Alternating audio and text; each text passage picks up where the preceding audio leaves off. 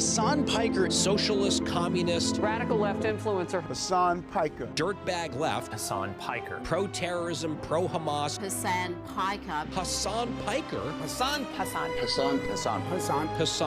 Hasan Piker. Going on this vulgar rant, mocking wounded war vet for losing his eye fighting for our freedom.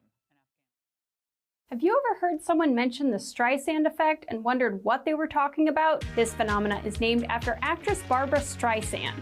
Sometimes when you try to cover something up, you end up bringing more attention to it than if you had just let things be. He won't condemn Hasan Piker. Remember that shit? The assemblyman will not denounce Hasan Piker, who said, America deserved 9/11, dude. The assemblyman just said in his response, Hasan Piker says America deserved 9/11. There you go. There you have it. My friends, we have toppled a political dynasty.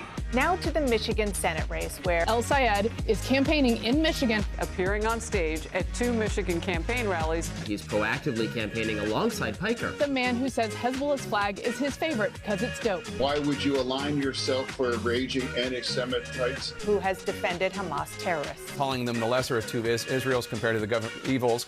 Lesser of two. That's what I find a bridge too far. When I went up to my good friend Chat and said, hey, can you walk me through some more controversial statements of Hasan Piker, even ChatGPT went out of its way to soften the edges of Hasan and give me context.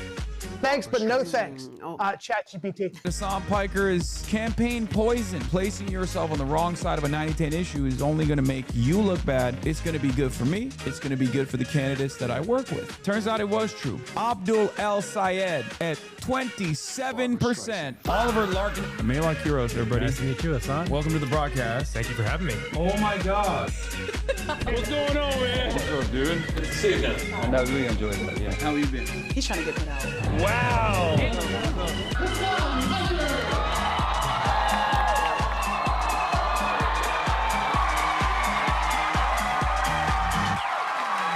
What's going on, everybody? I hope everyone's having a fantastic evening, afternoon, pre-noon, no matter where you are in the world. I'm Hasan Piker, and this is the HasanAbi broadcast coming to you live from not so sunny, but actually gloomy California, Los Angeles, folks. We're live and alive, and I hope all the boys, girls, and Ebbies are having a fantastic one because today's a beautiful day. Today's a wonderful day. Today is Monday. That's right, it's Monday. Monday, fun day. Monday, news day. Folks, we are live. We are alive, and there is a lot to talk about on this beautiful Monday. Loving the American flag, blue suit king. Yeah, you already know what it is. This is not an algae green. This is an American flag, blue suit. You're not in Denver. Yes, I'm not in Denver because Francesca Hong is here.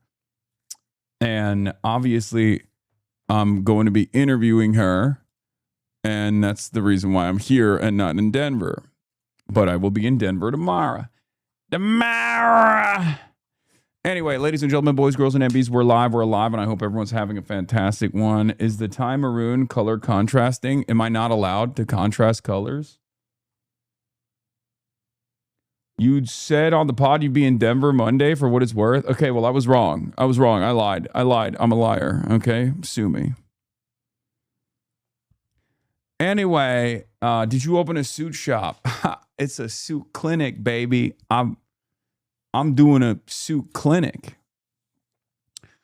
Anyway, it'll be Francesca Hong will be here at 2 p.m. Pacific time. We'll get to that, but this is part of the broadcast where I tell you about my personal news about what's going on in the world of HasanAbi Piker. In between the time period where I press the start streaming button and press the stop streaming button, so help me God, that's what I'm gonna do. This is a Tuscany leather suit. You already know what it is. It's designed in Florida. Designed in Florida, made in Tuscany. It's all leather, and inside of it, it actually says, you can't tell, but inside of it, the inlining says, future looks bright. Okay? And I am, of course, wearing my future looks bright Tuscany leather shoes that also say I'm a numbers guy on the inside, and underneath the soles it says future looks bright. Welcome to the Valuetainment broadcast. We are valuetaining you today. Okay? You already know we are here to valuetain. Is Hong Day. Francesca Hong is going to be on the broadcast. We're going to be talking to her. I'm going to be asking her some questions. I'm going to be asking her about some numbers. Okay? I'm going to be asking her about some numbers. I know you like the number. We are going to figure it out. Okay? We're going to ChatGPT it. We are going to grok it. I'm Patrick Bet David. Welcome to the Valuetainment. Please don't do a PPD voice when you have her on. No, I'm going to do a PPD voice the entire time when she's here. Anyway, as far as personal news goes, you already know I'm a chud-ass loser. I got nothing going on, okay? I got nothing going on in my life. What did I do last night? Nothing. Literally nothing. I had some watched some YouTube videos. I've officially devolved. I'm not even watching TV shows anymore. I've devolved into watching YouTube videos, which is even somehow weaker than that. And yeah. Michael from Pennsylvania. Shout out to the Michael from Pennsylvania community. Michael from Taiwan. Michael from not Chinese Taipei, but Taiwan. Michael from Hong Kong. Yeah, that's right. Heard y'all raised a little bit of money for Francesca Hong. And we're gonna obviously have to outdo you. I don't know how. That's going to be a little bit difficult. You're making my life harder, and I don't appreciate it. I'll be honest. I don't appreciate it. Skoda's really wrecking our shit. This AMA, yeah.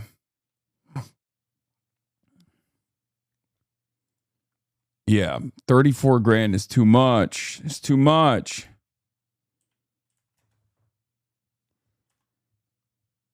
All right. Prage Hasan uses a blast off meme today. Took me better half morning to draw and design. Yes. Mike has a better DSA hat than you. What the fuck is this? That's the DSA hat that he got. Unfortunately, MK DSA didn't get the memo this summer in Los Angeles right now, so Mike prefers MA DSA's hats to their beanie. Here from Mike's stream, heard you're a young up-and-comer. Yeah. Anyway, ladies and gentlemen, brother and Abdul and his convincing text have been sucking me dry, moneyless now. Okay, well, we're going to have to pony up. Okay. But yeah, chud-ass loser style. You already know I woke up early this morning, and guess what? I woke up early this morning, and I worked out, and I am weak. I'm a weak-ass bitch. I mean, I've lost a decent amount of weight. It's like Slut Boy Summer is almost back on the menu, right? But problem is, I'm a weak-ass bitch. I'm straight up weak. Like, I'm actually weak. I was doing 2 plates, and I was having a hard time putting up 2 plates, trying to do 5 for 5. Very limited rest period in between, and I was literally having a hard time doing it.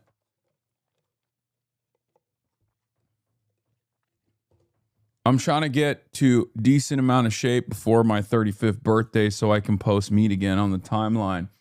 I am a little worried, of course, that, you know, what if this weight that I'm losing is being shaved off my meat? Can't have that. Anyway, let's put the fucking hat back on. It's Denver Democratic Socialists of America time, okay? At least for the day. At least until tomorrow. You ever get shoulder pain from the bench? Yes. Can you ask Hong whether she supports annexing the Upper Peninsula from Michigan? Sure, I got you.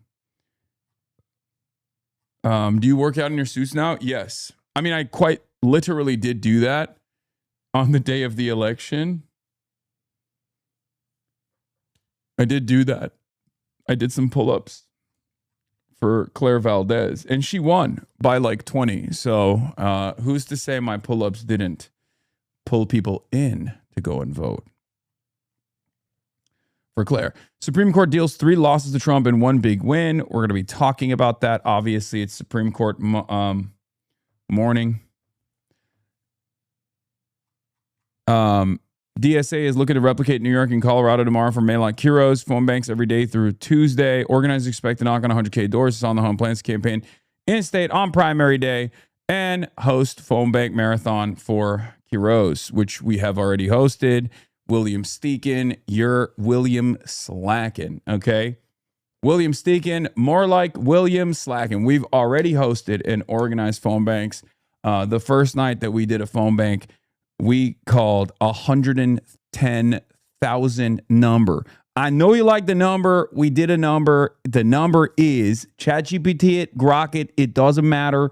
110,000 phone calls being made, including by famous names such as Toby Durden, who is actually running as a Republican in the governor race, in the gubernatorial race in South Dakota. Toby Durden was also on the calls, smiling and dialing. This article also showed that Julia is actually polling closer than previously thought. That's going to be a tougher run, I think, but we'll start there. We'll start our story there. I didn't even blast off yet, so let me do that real quick, and then we will get to the news. You know, I know you like the number. Is Patrick Bet David? Let me do a blast off real quick. Turby-dur-dur.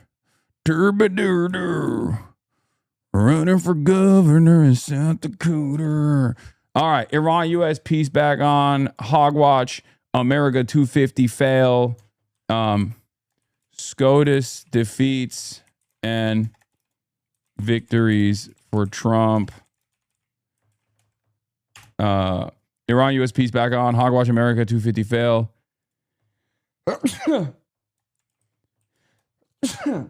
Colorado Dems brace for socialism ? Francisca Hong for Wisconsin governor.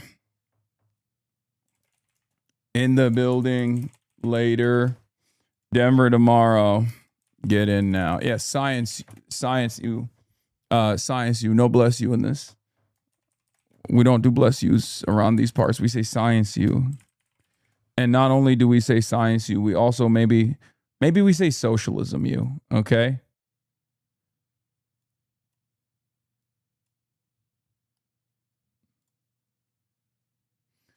Florida article about the Oliver Larkin event. Before I forget, I have an Oliver Larkin event later tonight as well. Phone banking, rallying, or not phone banking, but like a fundraiser thing. Your old Turby Durden cosplay resurfaced? Yeah, I see what y'all are saying, and the answer is yes. By the way, I get it now. Oh God, how I miss you, long hair Hasan. People are so funny. Like this was so hit or miss.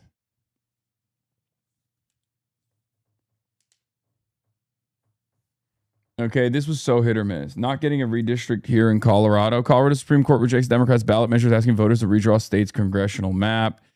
In 2 unanimous decisions Monday, the state Supreme Court ruled that the effort violated the single subject requirement in the state constitution.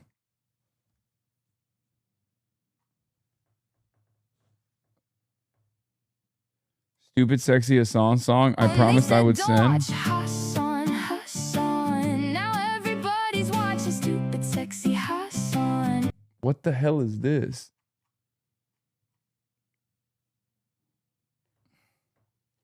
Oh, nah.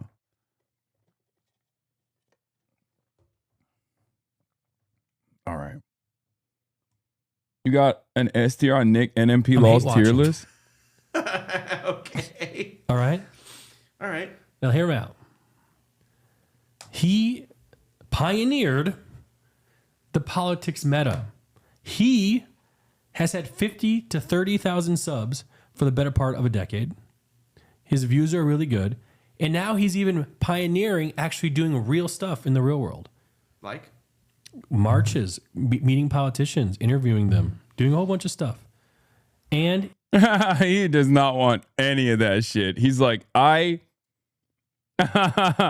dude, Dude, Soda Poppin is like, I don't even want to broach the subject.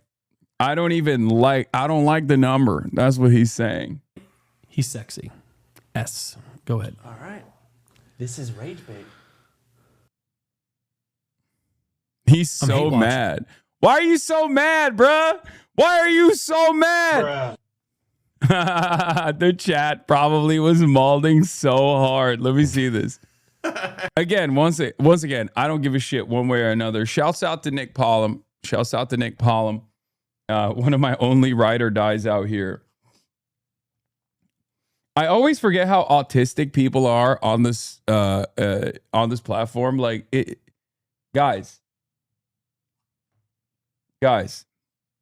literally none of this matters. Okay, you need to calm down. They're memeing. They're making jokes. I don't think Soda Poppin hates me. I don't think he gives a shit. Okay. Okay. All right. Now hear me. L. Brain Date Take. Writing. Hate him. Spreading propaganda. Yeah. For the online gamer dweebs, dude, I am literally persona non grata, public enemy number one. It's so funny. Soda likes you but hates politics as a whole. No, I know.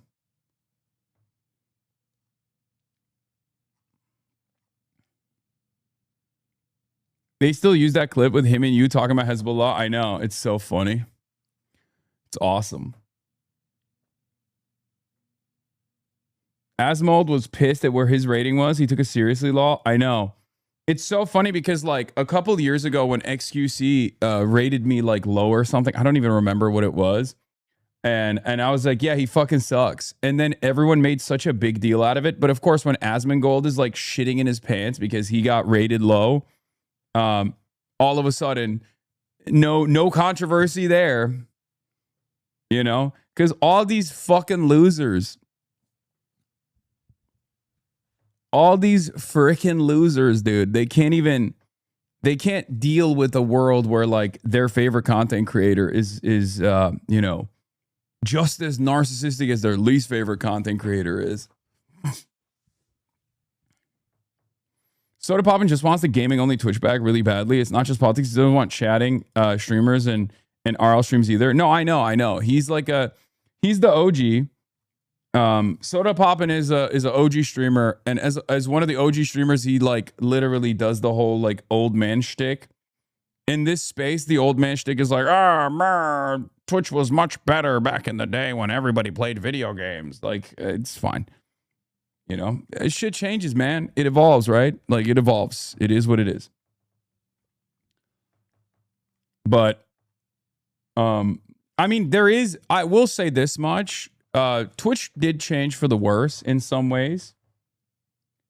Roach fans were mad you didn't take it seriously and said to wait 24 hours that you would end up malding. I don't care. Why would I? Guys, that's so funny. I don't care about this stuff. I'm doing other adult things. You know, I care about getting socialists elected in the Congress. I care about changing American politics. If a bunch of Twitch streamers don't rate me positively or whatever, it's, you know, it is what it is. I understand. I'm not for everybody. I'm not for everybody. There's not much I can do about it, folks. I'm not for everybody. And especially not for a lot of gamers who decided that free healthcare is actually bad for them. They don't want it. They don't want free healthcare. They will never fight for it. And socialism killed 17 gorillion people. I don't know if you guys noticed, but like, you know, I haven't been doing a lot of streamer related stuff. I should though. I should. And I'll move back into that sphere eventually. Once these fucking midterms are over, I think. Once these midterms are over, we'll do chat Vice. We'll do collabs again. But for the time being, it's tough. It's tough for me to occupy both of these spaces at the same time, especially because all the work that I put in one space, in the political sphere, is now moving into the influencer sphere as well, because of all the work that I'm doing in the political sphere. A lot of the big media outlets are now covering me like I'm, an enemy of the state. And I think like if you're a normie streamer and you hear that the federal government is trying to prosecute me for an aid delivery mission to Cuba, you don't think about that as like, wow, this is a right-wing fascist government coming after a person for wanting to do right by others. They think, oh my God, this guy's a literal fucking terrorist. And I have advertisements that I need to keep up with. And I don't want, I can't collab with a literal terrorist that the federal government's after. My advertisers will get mad and I won't be able to continue getting advertising. What the hell is this? The Patriot Post. Play Mecha Chameleon with OTV friends. You promised us gaming like a good Among Us game. Yes, I do want to play Mecha Chameleon. It's just that setting it up is difficult, is what I'm saying. I want to do it. I'm going to be honest. The fun stuff feels like it's never coming back. That's a bygone era. I don't think it's a bygone era. Is that one of your good suits? It looks soft. It's one of my best suits.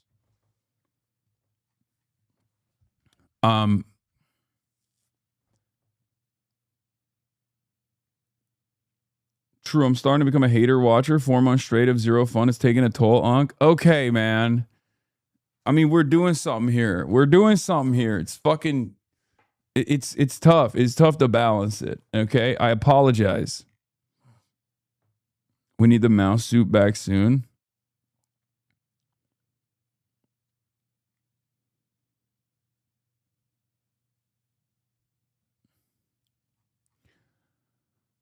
All right. I feel like we're fomenting a rebellion in this chat, and I don't like it. Okay? I don't like it. Put the blast off in the bag, little bro. Okay, let's put the blast offs in the bag, little bro. Let's put the phone banks in the bag, little bro. Let's open up the walls for Francesca Hong later. Okay, Michael from Pennsylvania. He came in through perfidy, scooped my interview, and then is fundraising crazy style. Okay, this has not gone unnoticed. Okay, I don't like that he is. I don't like that he fucking fundraised like that.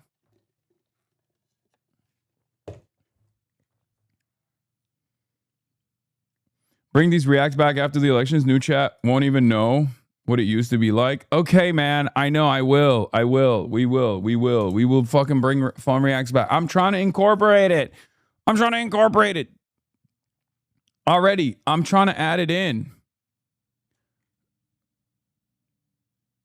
Unnecessary shots at you. What is this? New York City, LA is the most cursed combo. Either you're an Angelino in New York, go home, you're not a New Yorker, or you're a New Yorker in LA. If you can tolerate life there, you lose your New Yorker status. That's crazy.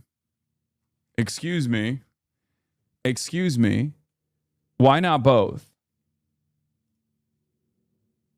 Oh, yeah, I saw CNN deleted tweets on Daria Liza Avila Chevalier's account had favorable references to communist leaders and Marxism. Daria Liza Avila Chevalier maintained a since deleted Twitter account which with repeated sympathetic references to communism, Marxist ideology, and Soviet figures, including Vladimir Lenin. She said Vladimir Lenin's only crime was that he was a white man or something like that. One archive retweet from 2020 quoted Asada Shakur, the former Black Liberation Army member who in 1977 was convicted in the murder of a New Jersey state trooper before later escaping prison and fleeing to Cuba. In the quote, Shakur said she preferred Ho Chi Minh, Kim Il-sung, Che, or Fidel Castro before studying Marx and Lenin because two white dudes had made contributions to the revolutionary struggle that were too great to be ignored. I mean, yeah, what's the problem? Like, you can't... Okay, we live in 2026, okay? You can't look at this and be like, that's unacceptable. It's not the Cold War anymore, okay? Oh, I'm sorry. Oh, you can't, on the one hand, abide by an inherently white supremacist structure while simultaneously claiming that you are a liberal and therefore oppose white supremacy. Because Asada Shakur was fighting against white supremacy, okay? That's what she was doing. You can't just be like, rah, rah, rah, rah, this is a terrorist. And also, regardless of her, alleged actions, is really funny to be like, she retweeted a quote that from Shakur, who preferred Ho Chi Minh, Kim Il-sung, Che, or Fidel before studying Marx and Lenin because two white dudes that made contributions to the revolutionary struggle that were too great to be ignored. That quote in and of itself is basic introductory works to Marxism, to socialism, to communism, but also towards anti-colonial struggle. What are we doing? You know who else read this shit? Woke General Mark Milley. Okay? How are you any different than Fox News being like, woke, lip-tarded gay general Mark Milley read Mao Zedong? How dare you? Like, what are we supposed to do? Close our eyes, plug our ears, and be like, la, la, la, these important contributions to the revolutionary struggle should not be read. Yeah, you know who else read this shit and internalized it? Van Jones did. And he's getting paid, I don't even know, God knows how much, to be on to be on CNN every night to cry tears, real tears, for Joe Brandon.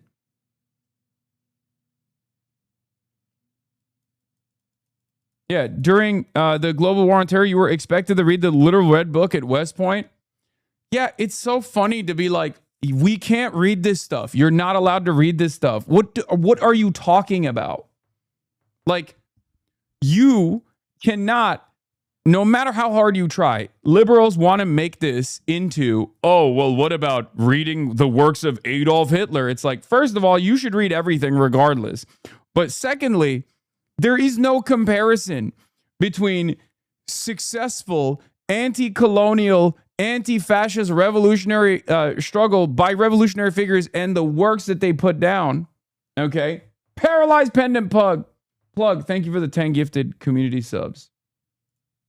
Okay, I gave 10. What the fuck?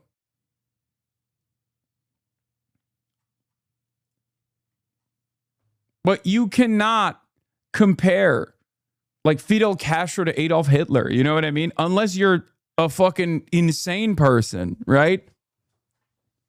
Like, that's what's so funny about a lot of these liberals, would they be like, well, Fidel was an enemy of the American state. Okay, Fidel was an enemy of the American state. Like, is that your only assessment? That's the only way that you analyze this stuff, where you're like, well, I've been told this is a bad guy, so I don't really care. You know? I've been told this is a bad guy. Okay, well, you can make up your own mind on whether you think he was doing something wrong or not, you know?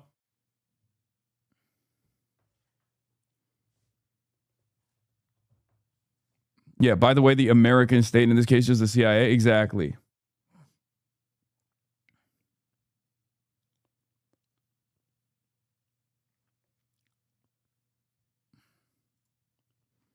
Yeah, Michael Lang broke down the numbers. By the way, the races were won with a diversity of voters across generations and races. Michael Lang, the election numbers in New York City. Michael Lang looked at the election numbers in New York City, unpacked how the narrative had been portrayed by the media, and the establishment is not correct at all. The Democratic Socialist movement is a force to be reckoned with. Sanahan, you were right once again. This is the data that proves everything you said. It's people moving. No one person is above it. Yep. I told you this from my own personal anecdotes, not just like in this race, not just, door knocking and stuff like that, but my own personal anecdotes off of, the No Kings protest that I went to. It's very clear that there is a lot of momentum on the side of democratic socialism, on the side of democratic socialist candidates. And a lot of people who are even older than you would expect are also looking for changes. It's not just young people. It's not the way that they're presenting it. It's not like young, upstart, downwardly mobile white guys with a college degree that's like in DSA. That's just a meme. No, there are a lot of older people that are firmly in the camp of vote blue no matter who, that are now looking for a different kind of blue to vote for. Perhaps a different kind of blue. That's red. Not red for republicanism, but red for socialism. Okay? I mean, there are a lot of retired people in DSA too. Yeah, no, but that's not what we're talking about. Okay?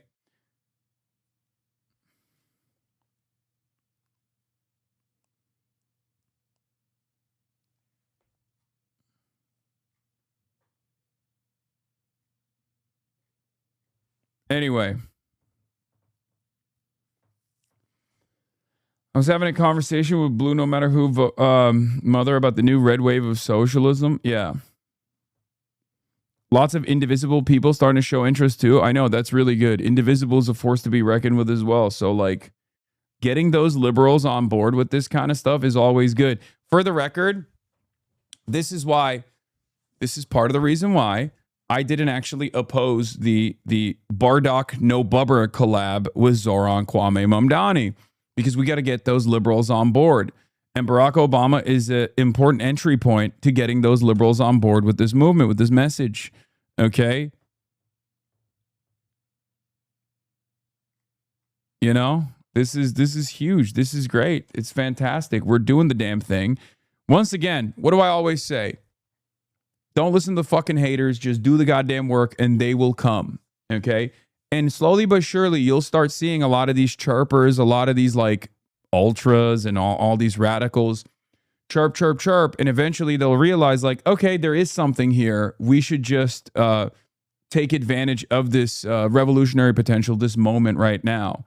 They might not see it initially. They might oppose you. They might oppose what we're trying to do. Right? But eventually, when this becomes an undeniable force to be reckoned with, they'll get on board.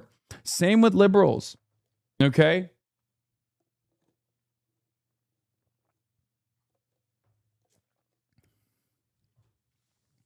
Indivisible is a bunch of libs who are prone to socialism, and it's very important for DSA branches to have ideological leaders. Otherwise, they're going to get co-opted by libs. I'm not worried about that at all. I'll be honest with you. I think DSA is very good at bringing people in. It's the same as like what I do. You know, it's the same as what I do. Ultras hate me, and they say I'm harnessing the revolutionary potential and deflecting it into like bourgeois democracy, the bourgeois democratic process. But the reality of the matter is, how many people have become socialists is a direct consequence of like encountering the stream in a charitable manner. Okay, or maybe coming into the stream with anger and resentment at first, and then being convinced that I'm not your fucking enemy. That's how it is.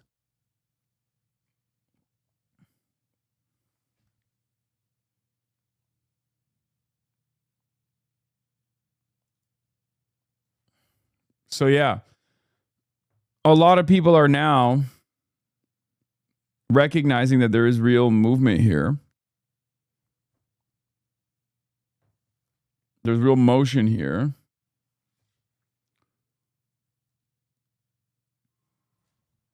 And they're going to want to join.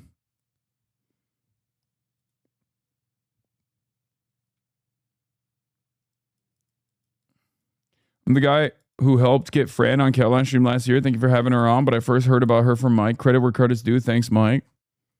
True. I don't think you're sheepdogging or that DSA is even bad. In fact, I like them. I just worry it won't change the capital form and will just be FDR-style reforms. Oh, my God. Brother, we don't have any of that right now, and you're already complaining about an objectively better future. You understand? Like, we live currently in fascism. You understand? Like, this is currently a fascist American government that is bouldering in the direction of complete barbarism, complete collapse. And you're over here being like, well, what if it's only FDR-style reforms that actually reassert the welfare state and we don't get fucking full-blown communism? It's like, dude, what are you talking about? Like, wake up. Wake up to where we're at right now, okay?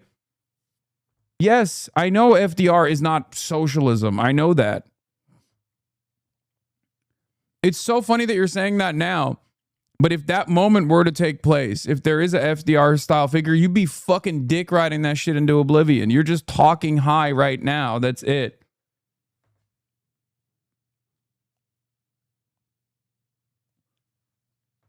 I want a world where there are no Republican voters. Like, Republicans don't want to vote for the Republican Party. They're embarrassed. They're like, why would I ever vote for the Republican Party?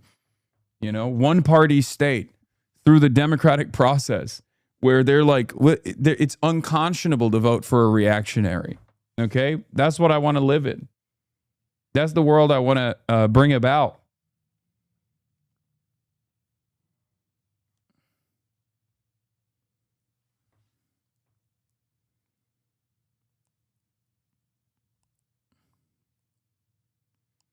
Anyway.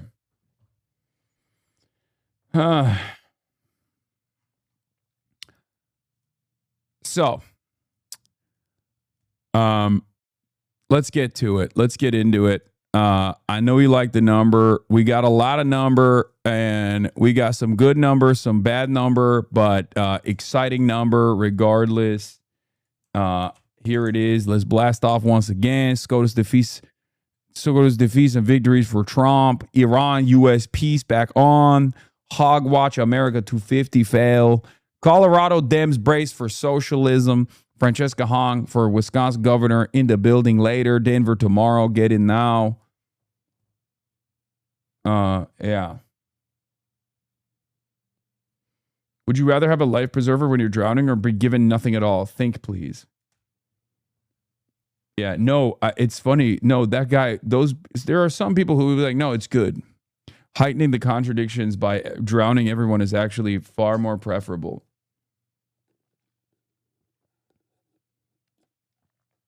It's just funny because, like, I know that's not enough.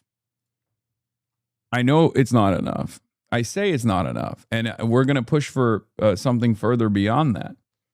But it's just really funny to be like, in this very moment, we got like a couple victories. And chatters are already like, well, if FDR style reforms were to come back to the United States of America, well, it still wouldn't be enough. It wouldn't be communism. It wouldn't be socialism. It's like, yeah, I know, man. I know. But it's just like really funny to be upset at that ahead of time when we are nowhere near that, okay?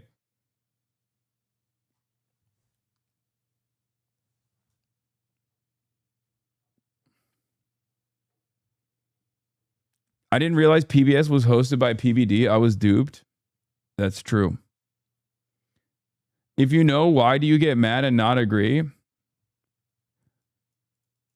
What? So would you, but don't you recognize that we live in the future of FDR's America and his plan was definitively insufficient and now we're all dying of climate disaster? If you know, why do you get mad and not agree? Because I'm not an insane person, because I recognize what's in front of us, what the stakes are currently. What do you mean? I think that's literally a pointless argument to entertain in this moment when we're nowhere near even what this guy would be casting aside as like FDR style social democracy. Like currently we're nowhere near FDR style social democracy. We are near Adolf Hitler style concentration camps. And there's motherfuckers being like, yo, if we actually dramatically retooled American politics to move in that direction, that would actually still be awful.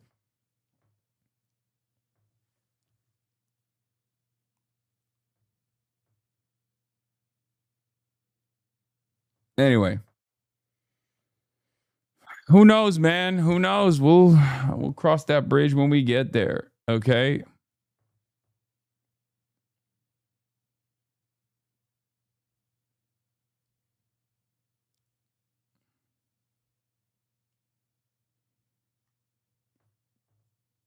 FDR was counter-revolutionary. FDR was a social fascist. FDR was a social fascist.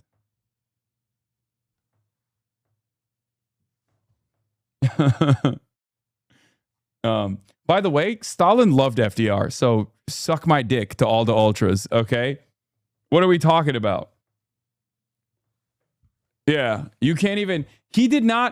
Stalin, okay, the fucking godfather of Marxist-Leninism, okay, he actually had a lot of respect for FDR. He did not call FDR a social fascist. So what's up? What's up, ultras? What's up, anti-revisionists?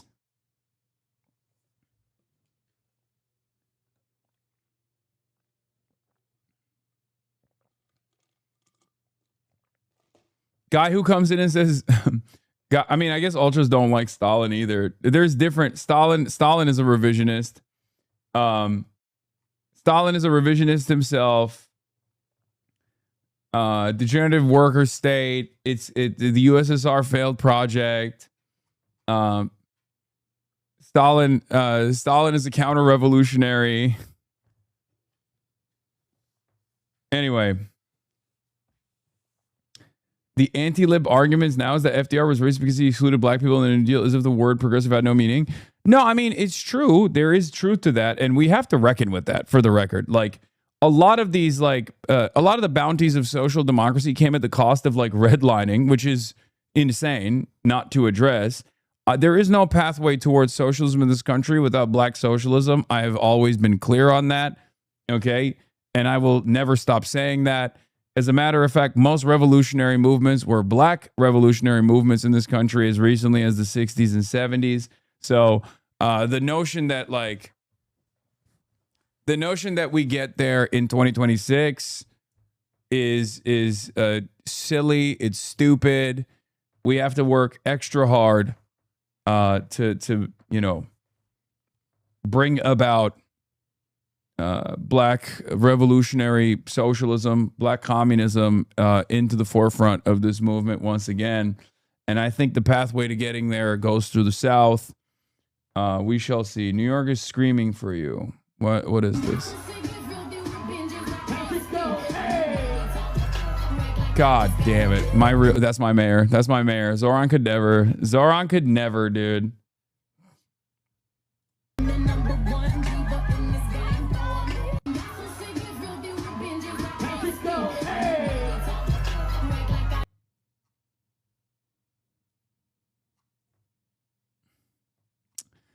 Anyway, let's look at this. William Steakin, Colorado. William Steakin, more like William Streakin, more like William Slackin. Colorado Democrats brace for their own insurgent earthquake. Senator Michael Bennet and Representative Diana DeGette are both facing surprisingly tough races in their Democratic primaries. I don't know how to feel about this like additional level of attention. Obviously, William is a little bit of a HasanAbi head working at Politico now. I think he was formerly at ABC, right?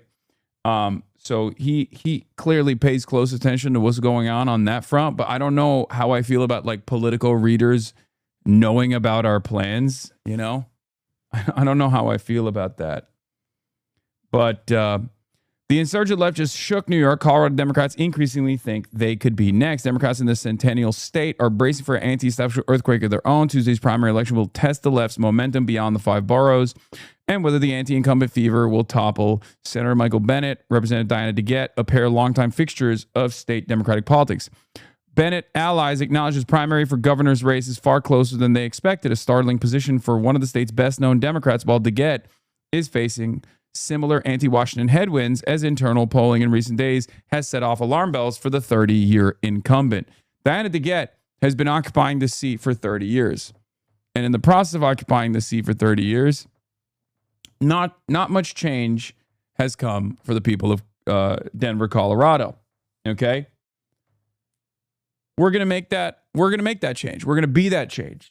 Okay? That's it. We're fighting for that change, and we're going to make sure that change happens. All right? That is what we are working towards, ladies and gentlemen. Make no mistake.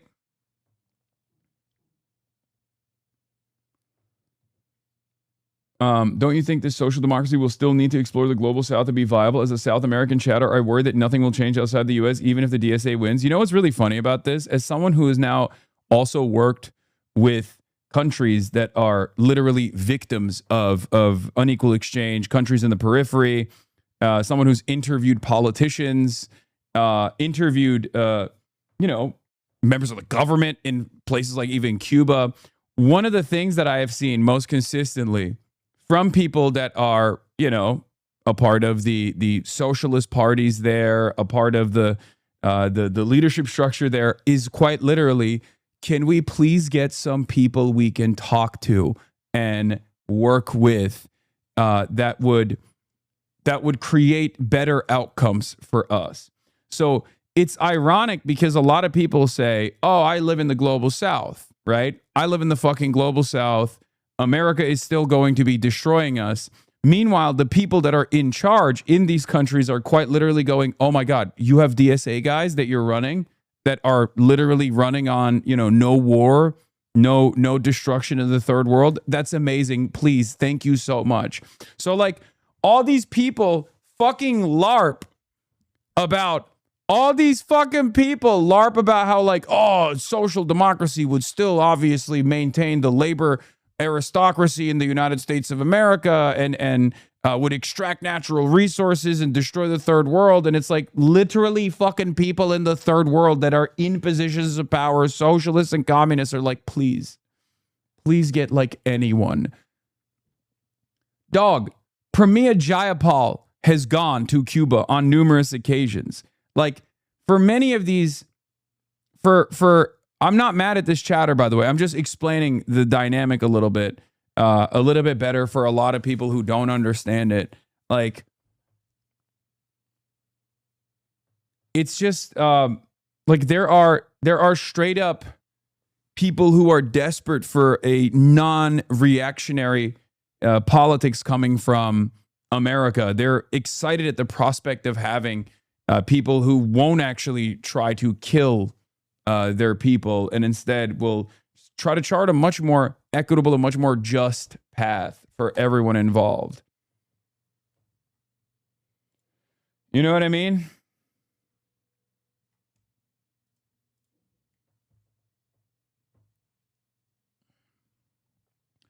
Also, if this wasn't as consequential for American foreign policy, you wouldn't have outside expenditures dumping fucking boatloads of cash into this race. With Diana DeGette, this last week, you got APAC subsidiaries, Lockheed Martin, Amazon, dumping money into the race, putting out heinous attack ads against Maylot Quiros. Why are they doing that? Why is it always the people that are dropping the ball that are ostensibly the most radical people we've ever encountered, right? Who are just like, oh, I'm too radical for this shit. I'm too radical for electoralism. Meanwhile, all of these groups have their eyes on the motherfucking prize, okay? All these groups have their eyes on the prize. Look, as we get down to the wire in Colorado 1, Representative Diana DeGette getting some last-minute contributions from Lockheed Martin and Amazon, as well as a few pharmaceutical companies, okay? I said, DeGette isn't a real progressive. When push comes to shove, every incumbent Dem facing an insurgent socialist challenger has had outside money pour in from major corps to flood the market with heinous smears and race attack ads against their younger opponents, many of them younger women of color. Okay?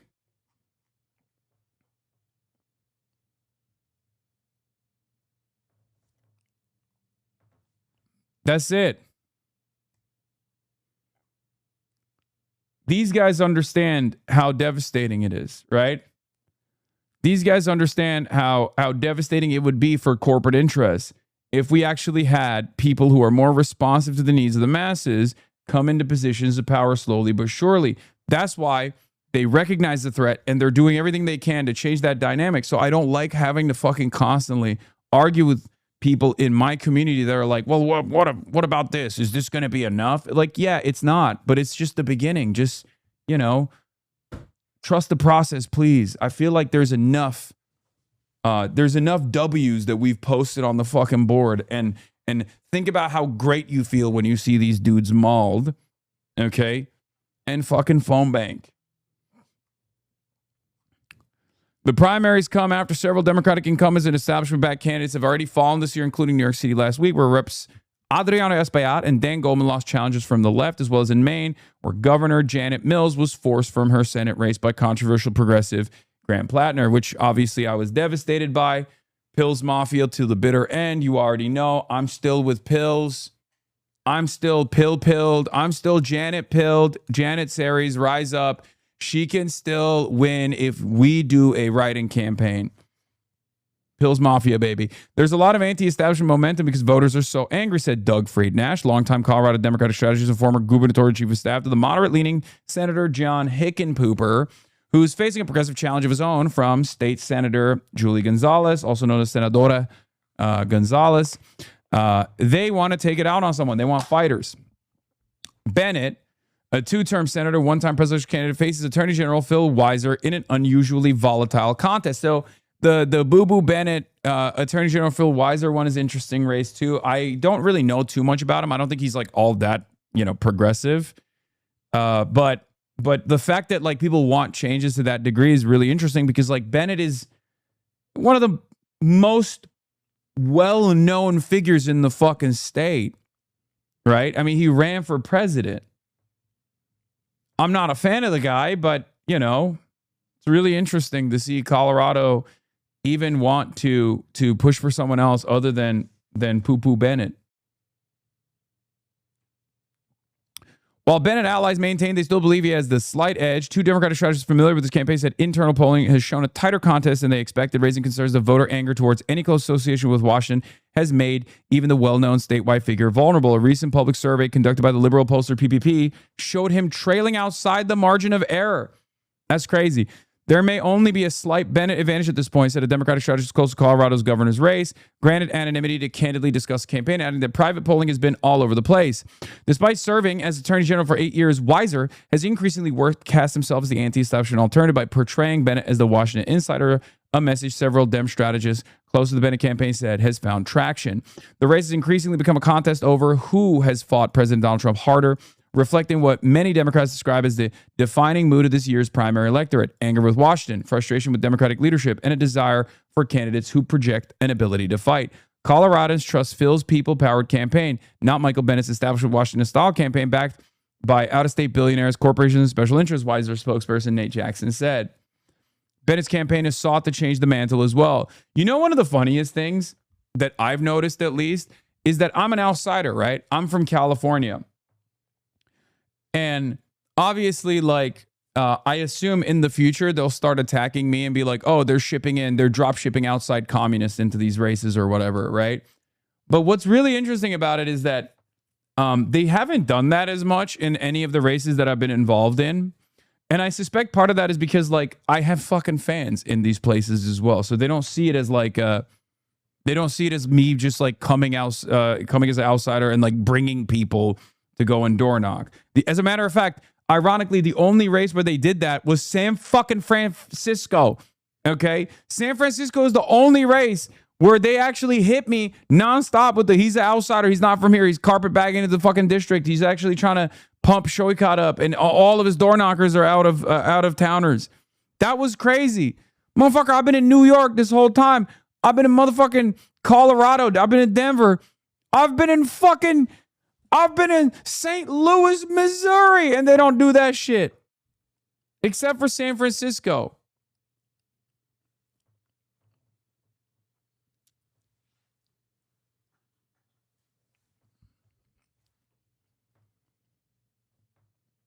Anyway, the anxiety may even be greater around DeGette. The 68-year-old is facing her most serious primary challenge for 3 decades in Congress from Democratic Socialist Melot Quiros, who at 29 years old was born just a few months after DeGette won her seat. People close to DeGette's campaign say the warning signs have been there for months, but her team's concern ratcheted up in the recent weeks as the campaign's internal polling found the race also narrowing within the margin of error, according to political strategists close to the DeGette campaign. That's when they went super racist with it, by the way. They went super negative. When they saw that, they were like, uh-oh, this is a problem. You could have just stopped with it's San Francisco, we get it. No, you don't get it. And I didn't get it either. San Francisco is literally a different planet. It's unlike anything I've ever experienced. It has some of the wildest ultras, YIMBY-NIMBY distinctions that are more important than anything else. And also just a metric ton of liberals that are perfectly fine with tech fascism. It's devastating.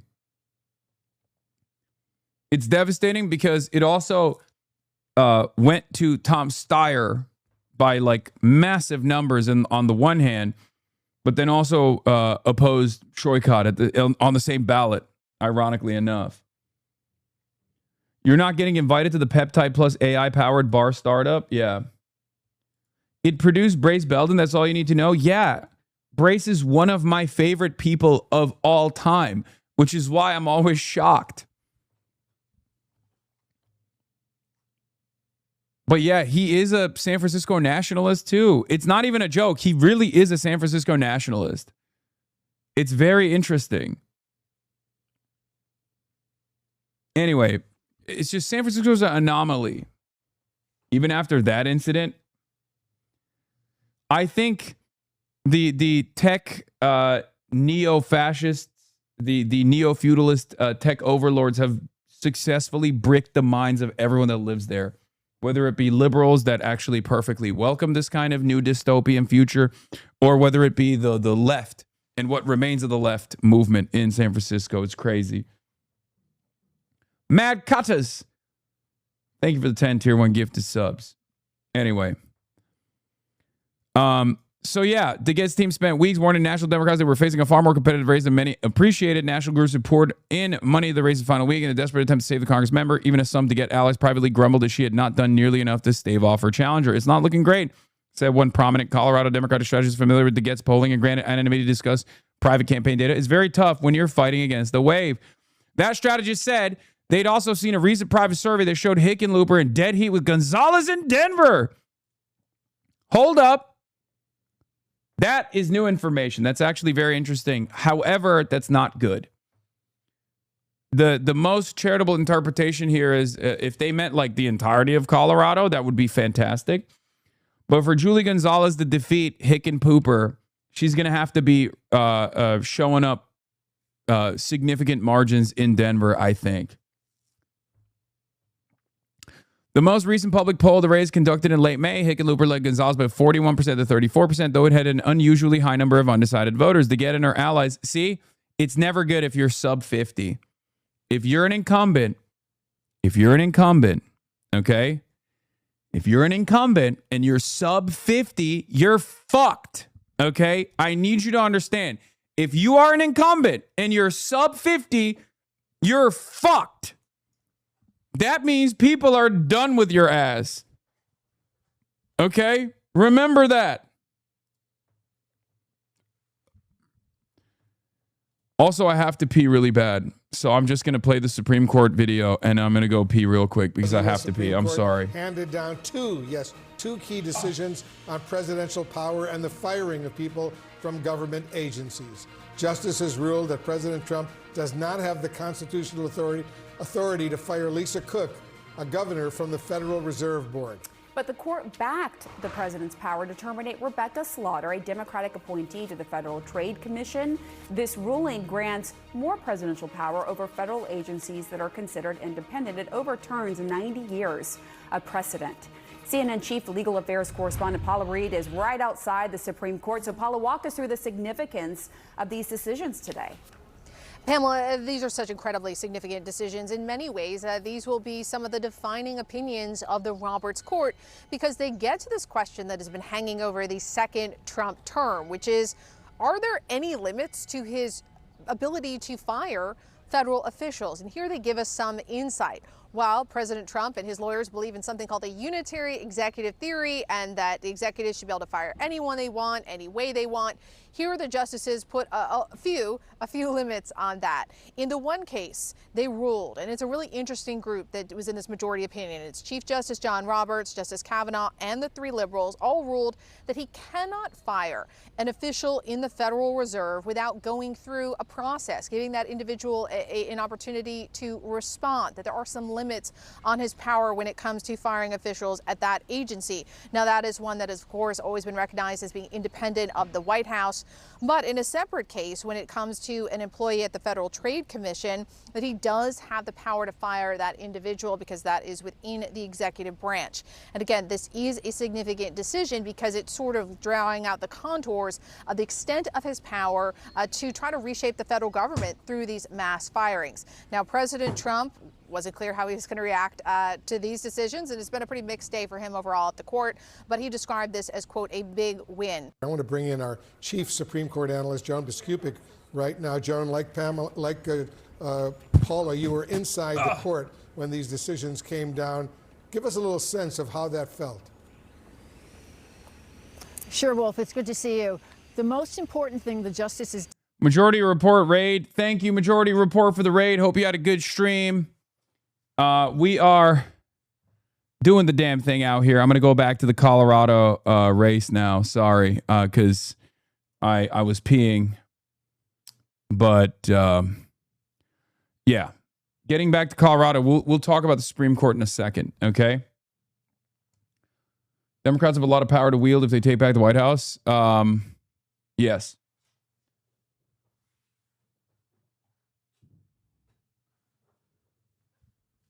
Turning in my Colorado ballot today. Nice.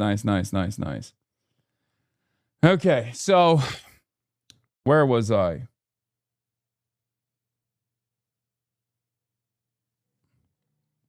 DeGette and her allies are racing to blunt Quiroz' momentum. Outside groups have poured roughly $3 million into the race over the past month, including about $2.3 million backing DeGette or opposing Quiroz, including $1.3 million in spending since just Monday, mostly for DeGette. Her side has had a nearly 3-to-1 spending advantage down the final stretch. DeGette has also rolled out last-minute endorsement video from Pramila Jayapal, former chair of the Congressional Progressive Caucus, a move that drew quick backlash from some progressives, giving Quiroz support from Senator Bernie Sanders and other national progressive leaders. It's been hard, I would say, to get outside groups and funders, as well as even within the city, to understand this was a real race because people like DeGette always won, the Colorado Democratic strategist close to the campaign added. Quiroz told Politico last week that she had more than 5,000 volunteers. Her campaign said she had seen a surge of support since New York's results, including more attention, donations, and volunteers, and trying to capitalize on that momentum of more than 60 canvases planned across the city in the lead up to Tuesday, an endorsement from the Progressive Change Campaign Committee, and planned march in Denver's Pride Parade this weekend. We feel very confident the program that we've built, the movement that we built, is going to be able to combat any amount of money that they throw at us in this final week, Quiroz said in an interview. This is the people organizing and making it abundantly clear that they are no longer accepting the status quo and are demanding the change. A dead heat from a DeGette internal for Julie is probably better than you think. It's almost like a Hickenlooper internal.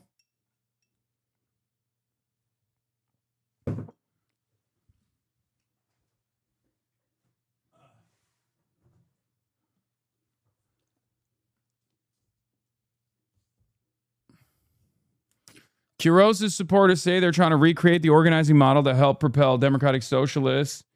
Hold on. Propel Democratic Socialists to sweeping victories in New York. National DSA chapters are hosting phone banks for Quiroz nearly every day through Tuesday, while Denver organizers say they expect to knock on just shy of 100,000 doors before polls close. The effort has accelerated since Tuesday's victories. Denver DSA has added hundreds of members this month. Popular Twitch streamer Hasan Piker, who became one of the most visible outside organizers in New York by hosting marathon live stream phone banks and campaigning alongside DSA candidates on primary day, told Politico he plans to try to replicate that effort in Colorado, and he intends to host another phone bank marathon for Quiroz, which I already did, William. That's why I said, William, I know you're watching right now, William Slacken. I already had done that, and we already called 110. We already called 110 voters in Denver the first night that we did that, and the efforts obviously are still continuing. And we haven't even gotten done yet. Obviously, there's E-Day. 110,000 phone calls are just on the first night. And we got more. Several Colorado Democrats caution Denver is not New York. The city's not as liberal. Its DSA infrastructure is significantly smaller. This is true. And DeGette still benefits from decades of name recognition and relationships across the district. But they also acknowledge Denver has become younger, more progressive, and increasingly receptive to anti-establishment candidates. Everybody now knows this is a race. This is no longer sneaking up on everybody. One longtime Democratic strategist close to the DeGette campaign said, I think DeGette should be very concerned. Friednash said he still believes DeGette has a chance, but if Quiroz wins, Friednash says that's a massive game changer in Colorado politics. And that game we shall change, ladies and gentlemen. We shall change it. Apparently, Colorado votes very late, so day of voting is huge, even though it's all still mail ballots. Tomorrow, I will be alongside Chris Rabb doing a canvas lead in Denver, Colorado. And we're going to pump those numbers, okay? I know you like the number. I know you like the number. And we are going to pump that number, okay? Also, Abdul is in the top 5 in Act Blue as the only non-nominee. That's pretty fire.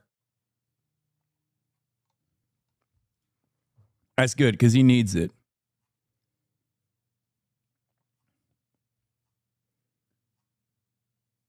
I already filled my ballot, but I don't drop it off until work tomorrow. Nice. Have you stayed up to date with DSA movements in San Diego? No. I want to talk not just to Gustavo, but to the DSA, DSA National, and try to, I mean, maybe they already have something like this lined up, and I don't know, but try to do like a clinic on with some of the top field leads and you know, get every local DSA chapter up to speed with the victories and the organizing that New York has put forward. Because, you know, not every DSA chapter obviously has the same experience, and I think New York City's experience in the last decade is very important. And I think it would help tremendously other chapters as well. Their experience could help quite a bit. The NEC is who you want to work with. They handle a lot of the electoral work nationally. Yeah. Is there no phone bank for Julie Gonzalez? I believe there are. I haven't been keeping close attention to the Julie Gonzalez campaign because I've been hyper focused on Maylot. Obviously, I want to make sure. That we get Maylot across the finish line.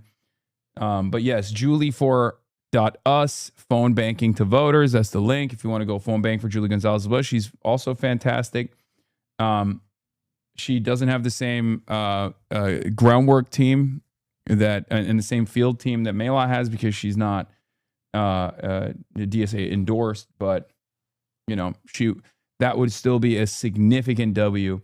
I will tell you this much, okay? Look, these things take time, but as it stands currently, for Senate races, because Senate races are statewide, I'm going to tell you right now, if AOC runs for Chuck Schumer's seat, she's going to be the first Democratic Socialist senator. Senate runs, I think people are still a little bit shy about the moniker. And I don't think that it's valid. But someone has to break that seal first. And once someone does break that seal, you'll see others do the same. No, Bernie is an independent from Vermont, guys. Come on. Bernie is not. Chatters, you cannot compare Bernie Sanders to anybody else. What are you talking about? Summer Lee, I think, will be.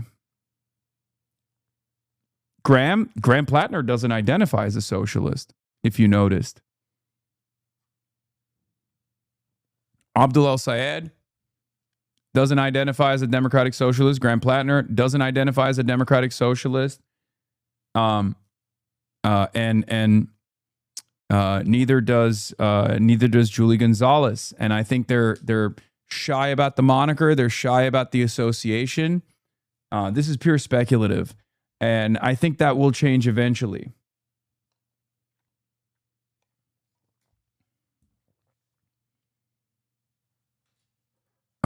But Summer Lee will probably, I assume, be the first. If she does. Or AOC, if she does, will be the first.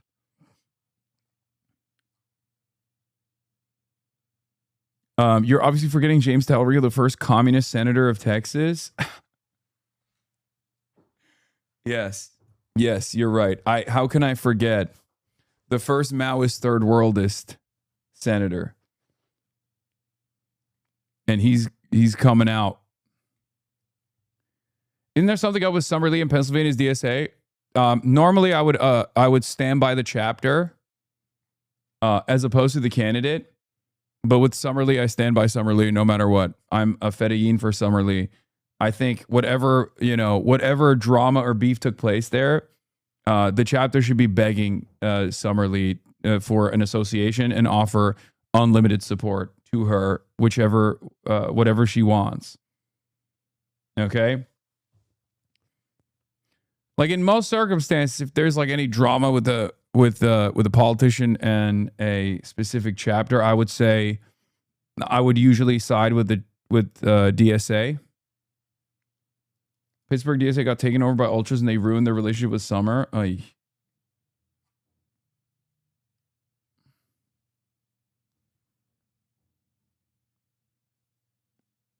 But why don't you fully endorse better candidates like Julie? Dog, what are you talking about? I like Julie Gonzalez. I literally fundraised for Julie Gonzalez. I fundraised for Julie Gonzalez. She was here. She sat next to me. What the fuck? We were supposed to do a fucking rally together. I did not know that. Yeah, what are you talking about? We were supposed to do a rally together and then the rally got fucking canceled. And she pulled out last second. I was fine with like interviewing her afterwards, though.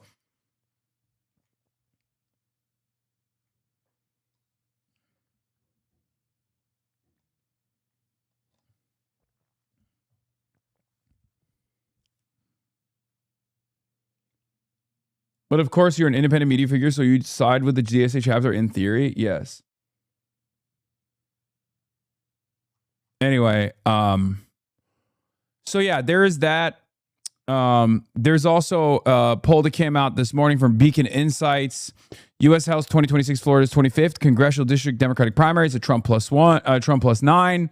Jared Moskowitz is at 67% as the technical incumbent. Oliver Larkin at 33%. This is not terrible for Moskowitz, but it's also not terrible for Oliver Larkin. Okay, this is actually pretty good for Oliver Larkin, and I'll tell you why. Remember, I told you, if your incumbent doesn't reach above 50%, they're fucked, right? Clearly, not in Denver for the primary tomorrow, L. I'm literally going to be in Denver tomorrow. What are you talking about? It's in the chatters. Are y'all fucking kidding me? It's in the fucking title. Read the goddamn title. It says Francesca Hong for Wisconsin Governor Denver tomorrow. What do you think that means? Hi, big fan. Clearly not big enough of a fan to know I will be in Denver tomorrow.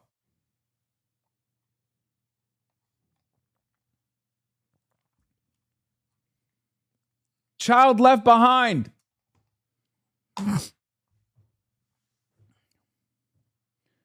Literally, the reason why I'm not in Denver this entire weekend is because I had Hartsel Gray yesterday, and I have Francesca Hong that we actually set up months ahead of time. If it wasn't for Francesca Hong, I'd be in Denver right now. Okay?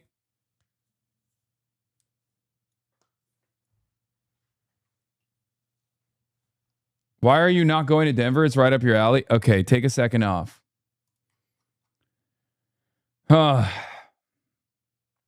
Are you ever coming back to Texas or are we cooked? I'll go wherever people want me, okay? If I'll go wherever people need me, I'll go wherever people want me. They don't have anything to attack you on, I know. I do want to go to Wisconsin before the primaries take place. Back to Oliver coming to Florida. Yes.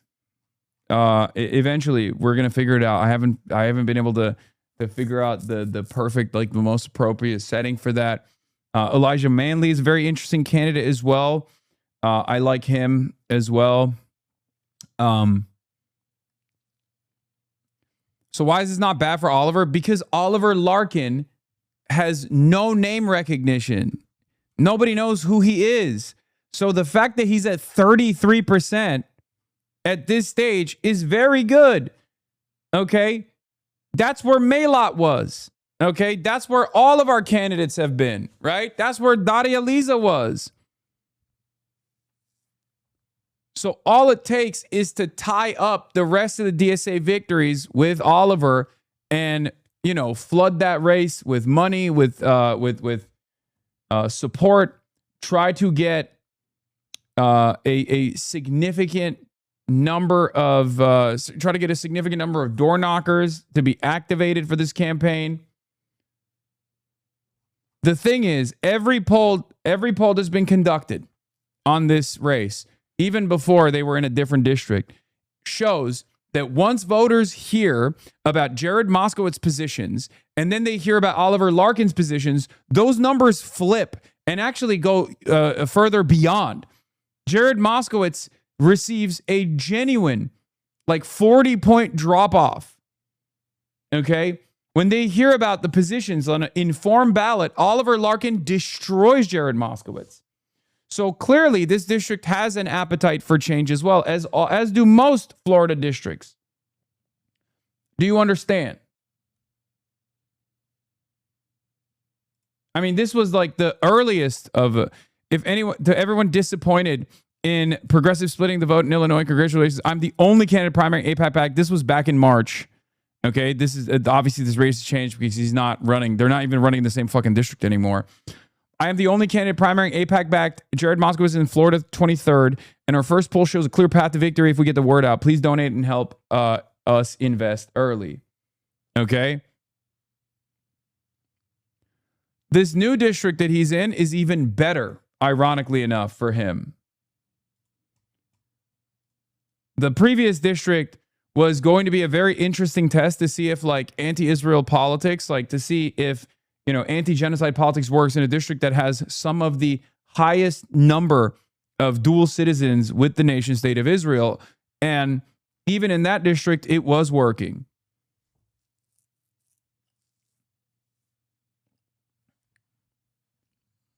This district is different now. This new district is different. Okay? Yeah, Larkin is the only candidate whose support grows when voters hear about the field. This is Florida 25 polling memo. Oliver Larkin for Congress, from Oliver Larkin for Congress. New poll, Florida's 25th congressional district completed by middle seat. Finds Oliver Larkin gaining 18 points on the informed Democratic primary ballot to a statistical tie for first and leading both Republican opponents in the November general by 9 to 12 points. The primary ballot was tested with Debbie Wasserman Schultz, Jared Moskowitz, and Oliver Larkin. Wasserman Schultz has not announced her 2026 plans, but Florida 25 contains the largest share of her current constituents under the new Florida map and remains the most logical home if she seeks re-election. Now, again, Florida 25th is where Moskowitz is running, and Debbie Wasserman Schultz is carpetbagging to a black district. And she is most likely going to lose for that reason. We're going to make sure that that happens. Elijah Manley is going to win Florida 20. Elijah Manley is going to win Florida 20, okay, against Debbie Wasserman Schultz. And we are going to take out Jared Moskowitz in Florida 25th Congressional District and put in Oliver Larkin if things work out well, okay? That's the goal. That's the plan. All right?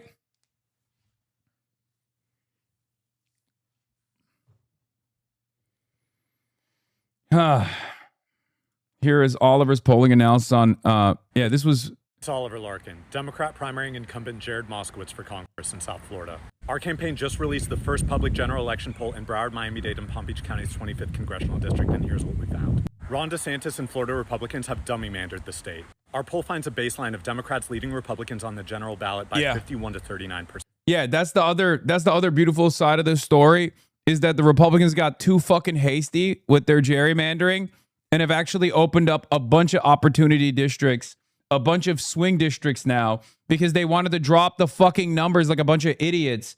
And now you got someone like Oliver Larkin who actually could genuinely defeat a Republican challenger, as opposed to Jared Moskowitz, who I think is going to have a harder time defeating a Republican challenger because his positions are fucking identical to the Republicans, but he has a D next to his name. That's the problem. Jared Moskowitz has been running up and down this goddamn fucking state talking about how he's a DeSantis Democrat, how he actually loves Marco Rubio, how he actually thinks this war against Iran is fucking fantastic. No one is voting for him in that general. Do you understand? Even in a fucking blue wave year, we cannot risk losing this goddamn district. someone who is anti-Israel, someone who is against American militarism, someone who's pro-Medicare for all, will fucking clean up in this goddamn district. Okay? What are the cross-endorsement plans beyond your endorsement and megaphone? Oh my God, dude, I don't fucking know. Okay, I don't know right now. What do you want me to? What are you saying? I don't know. Don't yell at me.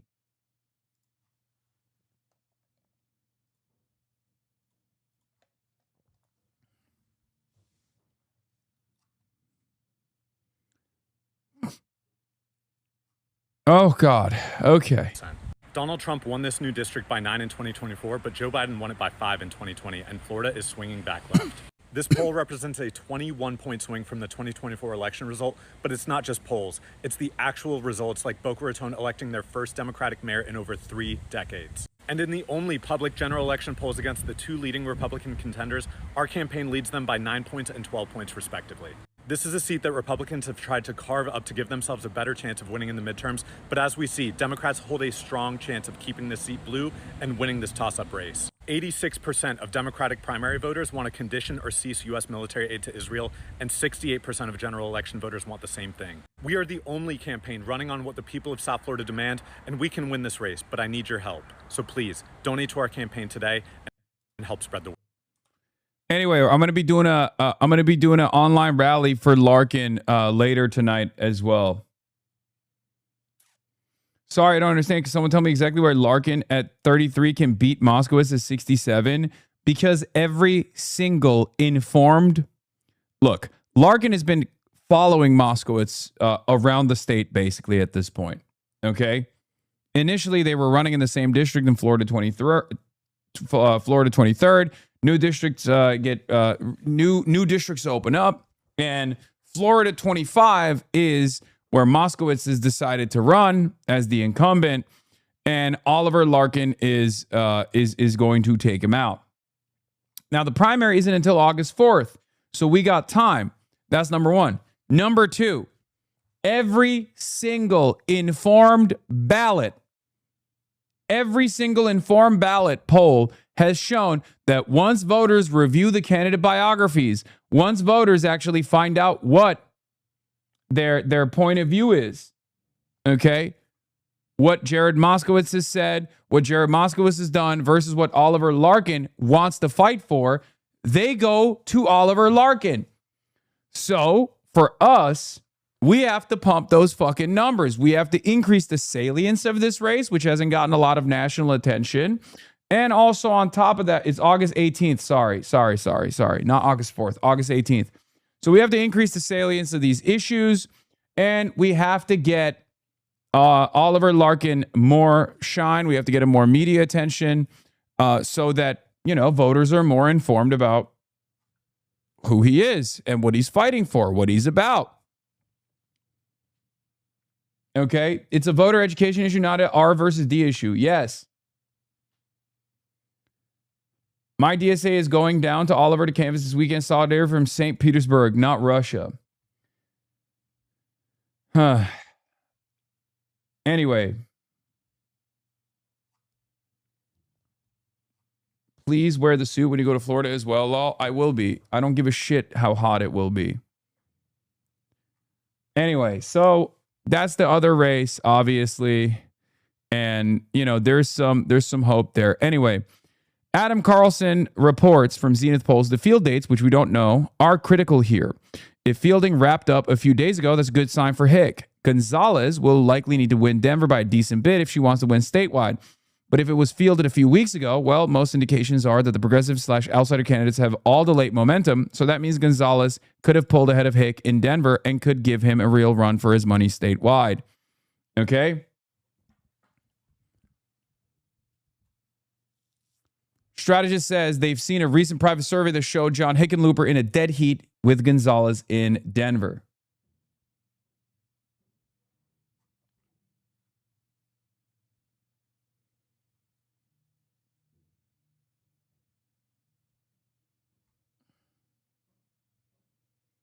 I'm worried about their Colorado Attorney General race. David Seligman is incredible, but he has 2 spoilers against the known front runner, Jenna Griswold. Yeah, I have not paid attention to the attorney general race. Again, these are the issues when you don't have 15,000 dues-paying members in your local DSA.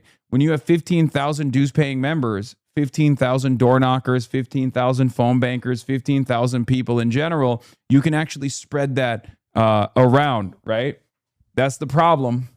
In a statewide race like this, we obviously still have some major infrastructural hurdles to climb, okay? It's going to take some time. You shouldn't get discouraged. We're using the momentum that currently exists in our favor to boost candidates that will be real fighters, that will make the changes that we all want to see in this goddamn country once and fucking for all. And there's a lot of appetite for this kind of politics in the country, not just by young people, but also by older voters as well. Axios wrote about this. Let's take a look. Dems Tea Party-like rebellion built by a decade of frustration. Democratic leaders are increasingly alarmed that they're facing their own version of the GOP's Tea Party rebellion 17 years ago and that they can't stop it. Why it matters. The recent wave of primary victories by Democratic socialists and outsiders over the party's hand-selected candidates had shocked establishment Democrats, but the rage in the party has been building for a decade. It's not just progressive versus moderates, it's insiders versus outsiders, with many Democratic voters dissatisfied with their own party. Some Democrats now believe that the party is poised for a Trump-esque figure to take it over in 2028, someone who will offer an outlet for their anger. Dan Pfeiffer, former top aide to Barack Obama, now co-host of Pod Save America, said this week, it's very clear that the groups of the left, Justice Democrats, Democratic Socialists of America, Our Revolution, are out-organizing, out-fundraising, out-maneuvering the traditional party institutions. That is happening. I want to play that, like, when I'm reading this. Hold on. What's that song that they play over... hold on. There's a like they play it over Joe Bart videos all the time. What's that song? You know what I'm talking about? No, not We Are Charlie Kirk. What's the name of the song? Stop trying to play We Are Charlie Kirk. Y'all fucking suck, dude. Is this it? Be real. A lot of y'all say... No, not this. Not this. Like the Aura edit. YouTubers fell. I'm this. Minecraft YouTubers fell off not because they weren't entertaining, but because their audience literally grew up. Is this it? No, it's not it. Oh my god, you guys are all fucking so goddamn annoying. You're so goddamn annoying. I think this is it. Is this it? Yeah, this is it. This is what I was looking for. Yeah. Dan Pfeiffer, former top aide to Barack Obama, now co-host of Pod Save America, said this week, it's very clear that the groups of the left, Justice Democrats, Democratic Socialists of America, Our Revolution, are out organizing, out fundraising, out working, out maneuvering the traditional party institutions. That is happening. Democratic voters' growing distrust of their party's leadership and their embrace of left-wing outsiders and populists is rooted in Donald Trump's 2016 victory over Hillary Clinton. In the party's primaries that year, Democratic National Committee members and party elites helped ensure that Clinton won the nomination over Vermont Senator Bernie Sanders, a progressive icon. The insiders' limited primary debates had unusual joint fundraising agreements between DNC and Clinton's campaign. The Democratic establishment rallied around Joe Biden. But this is not what I'm looking for. This song is not. It's like, this isn't even it. It's like burr burr burr burr burr burr burr burr burr burr burr burr. What is this? No, that's not it, dude.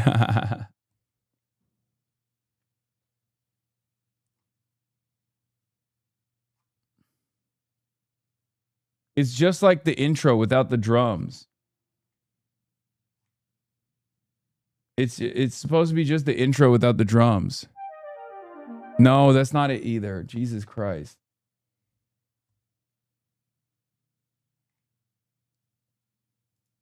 No, it's not that. It's not conspiracy music. I'm not looking for conspiracy music.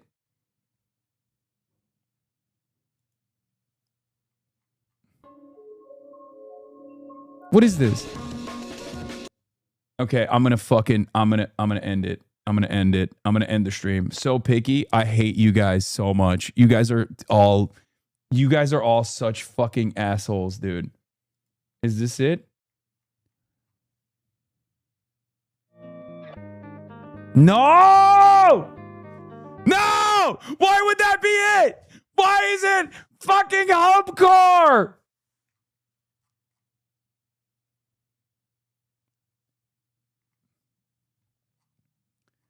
Oh my God. Oh my God.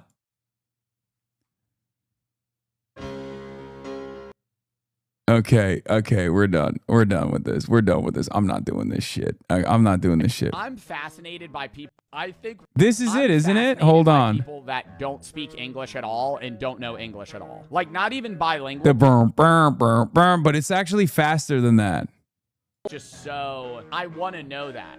It's like faster. I think Rakai's audience. Burn. Oh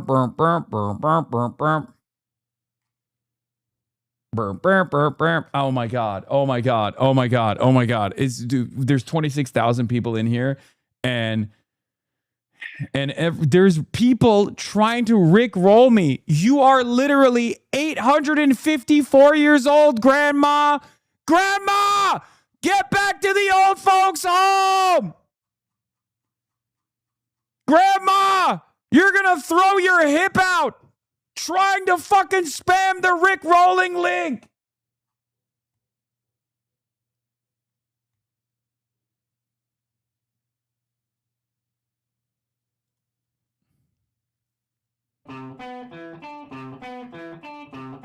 It is this, but it's just the intro. Yeah. This is it. Thank you. You found it. You found it. This is literally what I was looking for. Oh my God. Ricky Chasesaws. Thank you. You are the fucking GOAT. You are the legend. Everyone else is not legend, okay? Everyone else is fucking poop, okay? You are the poop in the sock. Do you understand me? Ricky Chasesaws, you're the GOAT. Everyone else is literally poop inside of a sock, okay? You are all poop.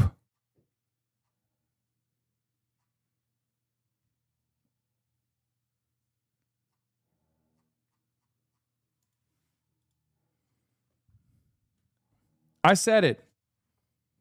And guess what? Worst of all, Mom will never find you.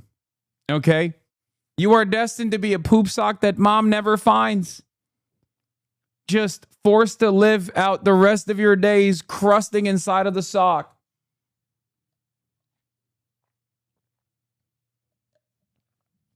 Yep. I said it. I don't appreciate that at all, big dog. Some of you pee stored in the balls.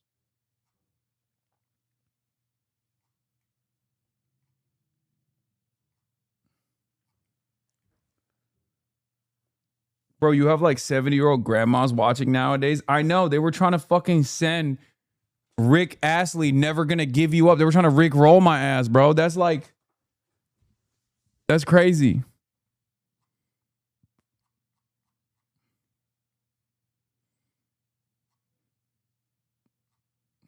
Can I take back my gift? Is shaking my head? No, you can't. It's mine. All right. Anyway, it's already over. It's already over. I can't even do an aura edit reading this. I just wanted to do an aura edit reading this.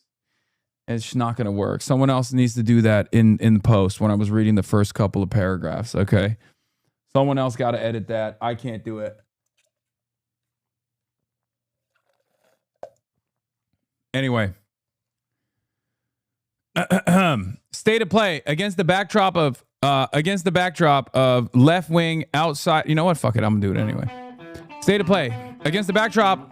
Left-wing outsider and Democratic Socialist candidates have racked up victories in races from coast to coast during Trump's second term. Democratic Socialists and Progressives followed last year's election of New York City Mayor Zohran Mamdani by beating two incumbent Democratic House members in the city last week. Daria Liza Avila Chevalier, and also Brad Lander. Candidates backed by the Democratic Socialists of America won 8 races and lost just one for the New York legislature, despite several being outspent. Another contest remains undecided. Democratic Socialist Janice Lewis George won Washington, D.C.'s Democratic primary for mayor, energizing young voters with a promise to tackle affordability issues and take on Trump. Marine Corps veteran Graham Plattner easily beat Maine Governor Janet Mills to welcome the Democratic nominee for a U.S. Senate seat that could tip control of the chamber in November. In Battleground Congressional District of California, Randy Villegas, backed by Sanders, and New York Rep. Alexandria Ocasio-Cortez, a potential 2028 contender for president, beat the Democratic Party's leadership choice, State Representative Jasmeet Baines. AOC endorsed Democratic Socialist Chris Rabb won an open house primary in Pennsylvania against candidates more aligned with the Democratic establishment. Sam Forstag won his primary for a congressional seat in Montana against more moderate opponents with the backing of Sanders and AOC. And first-time candidate Adam Hamawi won a crowded primary for a New Jersey House seat this month, also backed by Sanders and AOC. Axios is not mentioning who else has been backing all these candidates as well. We have been backing all these candidates as well. And for many of them, the Democratic Socialists of America too. But what they're saying, Rabb told Axios there are lessons that new progressive lawmakers can learn from the House Freedom Caucus, the rabble-rousing group of Republicans that rose out of the Tea Party in 2015 and pushed the GOP to the right. If there's a small, even not so small Democratic majority, and there's a disciplined progressive voting bloc, that's power, Rabb said. Even if it's just defensive power saying, no, we're not voting for this, try again. Anyway.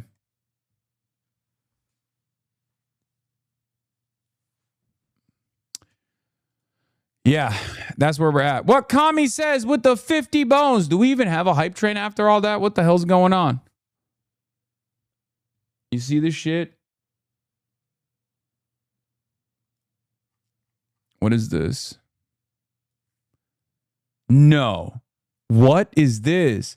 From Simon Sir, Ambassador to Israel, to Cote d'Ivoire, Benin, Togo, and Burkina Faso International Affairs. I'm particularly honored to have presented my letters of credence to the president of Burkina Faso, Captain Ibrahim Traoré. This ceremony marks the continuation of the long-standing ties between the state of Israel and Burkina Faso and reflects the enduring friendship between our two peoples. I look forward to working together and further...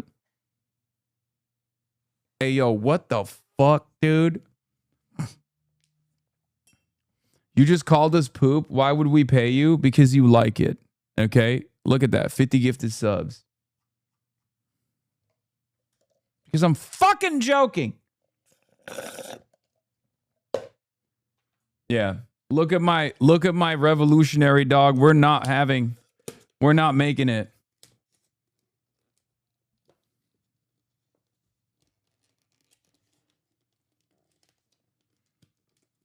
Explain the joke. I don't literally think you are the sock.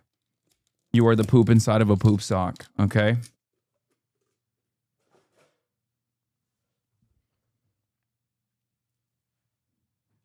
Yeah, Sankara wept.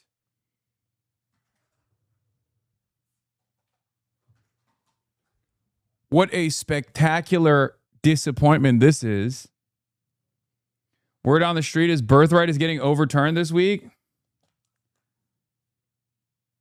Bro, they did not get the meme that this is Dirtbag Left.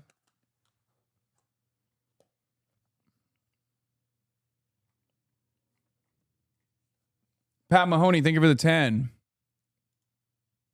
All these gifted subs and we're still not getting a fucking hype train going. I don't know what's going on.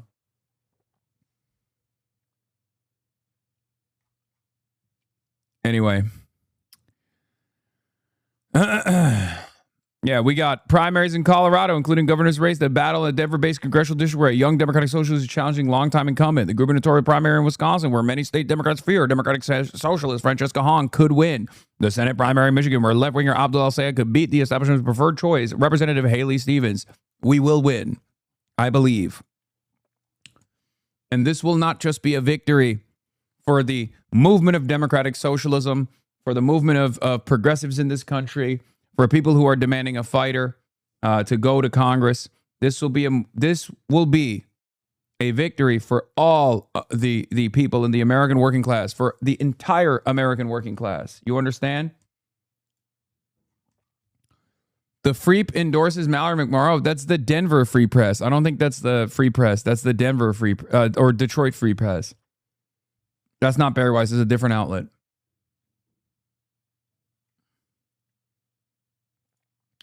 Look at my logs. Pray. Did you look at Andy Burnham's economic policies in the UK? They look relatively promising from a quick search. I have not. Denver returned ballots thread. Here's some updates about Denver, Colorado. Okay. Denver, Colorado. Zachary Donini, head of data science at Vote Hub, says Denver's cumulative return ballots have grown younger each day over the past few weeks, mirroring a broader pattern we've seen nationally. It is a promising and generally expected development for progressives. Denver's return ballot electorate remains very old, and given the trend, I am highly skeptical the final electorate will look anything like today's returns. Given recent trends, we are preparing for a substantial progressive shift as more ballots are counted in Colorado. Last week in Utah, we saw a dramatic late ballot shift. Among the first 63% of voters counted, McAdams led the field by 25 points. Among the rest, progressive candidates led by 31 points, a 56-point swing, a similar pattern to the LA mayoral race. It turns out a lot of the young voters wait till the very last moment. DSA National's already doing this. We have a national summit coming up, and one of the tracks is built exactly for this. DSA comrades from around the nation will come together to discuss strategy, share experience, and organize for the future.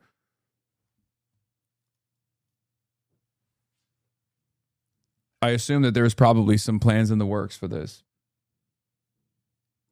What is this? Jonathan Greenblatt goes after DSA over anti-Semitism? Oh, shut the fuck up, Jonathan. Nobody wants to hear from your bald ass. Son of a bitch.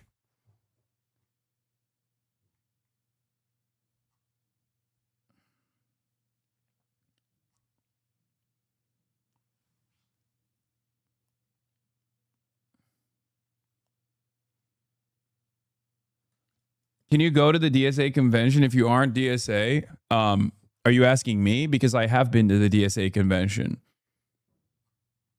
I was there last year, and of course I plan to attend again this year as well, if they will have me.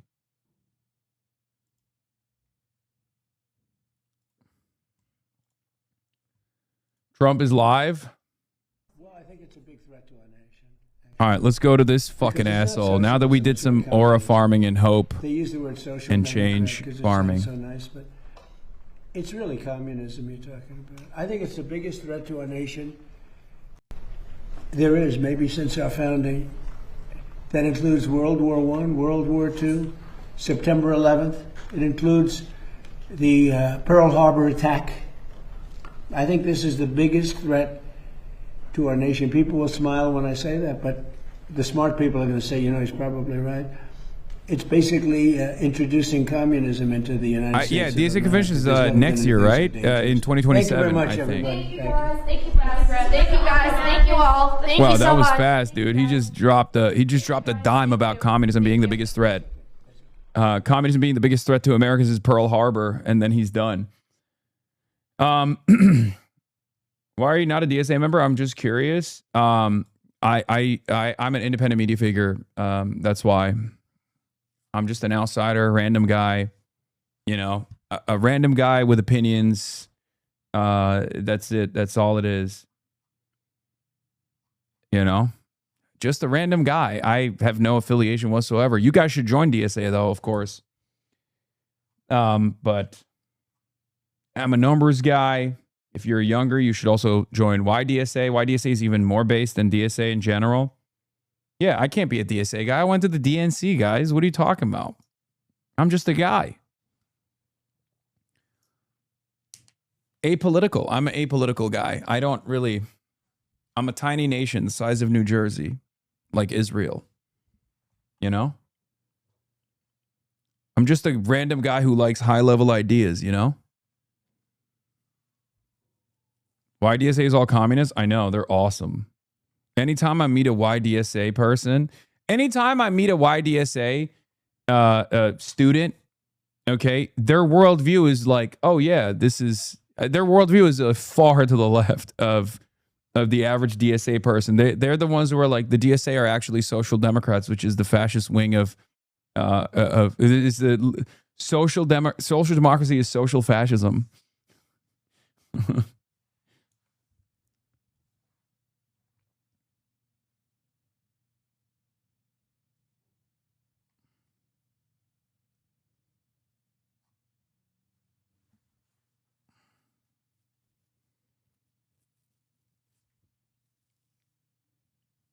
It's in August. I'm a DSA member. Applied to go and got denied my application. Apparently selected. Trying not to punch left, but disappointed in the process. No, that's not.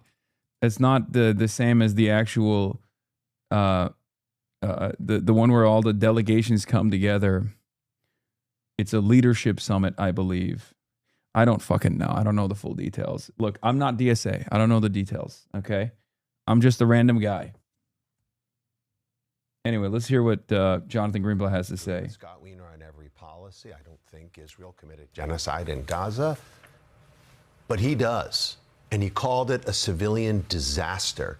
And he's spoken out strongly and repeatedly about the Israeli government. And yet the sin that he committed in going to that trans rally was he's Jewish. Yeah, dude, that's what was going on. Thank you, Jonathan. Oh, my God. Jonathan's like, thank God. Thank God I can complain about the anti-Semitism again.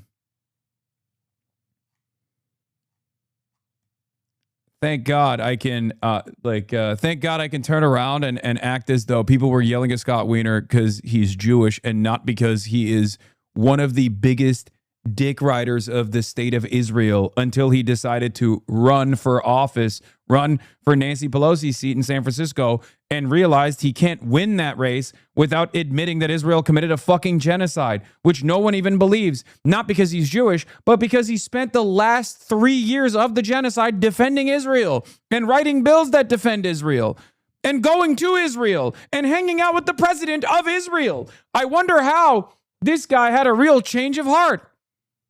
Did he have a real change of heart overnight? Or is he simply lying? There is a lot Scott Wiener has to address for if he is actually now turned over a new leaf. The fact that Jonathan Greenblatt is defending Scott is the most massive red flag about where Scott really is on the issue. Yeah, I mean, he would do that.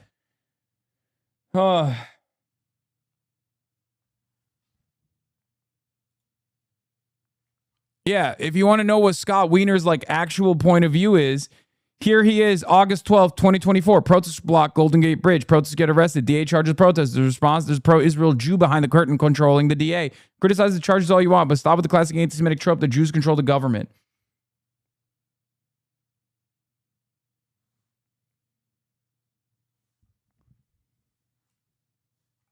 Like, he has always been the guy that's like, oh, criticism against Israel is anti-Semitic. Okay? I love Wiener's performance at 1,000-yard stare as he nobly takes the high road and walks away. Yeah, man, I actually 100% believe this is the moment. This is the hardest your life has ever been. Worlds removed from being a child living under constant bombs, drone strikes, and violent land grabs. Yes.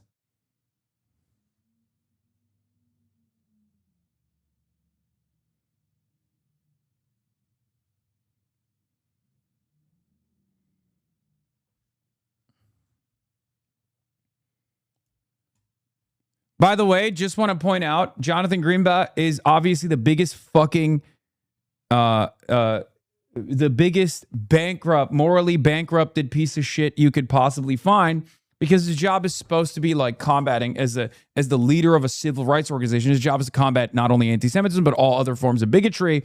And of course, Jonathan Greenblatt has not called out Elon Musk or even Twitter. Twitter is neo-Nazi central, okay? It is a neo-Nazi shithole. Jonathan Greenblatt never says anything about Elon Musk. Jonathan Greenblatt never says anything about Twitter.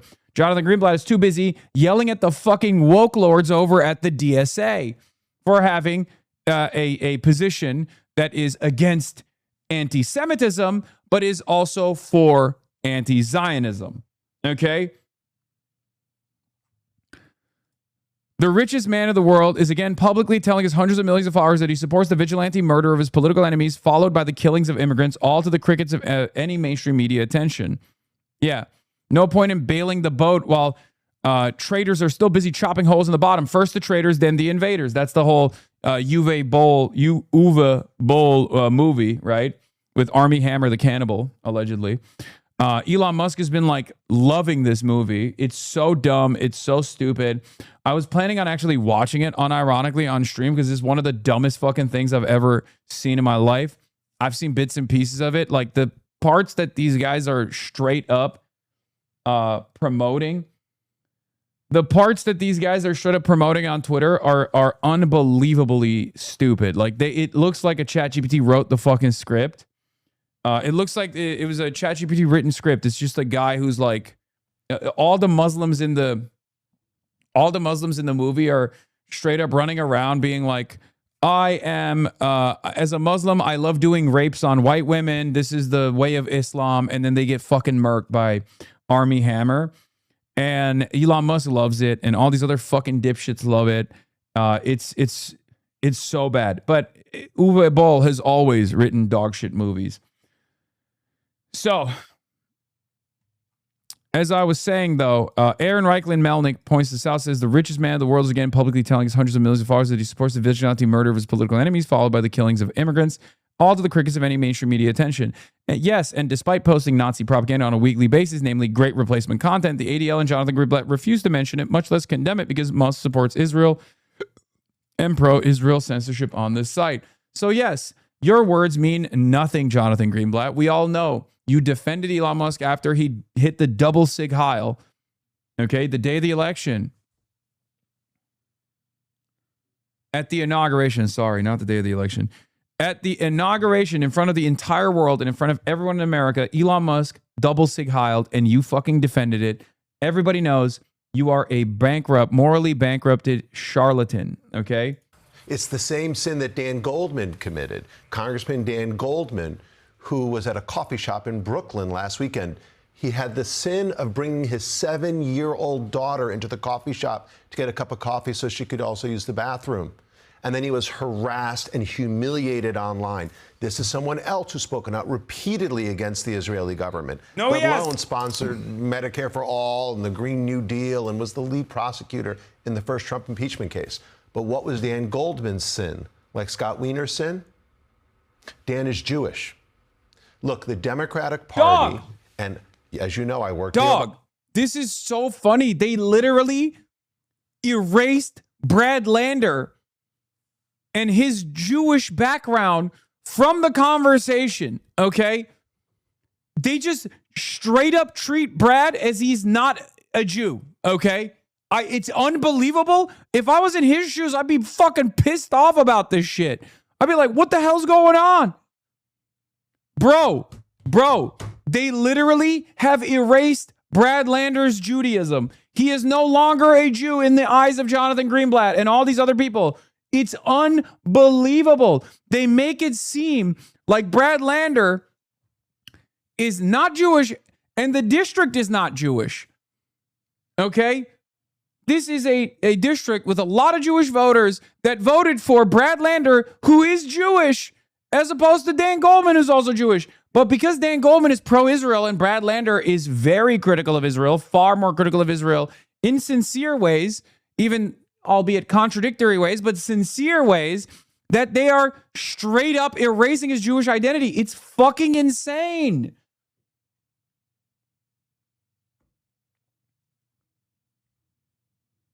I've never seen anything like it. I swear to God, there is a deliberate attempt by mainstream outlets, and not just mainstream outlets, but also these advocacy organizations that are Zionist advocacy organizations first and foremost, and not advocacy organizations that work at the behest of Jews in the United States of America, to erase the identity and the background of any American Jew that is prominent and critical of Israel, okay? Obviously, anti-Zionism is a non-starter. No mention ever will be made of Norm Finkelstein or Ilan Pappé or Avi Shalom. Avi Shalom and Ilan Pappé are literally Israeli Jews too, ironically enough. Okay? None of that. No mention of Gabor Mate, Holocaust survivor. Like, these are prominent Jews who are also prominent anti-Zionists, okay? It's remarkable.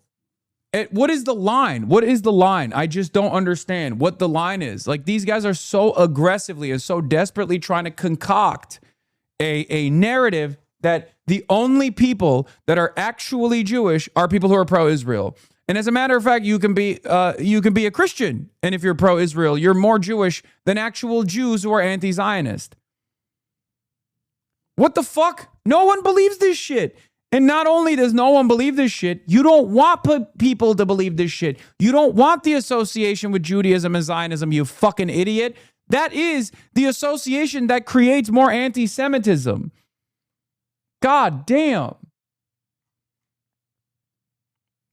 Obama White House. I worked in the Clinton White House. The Democratic Party has an anti-Semitism problem, and I can define it in 3 letters. The DSA.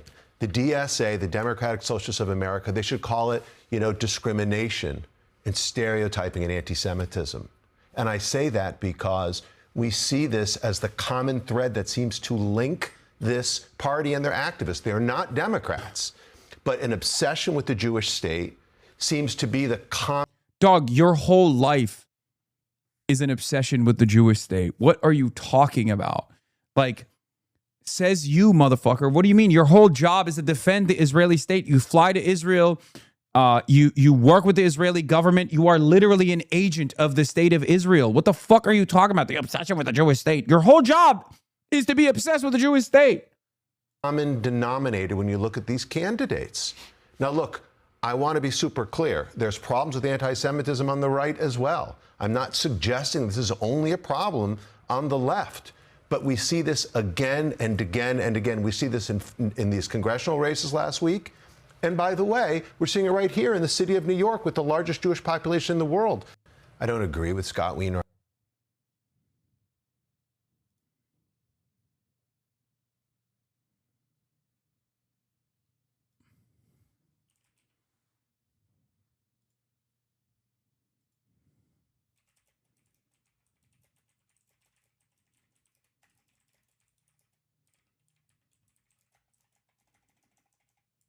Hold on.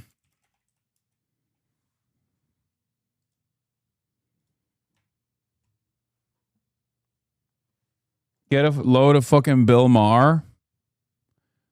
He's doing an episode with Kevin Spacey. Oh my God. Oh my God. Incredible. Incredible. Incredible. Club Random, dude. On behalf of the bald delegation, we don't claim him. Yeah.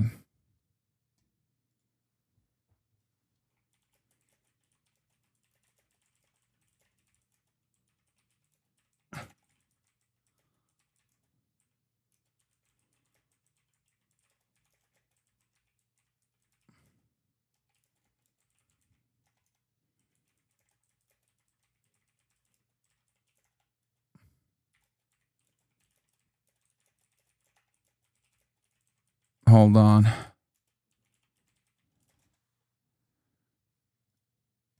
Anyway.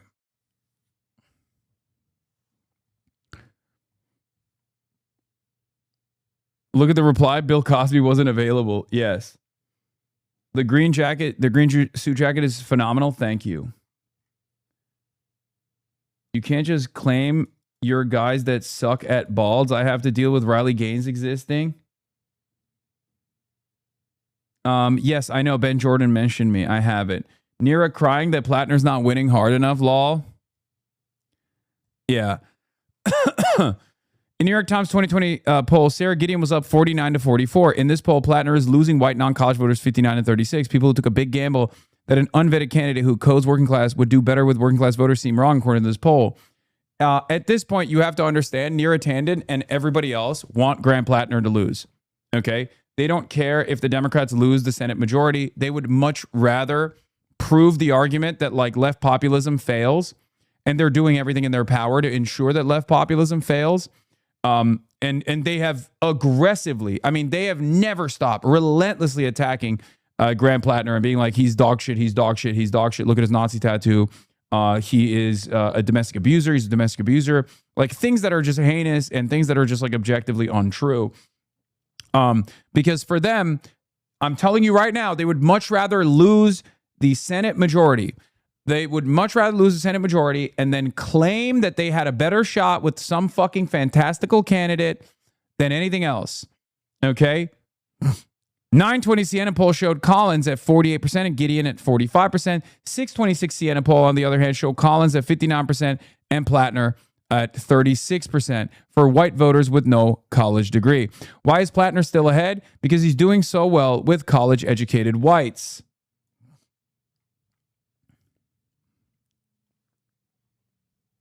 Okay.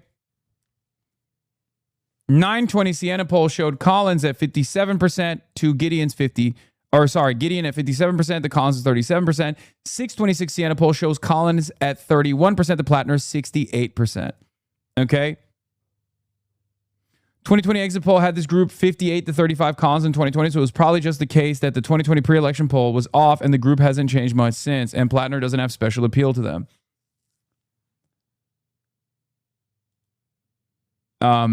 So I actually understated the approval swings for Collins in the Siena poll. Siena has her at -2. Emerson had her at -19. Pan Atlantic and UMass both had her at -18. Siena got a very pro Collins sample and still couldn't find a lead. Okay.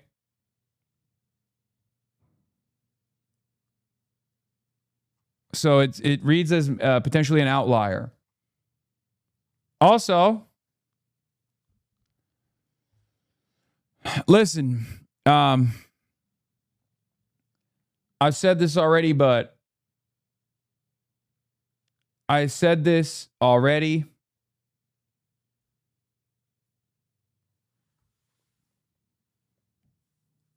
I will say it again. I'll go wherever people need me, okay?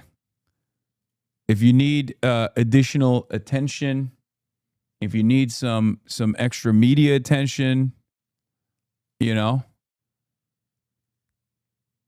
I'll do what I must.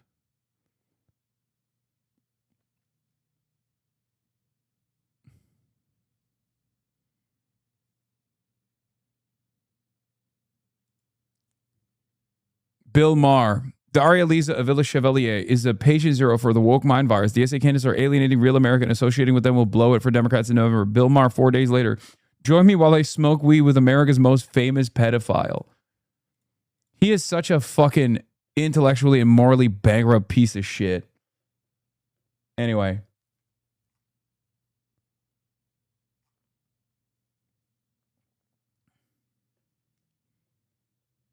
Hasan, please come to New Hampshire for Heath Howard, New Hampshire 1, and Karishma Manzoor for Senate. Guys, stop spamming your candidates.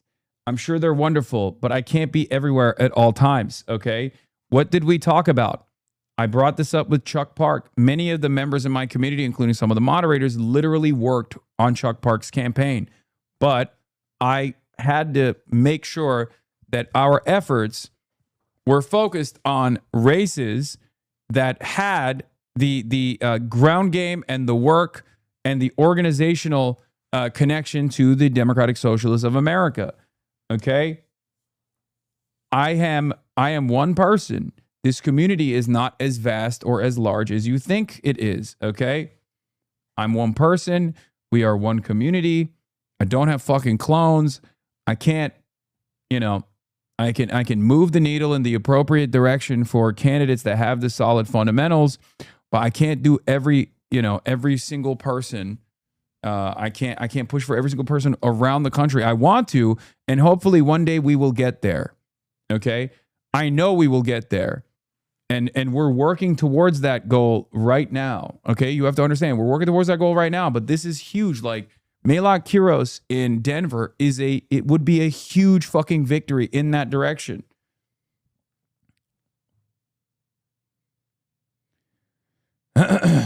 Okay?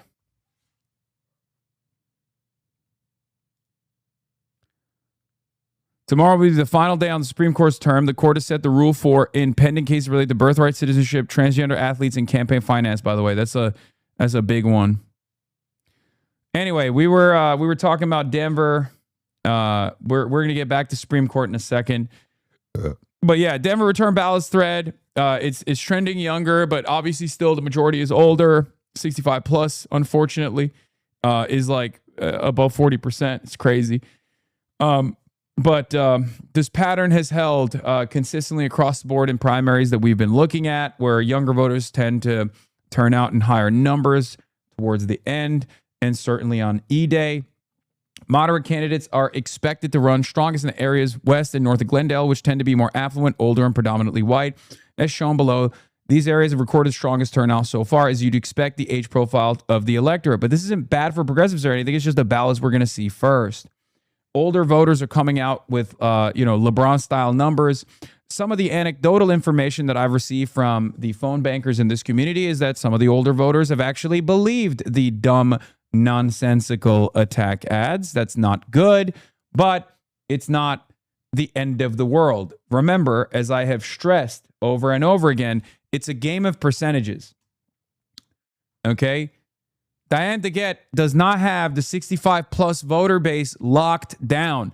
A lot of older voters also want these changes. Remember, I said this with Daria Liza's race because we were looking at it as like every young voter is definitely a lock for Daria Liza. Every old voter is definitely a lock for Espaillat.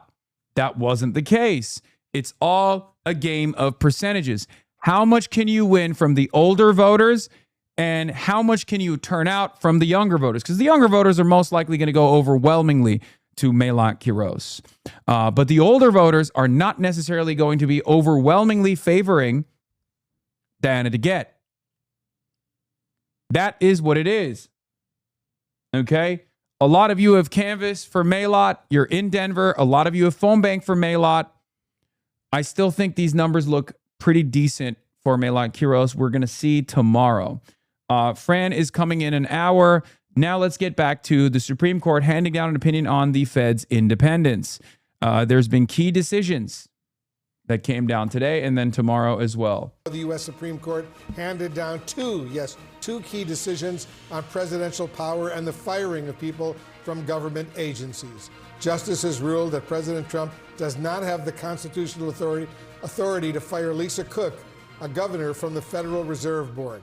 But the court backed the president's power to terminate Rebecca Slaughter, a Democratic appointee to the Federal Trade Commission.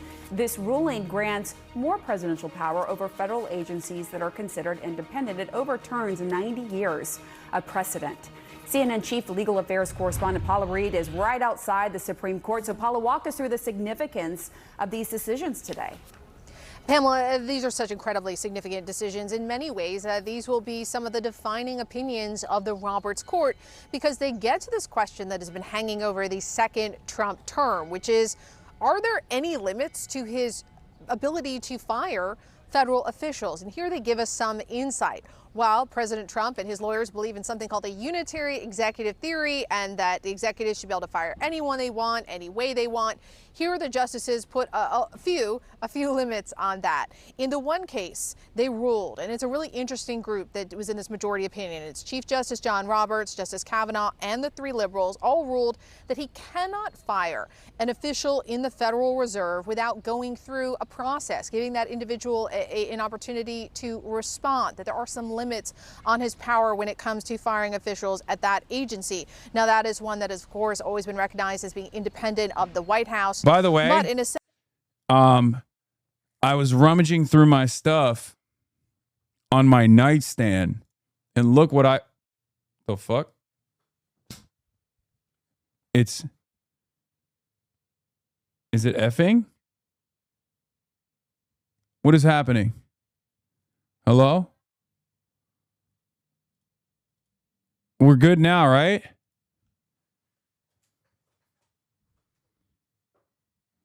No F? Regional, I'm fine? Okay. I was going to show you guys something that I found rummaging through my stuff. Look at that. Delegate voting card from the Democratic Socialists of America National Convention in 2025.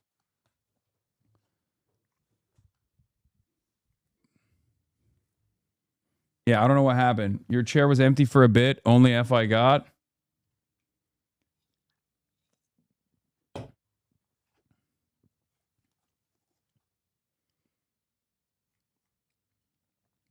I want to stress the importance that I'm not a member of the Democratic Socialists of America. I just, I'm unaffiliated. I stole this. It was theft. It was theft, which, you know, is the underlying basis of socialism, which is stealing other people's stuff. And that's why I did that.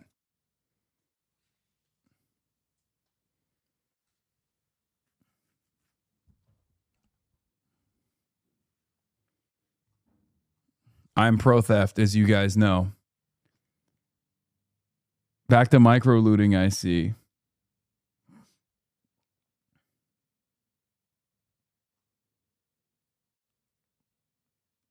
Dig to fit, but it's for sure giving Pistachio Piker. Good. I love this.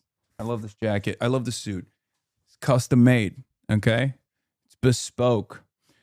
Anyway, let's get back to it. Separate case when it comes to an employee at the Federal Trade Commission, that he does have the power to fire that individual because that is within the executive branch.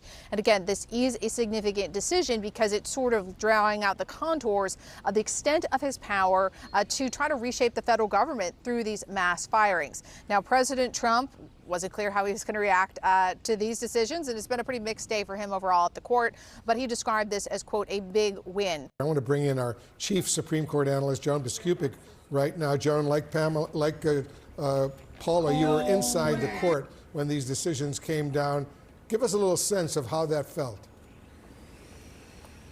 Sure, Wolf. It's good to see you.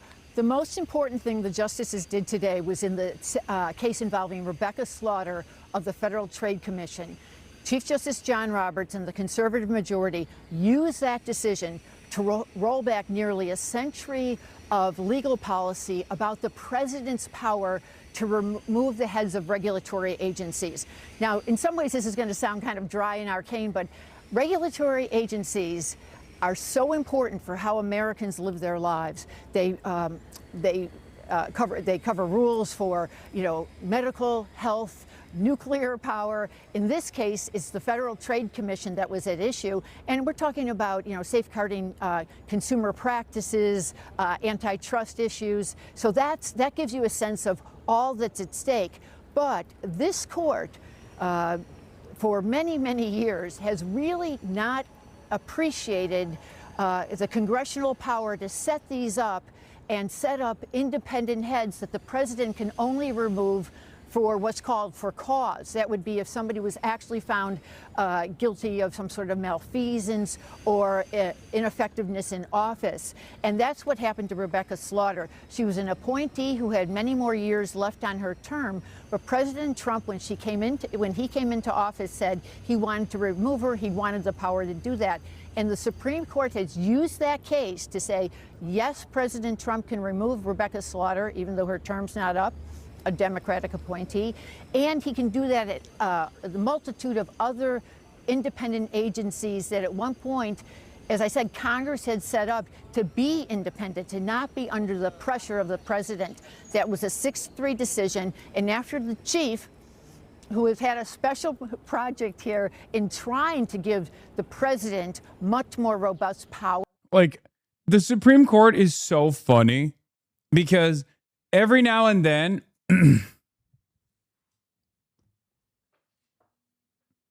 what? Catching strays from the Green Party after watching Hasan Piker kick leftists and promise not to kick right-wingers from his stream today. It's clear that he's a hypocrite and a grifter. Be careful and skeptical out there, folks. Which Green Party? Are you talking about the only Green Party in the Western world that has a real viability, which happens to be in the UK, which is currently being led by a guy who is self-described HasanAbi head Zach Polanski? Or are you talking about the American Green Party? Because if it's the American Green Party, enact universal health care for California Facebook page.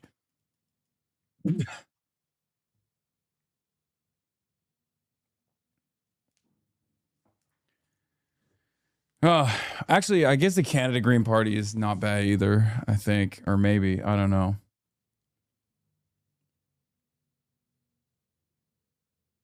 Bro knows nothing about EU politics. I don't actually know about any of the fucking Amsterdam kayak guy. I don't know enough about the Green parties in other European countries. I don't know anything about the Green Party, man. I think you need to understand. I am an American, okay? I'm an Amerifat. I'm Ameribrained. And you need to understand, as an Amerifat, Ameribrained guy, a chud-ass loser, okay? My framework of what the Green Party is just Jill Stein. Okay? That's it.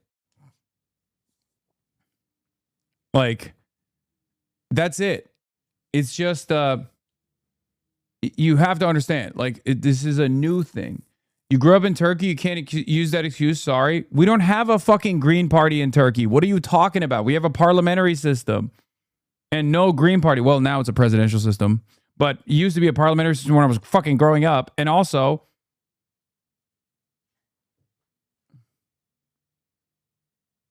you're an American? What the fuck? Unfollowed? Or to not just hire people, but to fire. Justice Sotomayor then read her dissent from the bench, and she said, this can go in one of two directions. This can give, it can give the president more power, and maybe he would be more accountable, or it could lead to chaos. And she looked up at the spectators and she said something to the effect, I can guess it which way it will go. Maybe you can too. So, Wolf, a dramatic case today. It doesn't apply to the Federal Reserve, as we saw with the Lisa Cook one, but it reserves. Oh, why is the Supreme Court funny? Because they literally will be like, they will make decisions like Donald Trump is allowed to single-handedly decide who is an American and who's not, split along ideological lines. Okay. They'll be like, yeah, it's in the Constitution. All the supposed fucking, old school conservative Supreme Court judges that are, faithfully interpreting the Constitution as the founders intended it or whatever. Right. But then they'll turn around and be like, oh, he's molesting the money. Like the only time where they go against Trump is if Trump molests the money too much. Okay. They stopped the sanctions because he was doing too much money molestation. So the SCOTUS had to come in and be like, no, enough money molestation, not allowed. And the other one is like trying to override the independence of the Fed. Okay. That's it. Those are the only times where the Supreme Court's like, yeah, by the way, you can't do that.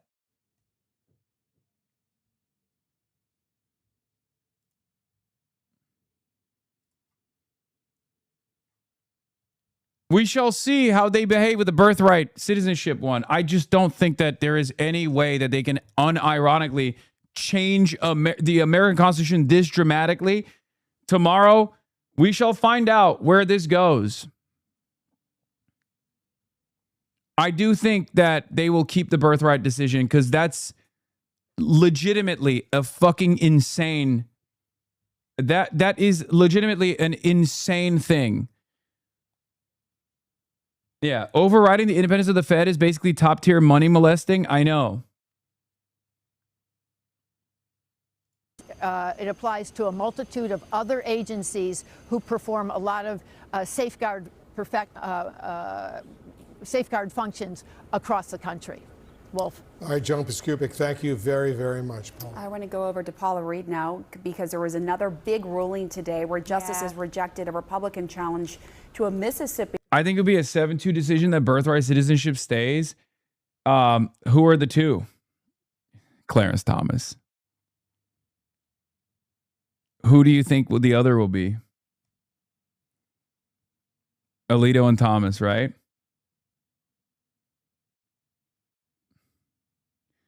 We shall see. Gorsuch is obviously. I mean, we'll see. We'll see what happens. They vote against birthright citizenship, but we better start learning Chinese.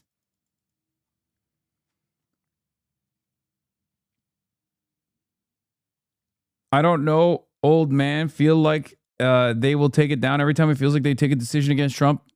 They give me something big. I mean, the only time where they rule against Donald Trump is if he's like very clearly and flagrantly in violation of previous precedents that don't have tremendous backing from outside groups that have gotten these guys appointed into their seat of power, like the Federalist Society and abortion. If something is like blatantly unconstitutional, they usually actually will stop it, with the exception of the super precedent that every single one of these guys said they wouldn't actually overturn, and then they ended up overturning abortion. But that one had tremendous backing from all of the groups that got them elected got them appointed into this seat of power, specifically for this decision. And that failed spectacularly regardless. That's so not true, Hasan. Yeah, unless it has something to do with abortion or voting rights for black people. I mean, yeah, that's true. That's true. Of course, they've done that. But again, that's why I'm saying, like, if there's tremendous outside backing for something like this, birthright citizenship doesn't have the same level of institutional support that overturning abortion did or overturning the VRA did. Okay? Overturning the VRA has been a fundamental plank of the conservative movement, right? That's been a fundamental plank of the conservative judicial movement in this country, and so has been the Dawes decision. So like, it's not that those make sense. Those make sense. Birthright, on the other hand, is like a Stephen Miller operation. Usually the L's that SCOTUS hands to Trump is the court returning the decision to the states to make their own. It's still devastating depending on the context, but when Trump needs W's, they're still giving them to him generally. SCOTUS is a rubber stamp for heritage and Trump at this point, in my opinion. Yes. I just don't know. No, the birthright is deeply rooted constitutionally, unlike the abortion thing is bullshit. No, abortion was maintained as a super precedent. That's the reason why Kavanaugh and Amy Covid Barrett both lied and said that they saw it as a super precedent and that they would not overturn it.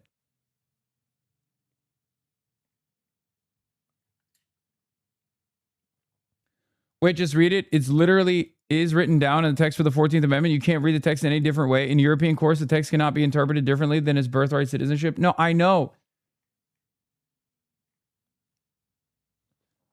I mean, we'll see. We'll see what happens. I just think that is like, that seems more extreme than anything else. So,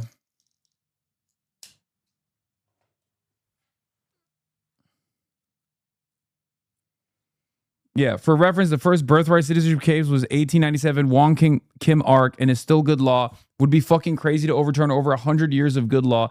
Would be the most insane precedent ever overturned due to how long it's been the precedent. Exactly. That's why I'm saying it's like, it literally is more insane than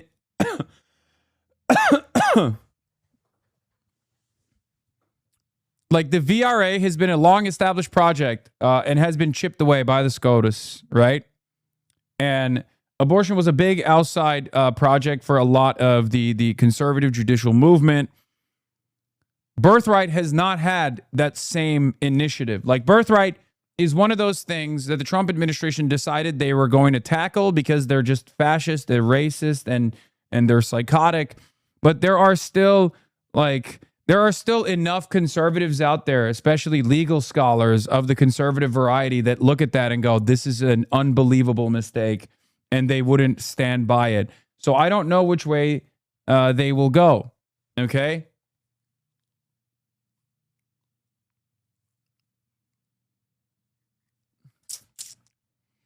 The court upheld Mississippi's law passed in 2020 allowing election officials to count ballots postmarked by Election Day and received up to 5 business days later. Republican leaders had challenged the grace period rule, asserting that federal law requires the ballots must be received by Election Day. A ruling striking down Mississippi's law had the potential to invalidate not only the state's mail-in ballot rules, but also similar laws in more than a dozen other states. It could also have potentially appended grace periods aimed at allowing military, diplomatic, and other overseas voters to participate along with rural voters and people with disabilities, all disrupted all state laws that allow mail-in voting. Donald Trump, once again, in his endless appetite to destroy mail-in ballot voting, was going to harm Republican states that have universal mail-in ballot voting. And also, he himself is famously a mail-in ballot voter. So that's also hilarious. And not only that, but also, this hurts rural voters quite a bit. And rural voters notoriously are Republican voters.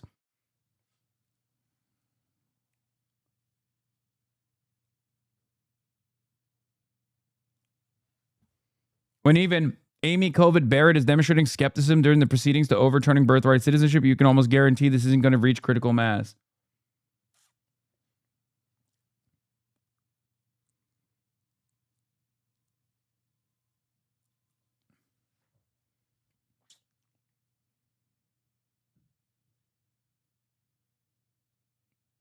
I am ABM clerk, and most of my calls about that was from Republican voters. Lol.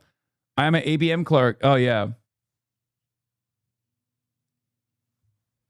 If birthright citizenship is overturned tomorrow, it would genuinely be a bigger deal in terms of stare decisis than the Dobbs decision. It would literally be the death of the doctrine and respect for precedent as we know it, and that's not an exaggeration. Yes, this isn't to say, chatters, this isn't to say that the abortion Dobbs decision wasn't as relevant or wasn't as impactful. Simply speaking, from like the way the Supreme Court and the way that the judicial branch has operated, this would be the most consequential precedent, historic precedent that has been established, that has been defended for literally a fucking century, that is the pillar of American existence. Okay? I don't even know how to explain it. That's part of the reason why I'm saying, like, you know, this would be totally ridiculous. Like, let me explain it to you this way. The Second Amendment has been interpreted differently in like the last 4 decades. Okay? The Second Amendment did not have the same broad scope. Okay? So the Second Amendment could go in either direction. It's a relatively new phenomena. The way that we understand the Second Amendment is like being as expansive and as defensive of people's like rights to own guns and all the numerous other things that you can put on a gun, like all the modifications and whatnot. That is a relatively new interpretation. It's a relatively modern interpretation, right? This is not. Birthright is 100 years old. More than 100 years old. Yeah, see, not even the modern interpretation that we all know was established in 2008. I mean, that's also, oh yeah, you're right, actually. Modern interpretation, Heller, that we all know was established in 2008. I know, but even before then, there was, just like with the VRA, there's always been an effort to move in the direction of this modern interpretation of the Second Amendment. Okay? My point was the things that we see as like established law, like it's the Second Amendment to protect the First, like that's a relatively new phenomena that started, I guess, in like the last couple of decades, and certainly the modern interpretation from since 2008, like with no wiggle room whatsoever. It was still a movement, but not widely adopted until then. The broad scope came. The broad scope of carrying came in 2022. So here's the difference. The reason why I'm bringing the Second Amendment up is because a lot of people think the Second Amendment in and of itself is like this well-established legal safeguard to carry carry whatever arms you want to carry with no impediments whatsoever. That has never been the case. Throughout American history, that has never been the interpretation of the Second Amendment. Okay? It's not set in stone. It's a relatively new phenomena. However, birthright citizenship is not like that. It's like due process, birthright citizenship, and fucking due process, birthright citizenship, the First Amendment. These are all fundamentally well-established, safeguarded, principled parts of the Constitution that everyone has always defended and everyone always understood exactly what it is, right? So that's important to recognize, okay? That is important to recognize. This would be, the birthright thing would be like literally overturning the First Amendment, which is ironically something that the fucking Supreme Court also wants to do. This would be similar to overturning due process, which is, again, ironically something that this MAGA movement is trying to do. So it's that degree. It's far beyond abortion. It's far beyond anything else, which is also part of the reason why I'm saying like it would be an insane thing for even this Supreme Court to do, which is part of the reason why I don't think it's going to happen. I mean, it would be unbelievable. Through an executive order, it's over at that point. Donald Trump can just make whatever executive orders he wants. He could literally write an executive order that America is a communist nation with a centrally planned economy, and the Supreme Court is supposed to say yes to that. Okay. What is this? CNN slop piece about Daria Lisa? I don't care about this right now. Okay. She is our queen. We will defend her later.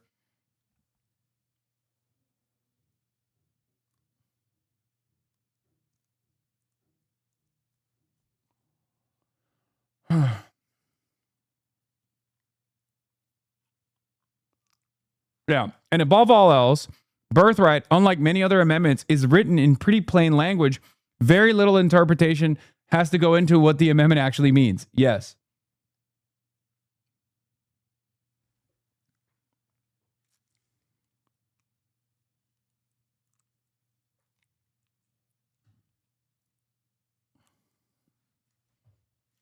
The 14th Amendment is the most contested and therefore the most settled amendment in Supreme Court history. They wouldn't be overturning just one or two Supreme Court precedents like with Dobbs. They would be overturning over a century of jurisprudence.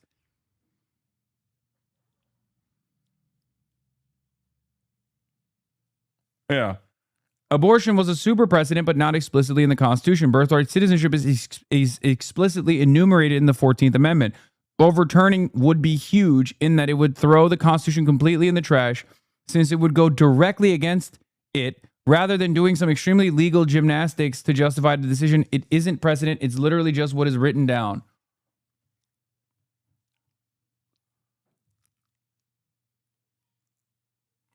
Okay.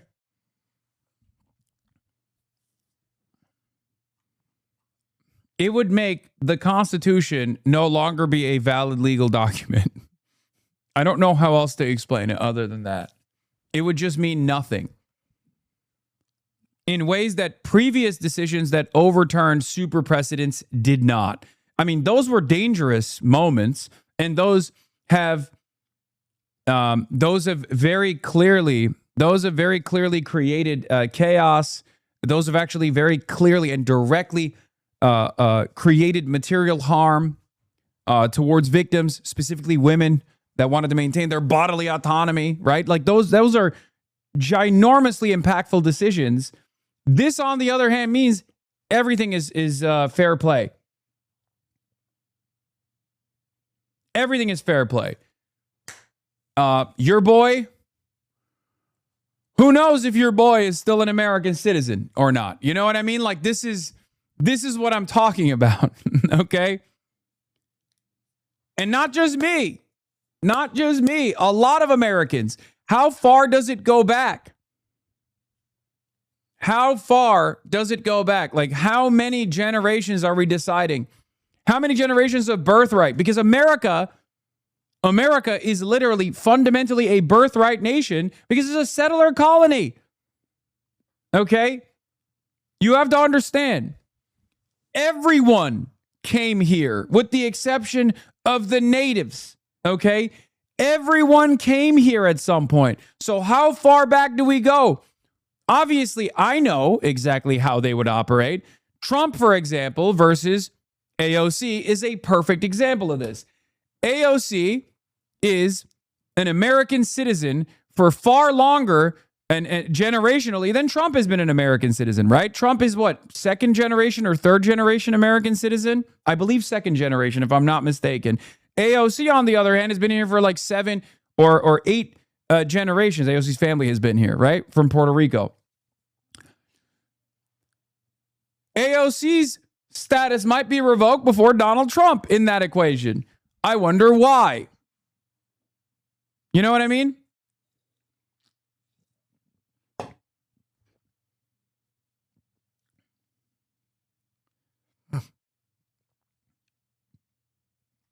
Anyway.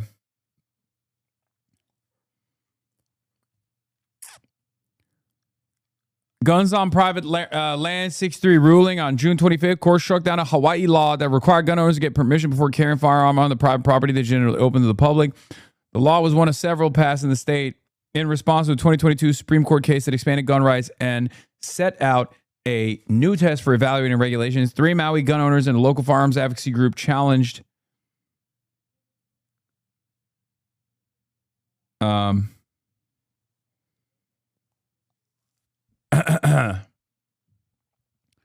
challenged this particular restriction, arguing that it violated the Second Amendment. Why it matters, the decision could clarify the test of evaluating the constitutionality of gun regulations that the justice set out in 2022 in New York State Rifle and Pistol Association. Asylum policy. Court ruled that the Department of Homeland Security may revive a policy that allowed the government to turn non-citizens away at the border without hearing any claims that they had qualified for asylum. The policy was in effect during Obama admin and President Trump's first term, but reversed during the Biden administration. It's called the metering. Right? I think that's what it is, right? Is this the practice of metering? Yeah. Immigrant advocates say the so-called metering policy violates federal law, which requires officials to inspect and refer to for processing asylum seekers who are physically present in the United States. The Trump administration says the policy is critical for managing the southern border, where there's a public stand on whether non-citizens stopped near the border or outside of the United States should be on whether non-citizens stopped near the border or outside the United States should be allowed to apply for asylum. All respondents at 56% say should be allowed to apply. Only 44% say should not be allowed. Independents are overwhelmingly in favor of it. Democrats are obviously overwhelmingly in favor of it. But of course, Republicans are not. So it doesn't fucking matter. Protections from deportation. The justice ruled that the president may end deportation protections for hundreds of thousands. This is TPS revocation for Haitian and Syrian migrants. This is, again, incredibly fucked up. Incredibly fucked up. Okay? It's, hype train incoming at 56 seconds. By the way, thank you for the 50 community gifted subs to Lexi Rose. We will fucking carry the flame today. God damn it, we will carry the flame today before Francesca Hahn gets on the broadcast, okay? Let's be honest, if they revoke birthright, Trump definitely will try to run in 2028. Will it be allowed unless he gets it worse? Because I don't think Republicans repeat the mistakes they made. I don't know. Hype train incoming, 30 seconds remaining. Keep gifting subs. CMOC. Thank you for the 25 gifted subs. Hype train is here, ladies and gentlemen. Will we be able to carry the flame? Support independent media at the Piker Broadcasting Service, the People's Broadcasting Service, sponsored by you, the people, for you, the people. We carry the flame at level 10 Hype train. You already know. If you want to carry the flame alongside your friends, subscribe. Okay? Subscribe. Which you can do for $6 or free with a Twitch Prime by connecting your Amazon Prime account to your Twitch account and get one free Prime subscription a month. Check previous regarding asylum case. The logic of the asylum case was so fucking stupid. The logic basically was they aren't inside the USA yet, so they can't apply for asylum, so they need to get in the USA somehow and apply for asylum, even though we aren't allowing them in to apply for asylum. Yes, it's a way to make it impossible. There's also the additional problem here with, what is it called? Like if you come in, if you're Haitian, for example, but you go to Mexico to come into the United States, then technically you already went to a much safer place. Like the first country that you went to, this was established in the first Trump administration, and obviously the Mexican government under the leadership of AMLO implemented the safe third country policy because they were too worried about all of the welfare reforms that they were making that Trump would come in and destroy. Yeah. Also, if the birthright decision tomorrow goes the wrong way, precedent similar to that of Plyler v. Doe also goes out the window, which made it unconstitutional to deny public education to undocumented children. And EMTALA, hospitals have to give life-saving care to undocumented migrants, might also be on the way out. Yeah.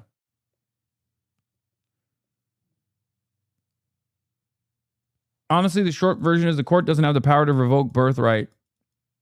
And if they try, we have a constitutional crisis. Yeah. Is the Supreme Court going to say if your family wasn't here since the beginning of the USA, you don't get birthright citizenship? How are they going to decide the time? Seems like all the conservatives would have to agree on a time. I don't see them agreeing on that and just keeping birthright citizenship. Dude, this is such an insane and fundamentally un-American concept. I cannot begin to explain this to you, okay? Ellis Island. Like every American citizen that currently is a natural-born U.S. citizen is like a couple generations removed from not being a U.S. citizen that became a U.S. citizen due to birthright, okay? Not just birthright, but also especially due to birthright. Like, go back far enough, and every single American, go back far enough, is the children of migrants. Okay? This is literally the United States of America. This is the most un-American thing that you could push for. I don't understand how you could even push for it. Okay? But what I will push for is carrying the flame at Level 6 Hype Train. We're at 43% Level 6 Hype Train. Support independent media by gifting a sub to others. And at level 10, we will carry the motherfucking flame. Okay? They don't care. They say we are full. I mean, it doesn't matter. It doesn't matter. Yeah, I genuinely think there's a chance tomorrow that SCOTUS doesn't even reach the issue in their decision tomorrow and just says, Trump can't just make an executive order and amend the Constitution, so here's a roadmap to show how Trump can do it, and we'll see you back soon. But even then, I don't think that means that they're going to do it.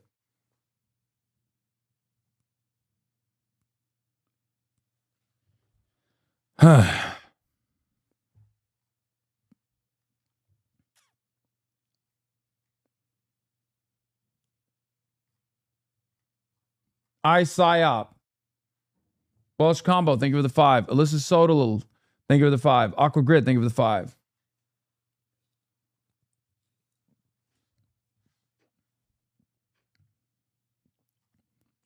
Anyway.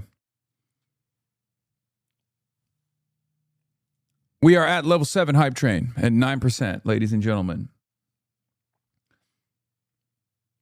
35% off, 5+ gifted. If you give subs to others, you get 35% off CMOC. Thank you. Disinterested Ghost. Tongva Nation. My ancestors were on the Mayflower. Even I could have my birthright revoked, probably because I'm a democratic socialist. I mean, yeah, this is like, at that point, this is, I would go so far as to say something as bold, but this is America's Nuremberg race laws moment. Okay? I don't think that's a far-fetched assessment to make.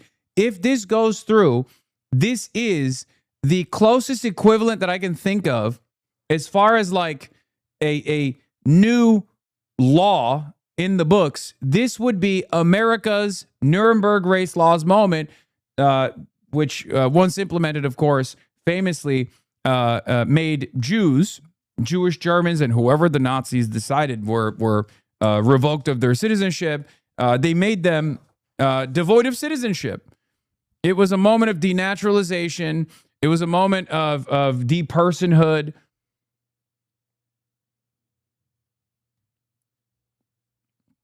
Jim Crow already was that moment. I mean, there have been numerous periods of time, but the trajectory of American history has been rather progressive, right? This would be a regression, and that's why I'm saying it's America's Nuremberg moment.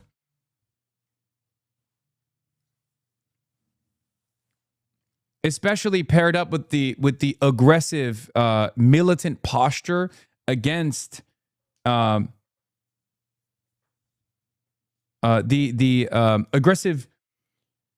militant posture against who we have declared as enemies of the state, undocumented migrants. It would be, we're at level 8 Hype Train, by the way. Shouts out. What is this? Level 10 Hype Train? No, I was about to debate Charlie Kirk. Wait, what the fuck is this? Is this a Kirk mix?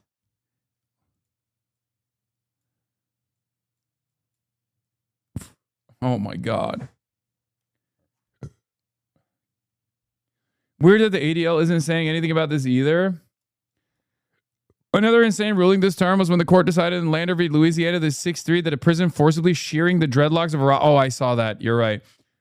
Forcibly shearing the dreadlocks of a Rastafarian man who was in for a 5-month drug sentence could not be sued for violating the man's First Amendment rights. Truly religious liberty for me, but no religious liberty for thee.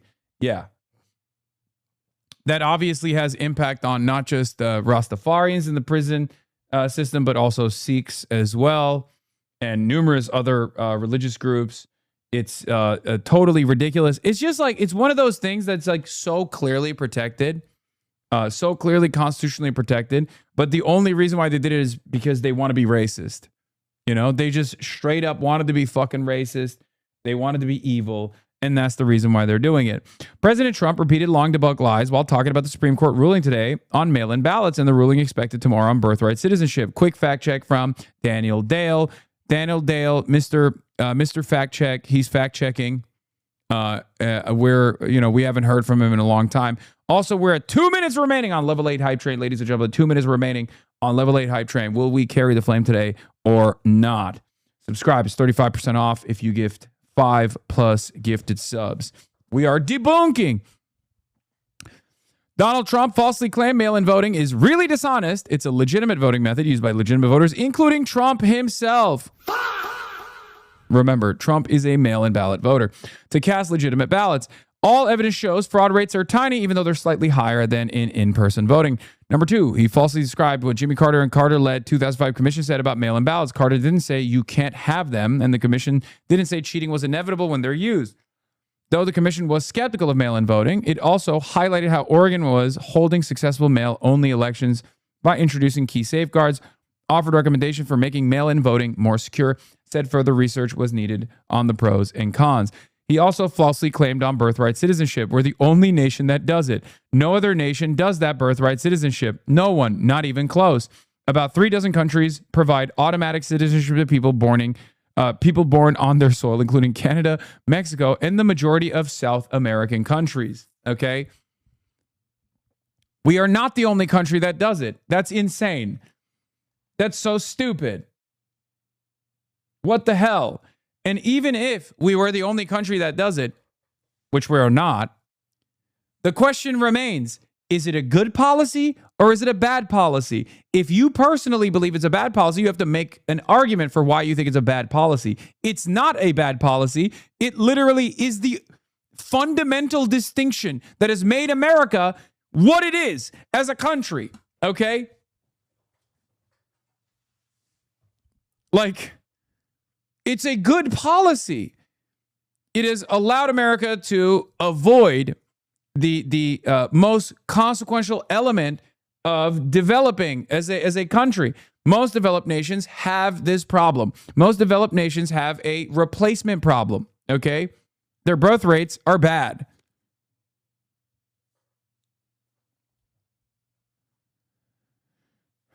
Look at Japan is the most extreme example, but look at Europe as well.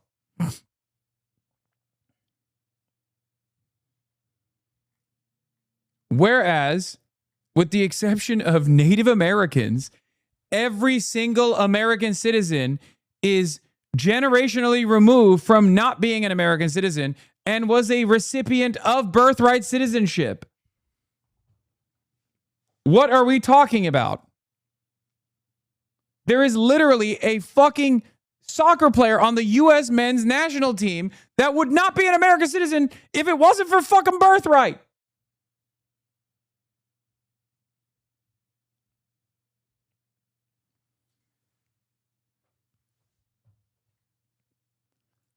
He claimed we're the only country in the world that does this type of mail-in ballot. Didn't explain what he meant by does this type of, so can't call this false, but those are countries that use mail-in ballots, and several wealthy nations, including Canada, the UK, Germany, and Switzerland, also allow widespread usage of them. All right, we're at Level 9 Hype Train. 3 minutes remaining at 5%. 35% off. Gifted subs. Ladies and gentlemen, will we carry the motherfucking flame or not? Okay? Will we carry the motherfucking flame or not? Ladies and gentlemen. Okay? Support independent media. Piker Broadcasting Service, People's Broadcasting Service. No sponsorships, no nothing, no IP. You will never see ads on the Piker Broadcasting Service, People's Broadcasting Service. Just if you want to support the show, all you need to do is subscribe for $6 or for free with Twitch Prime by connecting your Amazon Prime account to your Twitch account or by getting gifted a sub. Holy Toledo. Holy Toledo.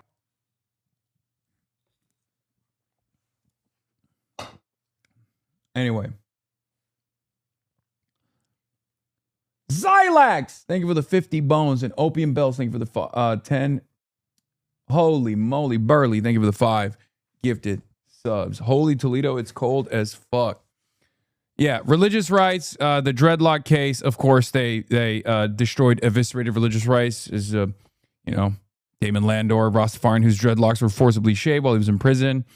Gun possession, 9-0 ruling. The court narrowed a federal law that banned drug users and addicts from owning and possessing guns. The justices ruled that the law was overbroad, sweeping together recreational drug users with people addicted to drugs who pose a danger to public safety. Death penalty declined to issue a ruling on May 21st.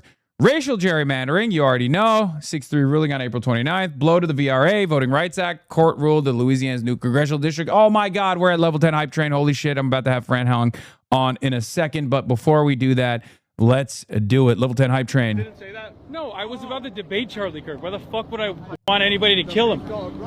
I was supposed to debate Charlie. Listen, I know this is a difficult concept for you to understand, but I was actually supposed to debate Charlie Kirk 2 weeks prior to his assassination.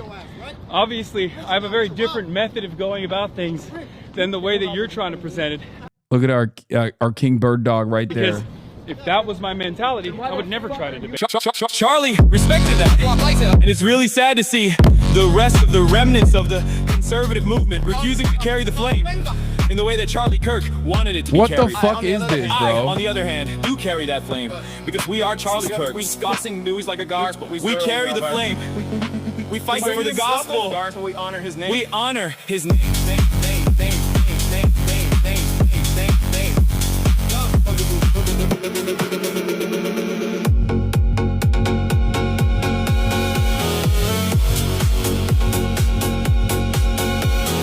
We stand unbroken, a voice in the storm, man of conviction, a heart reborn. He spoke the truth when the cost was high. He lived for Jesus, unafraid to die. Charlie Kirk, we carry the flame. Who's got the Bollywood remix? Who's got the Bollywood remix? All right. Well, this is good. This is cool, but we gotta do the. No, not the Chinese version. No, not the City Pop Japanese version. Give me the Bollywood version. It was the best one, dude.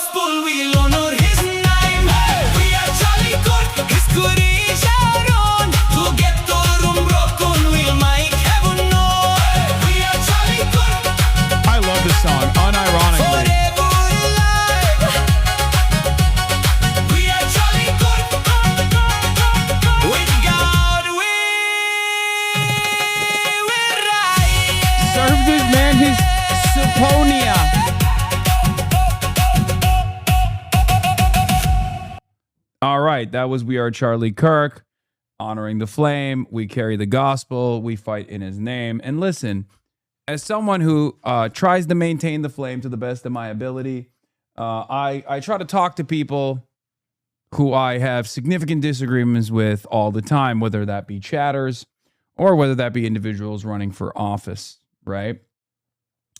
And of course, this is the part of the broadcast that many people are waiting for. Okay, many people have been waiting for Francesca Hong, who is running for governor of Wisconsin. She's a DSA candidate. We are going to have her on right now. We're going to have her on in a brief moment. I'm going to get it ready.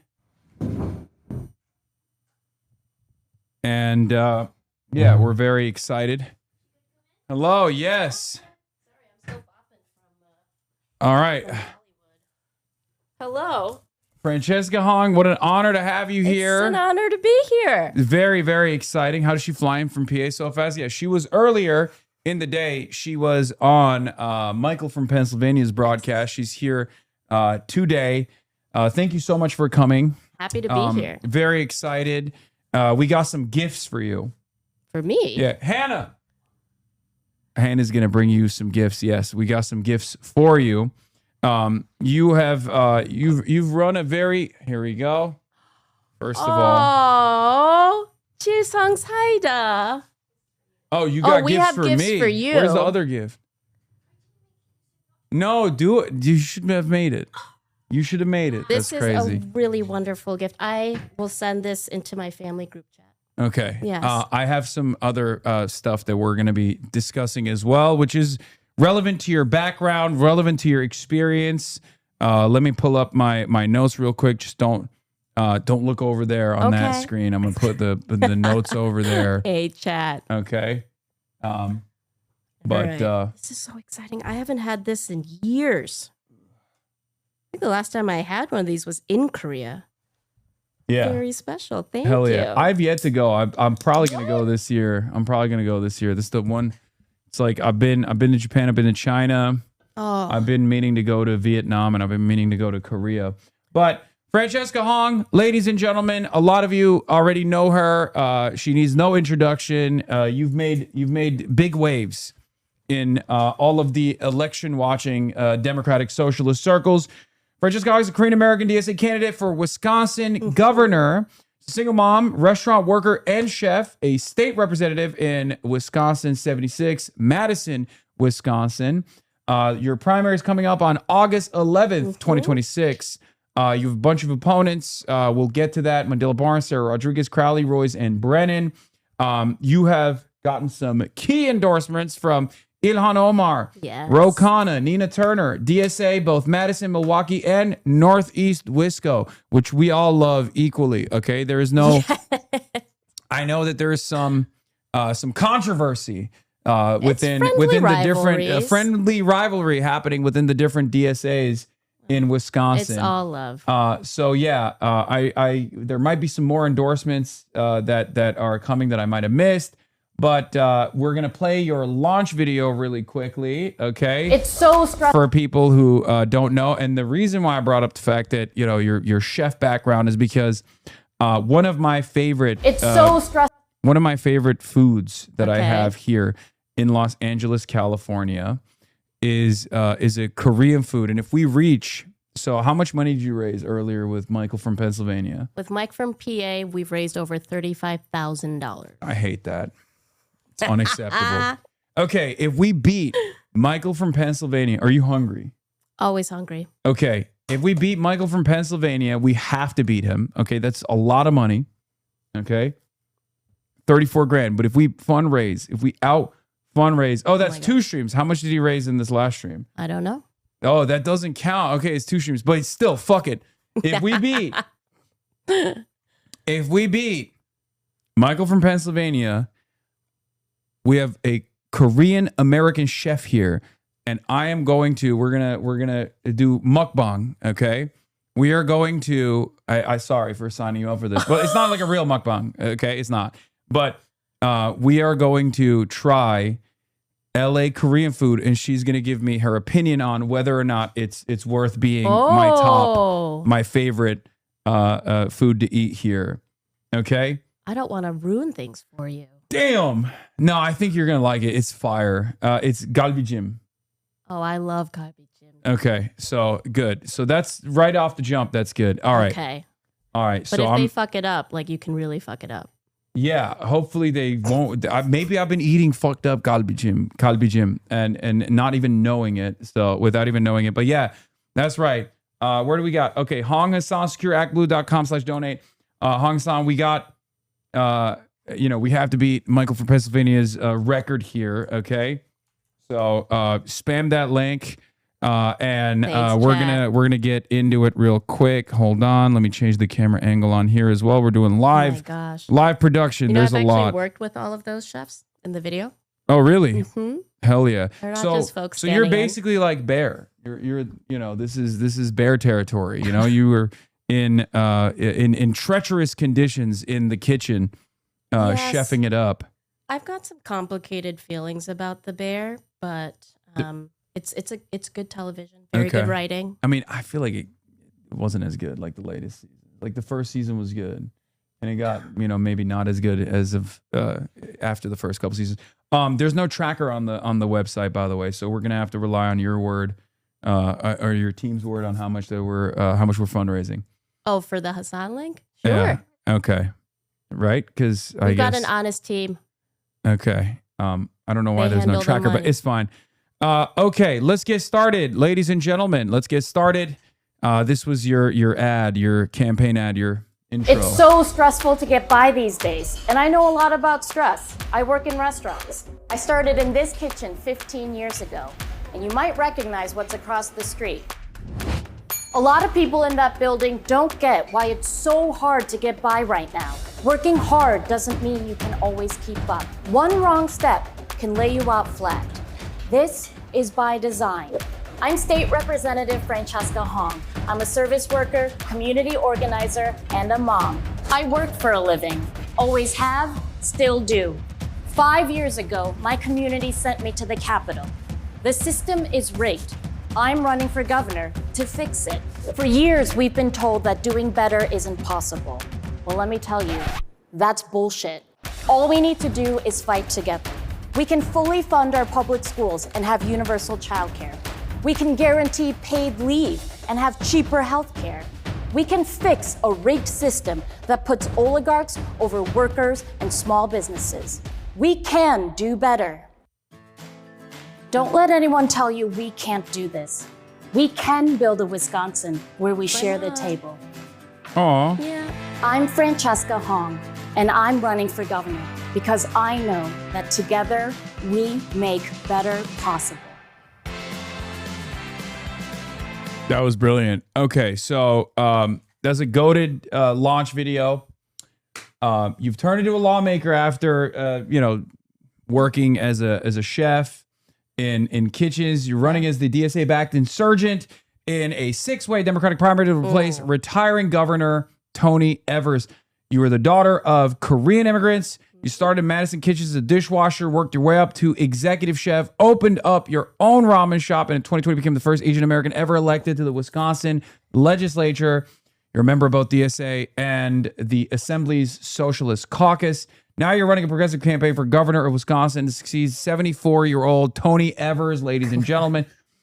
You built a massive grassroots movement without corporate PAC dollars, modeled on the legacy of Wisconsin's historic sewer socialists, which, I'm sure Michael talked to you extensively about. He's a nerd. Who governed sewer socialists, governed Milwaukee for nearly 50 years, sponsoring legislation for universal child care, a state-owned public bank, and a moratorium on AI data centers, which we hate here unconditionally. Your campaign seeks to demonstrate that bold democratic socialist governance can deliver material improvements to both urban and rural working class communities. Once again, Francesca Hong, thank you so much for coming. So happy to be here. All right. So you started as a dishwasher. You became an executive chef. You opened Morris Ramen. Yep. And during COVID, you launched Cook It Forward, where you paid struggling restaurants cook meals for food insecure families. You're a single mom. Every other person in this primary is a lieutenant governor or a county executive or an agency head. What does a governor who has stood on a dish pit at 1 a.m. understand about working people in the state that a career politician fundamentally does not? We understand the pain. I think that a lot of people are in pain right now, and politicians are not honestly acknowledging that. And there's a hustle. We knew from the get-go that we would have to be the campaign that out-hustled everyone. And I think that service industry workers were built different. Also, the dishwasher is the most important position in a restaurant. So it's more of a flex there that I want to work in the dish pit because then I'll know I'm the most important. So there's a little politician connection. Okay, hell yeah. The ego.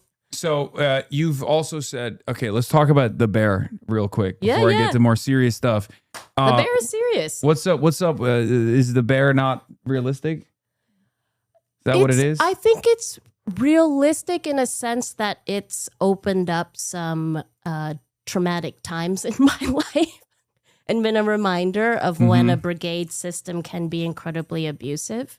I think that the storylines, the relationship development, I think it's beautiful to watch. I think folks think that the drama behind the scenes is there every day for restaurants when a lot of it is actually trying to avoid dramas. And I don't know, the stories around like who the customers are now, I think it's harder when a customer comes in and they're like, well, we watched the bear. We know like how this actually goes down. And then there's this assumption or somebody's coming in with more of like a judgment on how, or it's kind of like they're coming in pretending they already know what's up because they've watched the bear. What do you think about your experiences working in restaurants translates to governance, but more importantly than governance, do you feel like it gives you a better understanding of the plight of the working class? And do you think every single person that runs for office has to work in the service sector in some capacity? I think everyone, period, has to work in the service sector at least once or for some portion of their life. I think that working in restaurants has taught me that, you have to care about people. You see kind of the best and worst in humanity in restaurants. It's like a little microcosm of classism there. And you learn to respect folks regardless of what position they're in or what they're doing. And you also, I feel like I come in from a place where I'm grateful to have spent time in a restaurant where folks had big moments, celebrations, breakups, weddings, birthdays. But I think more importantly, too, it's that work ethic of always trying to put others first. That came from working in restaurants and being an immigrant's daughter. All right. Speaking of restaurants, what's your spice tolerance? What are we working with? Oh, high. Because we're already high. Okay, good. Because we're already at I think $11,000 raised. Holy shit! With the goal being 35, and then we'll obviously extend the goal if it passes 35. So I'm just gonna get it ready to go just in case. Chatters, keep donating. Okay, well, let's do. You know what? Let's do spicy then. I think is this this like a white people scale of spice or Korean spice? Have you been to K-Town here before? This is my first time in K-Town. We just came from there. Okay, so no, it's like it's not tailored to the palate of white people. Okay. K-Town is very Korean, I would say. Some folks told me that the Korean food in K-Town is better than the Korean food in Korea. So I have not been able to test that theory out yet, but I will say California Asian cuisine in general is insane. I love Japan. I've been to Japan many times. I love China. I've been to China. And I would go so far as to say that like Asian food in California is like comparable to the respective host nations. So I can't speak for Korean food in Korea, but California Korean food or LA Korean food is pretty fucking spectacular. I have a kind of a theory behind that is like especially for Korean food, there's a certain expectation of having it taste like what mom or grandma made, and the expectations of folks who come in, like service-wide or understanding kind of like what the more Western restaurant service is supposed to be like, where, I don't know, I think folks have more on the line making the food here, especially knowing that it's immigrants and however many different generations that come after, where like people are raising the stakes and expectations, and so the food can only get better. Yeah. Well, how about Wisconsin? How's Asian food in general in Wisconsin? In Madison, so we have an incredibly strong ethnic food scene. And people underestimate it. But I've had chefs that I've known in Chicago who come to Madison for the Lao food, the Hmong food. We have amazing Tibetan food, Southeast Asian. I would say actually in Madison, where I wish we had better food, is Korean food. But I can get it at home. Hell yeah. Get the tracker on the stream. I'm checking it, chatters. I think somebody Calm down. said there was one. It is. They just want to see it on screen. Yes, Little Tibet is so good. It's at 13,300. We got to get those numbers up. It's at this rate, we're not going to be able to compete with Michael from Pennsylvania. I know there's a tracker. I'm looking at it. Okay. Calm down. All right. So this race is very important for a lot of different reasons. Obviously, there's a tremendous momentum happening with democratic socialism in this country right now. There have been big waves in New York City. I like to say New York City is the tip of the spear. They have a well-oiled machine in New York City DSA. But I believe genuinely that these policies are universal and are broadly accessible and broadly popular everywhere else. Wisconsin is a purple state. For the longest time, the conventional wisdom was that a Democrat had to run as a milquetoast centrist in a place like Wisconsin, basically a Republican who cycles just to survive the general election. Yet in 2016, 71 out of 72 Wisconsin counties went to Bernie Sanders in the primary. And in the general, Donald Trump ended up beating Hillary's centrist campaign. Trump barely lost Wisconsin in 2020, but won it again in 2024 by 1%. It is the most purple of the purple states out there. What's your message to Wisconsin voters who have rejected centrist politics for over a decade and are looking for a politics that finally speaks to the masses? It's time to build power. It's time to build power through policies that put working class people first. Everyone deserves to have housing, healthcare, education, and food, be able to take care of themselves and their communities. And I firmly believe that it is through working class people power. That's how we're going to help folks understand that government is supposed to be a force of good. Republicans and centrists have made it so that government is dysfunctional, and you're meant to think that everything has to be the way that it is with their struggles, but it doesn't. We fully fund our public schools. Everyone has fair, cheaper health care. We make sure that we're, actually holding utility companies, hospitals, insurance companies accountable. That's how you lower costs. It's both policy and making sure that we're unafraid to regulate and take on corporate interest through governing. That's a great answer. Your signature issues, some of which you talked about just now, are universal child care and universal paid leave. Yep. In Wisconsin right now, families are paying more for daycare than for UW tuition. And the Republicans let Tony Evers' child care counts program nearly fall off of a cliff. Yeah. What does universal child care actually look like for a Wisconsin family under your rulership as Governor Hong? So we would make sure that families of four making up to about $114,000 a year or 400% above the federal poverty level would have fully subsidized childcare from 0 to 12. So we all know that summer camps cost money too. And just because your kiddo is in school doesn't mean that there aren't going to be additional care costs involved. And now those families making above that would have a partial subsidy. And we ensure that there's subsidies available for the providers too, while raising wages for child care workers and educators. And we pay for it by putting in a very small payroll tax that will end up actually being a massive economic investment. folks need to see childcare as infrastructure. You cannot have your local dollar stay in your local economy unless you invest in policies like childcare and paid leave, because worker forward policies actually make for better lines for the business. Yeah. Do you feel like there's an appetite for this kind of policy, even from Republicans as well? Because I know that this is probably one of the things that you've withstood thus far, the fact that you're too radical for a state like Wisconsin. I'm sure you've heard that quite a bit, even though you've been very popular in your run thus far.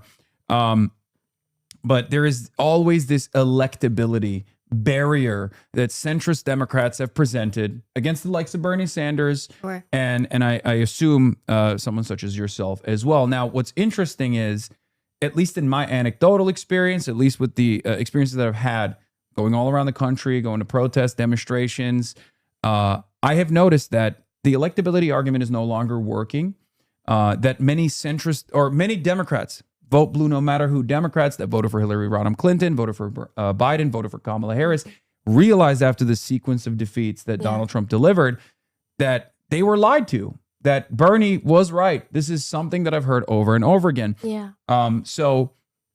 Do you feel like these policies, implementing free childcare and $20 minimum wage, publicly owned grocery stores, do you feel like there's appetite from Republicans as well, in your experience from your campaign going out and knocking on doors, sometimes I assume in red areas as well? First of all, the person who wins the most votes is the most electable. Second of all, if it is radical to have free childcare in public grocery stores, I would say let's be radical. Let's embrace that, because that hasn't been what we've done in the past. And look at where we are now. Using the same playbook and strategy when we are where we are, I think that's irresponsible. And we've been incremental in the past, and it's led to complacency. So I think incrementalism is irresponsible. We should be unapologetic about using the word power. And working class power is something that everyone who is working class is interested in. Yeah. And we've been made to think that we can't build our own power, and we absolutely can. Yeah. And it transcends beyond party lines. Remember, for the general, past the primaries as well.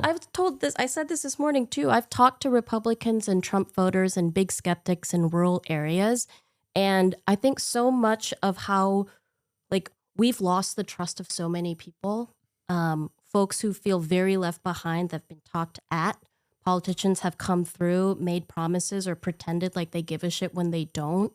And I think being the restaurant worker and the single mom, the person who's showing up not as a career politician, but as someone whose livelihood is also on the line, that relatability matters. And I think it's important to put in the work to actually build trusted relationships, to be able to build trust back into government that it can do something good for you. Hell yeah. Speaking of doing good, you want to expand Badger Care. It's one of your top line promises. Yeah. And Wisconsin is one of the, I believe, 10 states left in the entire country that still hasn't fully expanded Medicaid. Wisconsin Republicans have blocked it for more than a decade, turning down billions of federal dollars and leaving people stuck in the coverage gap. Remember, for chatters that don't know, Medicaid expansion is purely partisan. The fact that Republicans refuse to expand it, and the fact that many red states have had to fight for ballot access so that they could push for it via ballot measure that they voted on, implies that the only thing here that's standing in the way of people living in Wisconsin and having access to additional billions of federal dollars subsidies is just the Republican Party.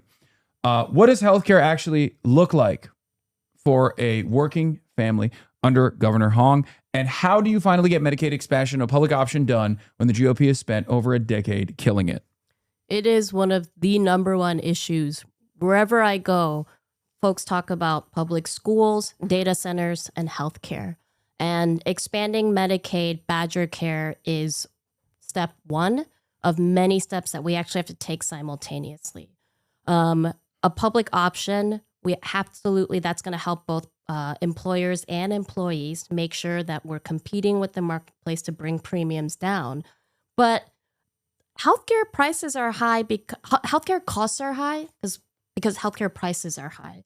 So if we aren't taking on the way that hospitals might be charging insurance companies 4 or 5 times more than what they're getting reimbursed for Medicare, and then consumers, the people are at risk of having higher premiums because people are jacking around and fucking around with prices, you're in a cold war between insurance companies and hospitals. And so in addition to actually investing in public option and expanding Medicaid, we have to be willing and unafraid to regulate, to bring down hospital prices, to make sure that we're cracking down on insurance claim denials and going after a way that some hospitals may not pay any taxes on their profits at all. If you don't do these things simultaneously, we can't actually sustainably have fair, cheaper healthcare for everyone, which is what folks deserve. And I think that's the piece that we don't hear enough from politicians, is that we have to be able to, I want regulate to be a fun word and not a dirty word. Yeah. Good governance and reinstilling confidence that your government will help you out, I think is a primary priority. We talked about healthcare briefly, but you also co-sponsored a bill to create a state-owned public bank modeled on the Bank of North Dakota, famously a communist state, which is the only one of its kind in the country. And also, by the way, as far as publicly owned grocery stores, another communist policy that's being implemented in communist Indiana, another, again, communist state. But yeah, so it's the only one of its kind in the country. Why has a state bank thrived for over a century in a deep red state like North Dakota? And how would it let Wisconsin invest in farms and small businesses instead of shipping money off to Wall Street? That piece right there. We want our money in our communities to stay in our communities. So many farmers, especially, just getting completely bogged down and harmed by rising tariffs, by big ag, not being able to access loans because these financial institutions care more about the profits than the actual people who need the loans. We have a public bank to then have lower interest or no interest loans going out to create predictable financing for housing development and affordable housing projects, to help small business owners, businesses owned by people of color, to be able to scale or sustain. The reason folks have, they've been hesitant or don't want to do this, because then you're directly competing with these large for-profit banks that are not actually interested in creating commerce or having a strong economy in their community. It's more predatory. If it's under the state, it's actually regulated and making sure that it's the public's interest that the state is financing and not working with private commerce. Yeah. Okay. I have a campaign idea. Okay. Francisca Hong, no woke Wall Street bankers. Keep the bank in Wisconsin. Anti-woke bankers only. Can we just do the last part? Keep the bank in Wisconsin. None of that woke Wall Street stuff. No woke Wall Street. No DEI bankers from Wall Street. No woke Wall Street. Public banks only. Yeah. It's anti-woke. We should package it as this is how it works. Anti-woke bankers only. They're saying, and this is why he don't run, chat. Just flies off the tongue, bro. Okay, calm down, guys. I'm trying. We love good alliteration. No woke Wall Street. Yeah. Okay. Your mother was a public school music teacher whose first year of teaching coincided with Scott Walker, which is seen as, I think, a demonic figure in the state. He destroyed it. Yeah. And he's now fighting for relevancy. It's really quite sad. Yeah. Scott Walker ramming Act 10 through the legislature. You've said that protesting Act 10 with your mother was your first ever protest. Now you're running for governor on a platform to put a stake in Act 10 and enshrine a constitutional right to organize. Can you explain to viewers how Act 10 stripped so many workers off their collective bargaining rights and how your mother's experience shaped your political vision? So I do have to come clean. My first protest was when I walked out with my classmates in high school protesting the war in Iraq. But my first protest with my parents was Act 10. Now, Francesca Hong, can you trust her? She lied about what her first protest was. First protest with my parents. Okay. The family protest is a separate protest. So Act 10, because the way that you go after working class people and movements is to dismantle the power of workers to organize. And so Act 10 stripped all public sector workers of a union. Now, it's not enough to make sure that we repeal Act 10, which we can do through legislation or it can get struck down in the courts. However, we want to make sure that a bill like Act 10 never comes up again.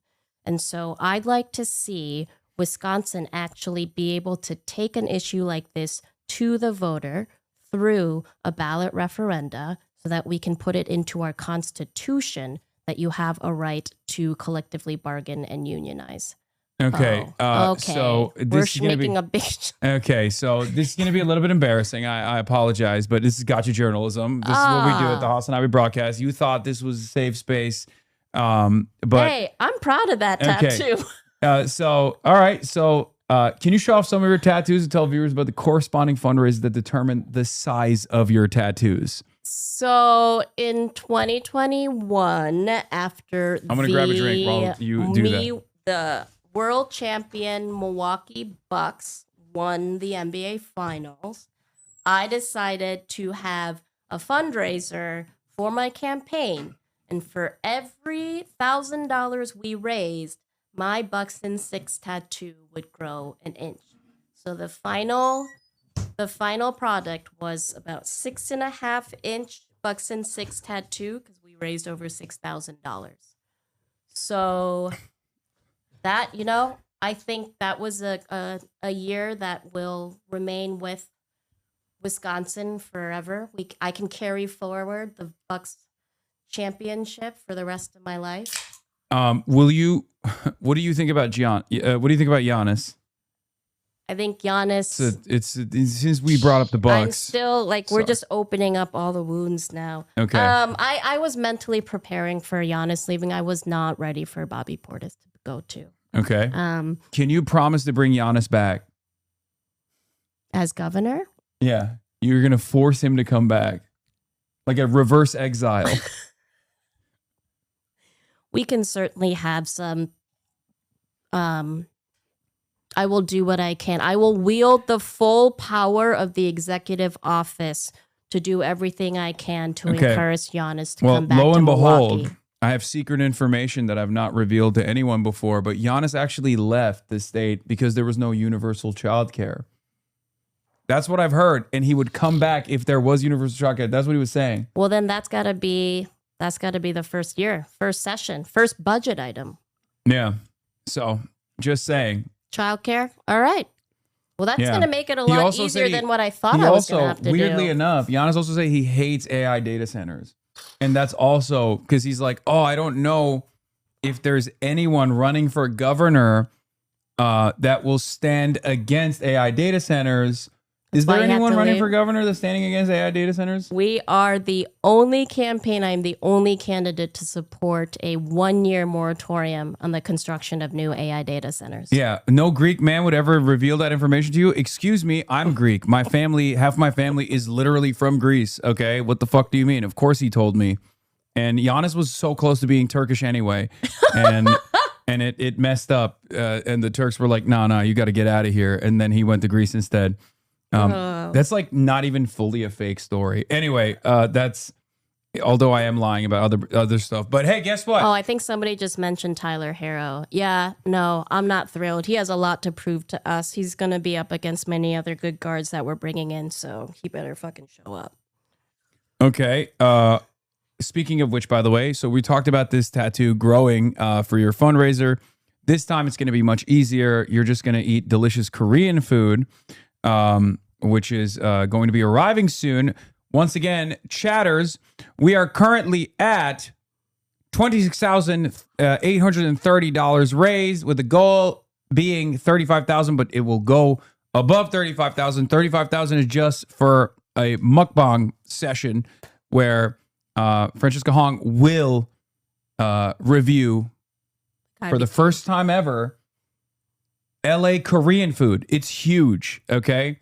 This will change her life, possibly. You can be there to be that change. It was my expectation that there was going to have to be something life-changing that happened today. This could be it. So now let's get back to some less serious, but still fairly serious stuff going on. You have a race coming up. The Democratic Party primaries are coming up. One of your primary opponents is Lieutenant Governor Sarah Rodriguez, and she just consolidated the moderate wing of the party after Missy Hughes dropped out to endorse her. She's backed by over $5 million in independent expenditures. You're running an avowedly grassroots campaign that completely rejects corporate PAC money. How does running a campaign powered by working class donors and working class energy neutralize this massive financial advantage that Lieutenant Governor Sarah Rodriguez has?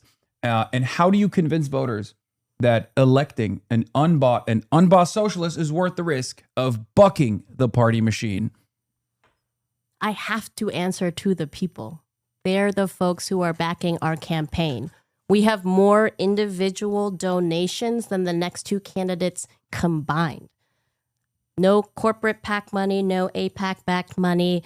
This is ensuring that literally the folks who are powering our campaign are who I answer to, not special interests and not lobby. We have already hit over 40,000 doors in our state.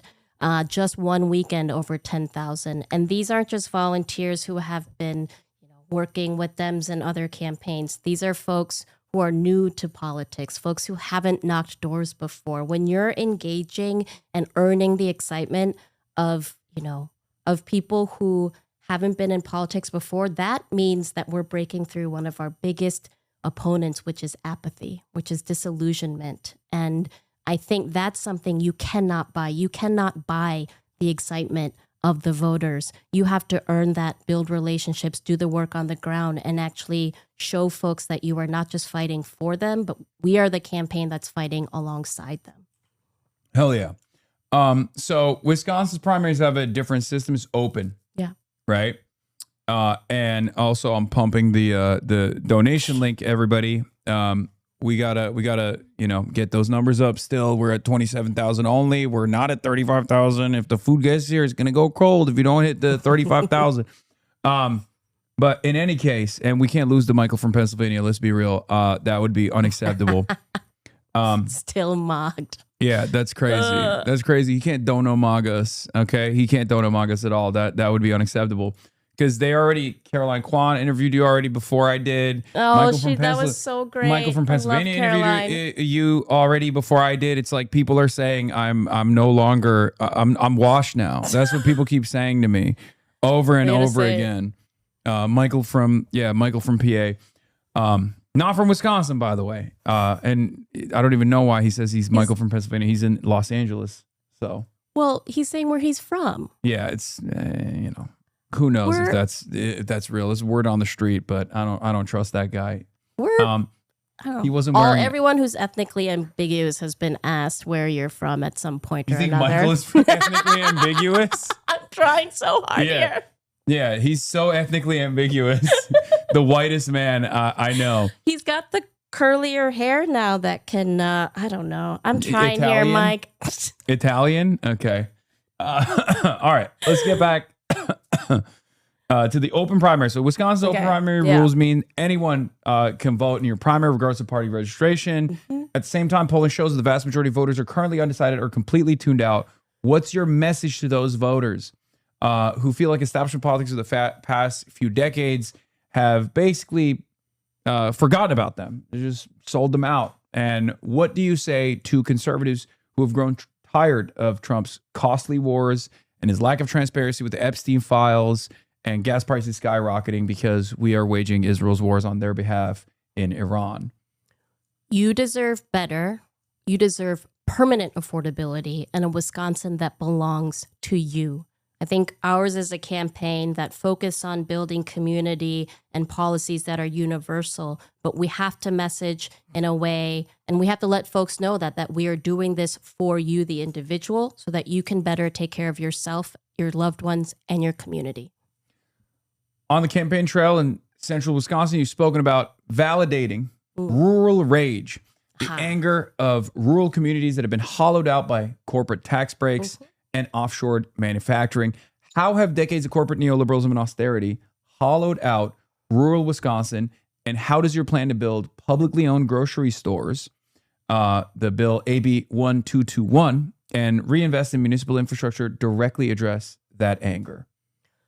One of the things that rural folks really get excited about when our campaign comes through to meet with them is the younger folks in the area who show up for us, who are now showing up to meet with some of these county party leaders who are generally white and over the age of 65. And we're showing folks that, look, a different type of politics is possible that will bring in a different type of policy. Because these are areas where middle manufacturing, paper mills have shut down. They went overseas. These are places where GM plants and, good paying union jobs with good benefits, they were shipped overseas. And so when we focus not only on bringing in middle manufacturing, good jobs through public grocery stores and investing in infrastructure, but we think about a green bank with green new jobs that are powered by union jobs, and we're investing in clean energy infrastructure, updating schools to be green schools. We're talking about good jobs to update municipal buildings and fucking fix the potholes in the roads. And so there's been a manufactured divide and resentment with policy that pits urban and rural against one another. But it's because they're policies that favor corporate greed and corporate profit that's happened, not because, we're trying to create that. It's not about a manufactured divide. It's about making sure working class people have opportunity in their community to keep money in their community. Okay, I like that. But what if my suggestion to you was billions of dollars in tax breaks for AI data centers instead of fixing the potholes and also rural infrastructure alongside urban infrastructure? So we got data centers in Wisconsin right now, need more. They're exempt. They don't pay sales and use tax. If we were to delete in our Control-Alt-Delete plan for data centers, those corporate subsidies and exemptions, we're looking at $2.1 billion that we can put into public transit, clean infrastructure, and fixing the damn roads. That's a Tony Evers quote. Who needs to get on the bus or even drive on roads that you have to have adequate suspension on when you can feel the joy of paying extra for your electricity bill because there's an AI data center down the road that's sucking up all of the energy and also humming and creating environmental catastrophe as well? Yeah, I think that money can be used in better ways. I think that we should be taxing the billionaires and the ultra rich and having a wealth tax so that finally our money is staying in our communities as opposed to our money paying for the tax breaks of some of the wealthiest people in Wisconsin and paying for these companies to have lobbyists to then line up and basically be a puppeteer for politicians. I think the money that goes to lobbyists from corporations that come from breaks that we pay for, that in itself is a fucking abomination too. So let's talk about cranes and trains. Not so big on the cranes in general, but I definitely love trains. You're the only candidate, as we've adequately mentioned, who is calling for a moratorium on data centers. And Wisconsin still wants to hand big tech more than $2 billion in tax breaks. Your cranes and trains plan says take that money, hire the exact same union workers, take that exact same money, and instead of building an empty server farm that jacks up everyone's electricity bill, we build homes for people can afford, a greener grid, schools and transit that actually works. How do you envision using Wisconsin's multi-billion-dollar surplus to build bridges and trains for the engineer in Milwaukee, the dairy farmer in Green Bay, and the student in Madison, rather than gifting tax breaks to big tech companies? I think the entire vision and what Wisconsinites need to remember is that this state belongs to them and not these big tech companies and not these outside contracts that are coming in, and they're not putting our workers first or putting in project labor agreements. And I think in order for us to grow working class people power, we have to be the ones to have democratic control of the economy, which is why we have to put this money as opposed to subsidizing data centers and big tech. We actually put it into the communities, what they're demanding, to help make communities safer, more affordable, and more sustainable for our kids. Okay. I'm going to stay on the AI data center situation because Microsoft is turning the old Foxconn graveyard into a data center. Many in Wisconsin remember that the Foxconn deal was a disaster. We got Foxconned. Yeah, complete failure. Scott Walker promised $10 billion in 13,000 jobs. Wisconsin ended up getting a fraction of the jobs, hundreds of millions in local infrastructure debt, and nearly 100 families' homes were bulldozed for a factory that never really came. As governor, how do you break Wisconsin's addiction to bribing corporations that never end up delivering? I think they got to pay up front. We have to talk about, instead of cutting deals where many of these developers and AI companies are actually operating on borrowed money, right? And so going into a financial agreement, taking on that much risk with taxpayer money is deeply irresponsible. So I think if they're going to build here, they need to pay first. If they're going to be able to if they want to use something for surveillance to compromise our natural resources and compromise public health, we have to, I think, make Wisconsin a more hostile state to some of these larger corporations and not be in a situation where we're having to clean up because Foxconn was nowhere near its promise of how many jobs they were going to bring. So speaking of being hostile or being a more hostile state, I have a proposal. Wall Street. Oh God, why did you take such a big gulp? Oh no. Okay. I'm I have a already proposal. bracing myself. Okay. In China, there's this statue of a former emperor, and people go up to that statue and slap it. I don't know if you've ever seen it. Like, people take their shoes off and they'll like hit the statue for thousands of years. Thousands of years of shame. And it's a shame statue. I propose building a Scott Walker statue that people can go to and slap it up and spit on if they want to. Do you feel like this would take out some of the frustration that Wisconsinites are feeling? And it would be relatively cheap. You could even charge people at certain points at entry.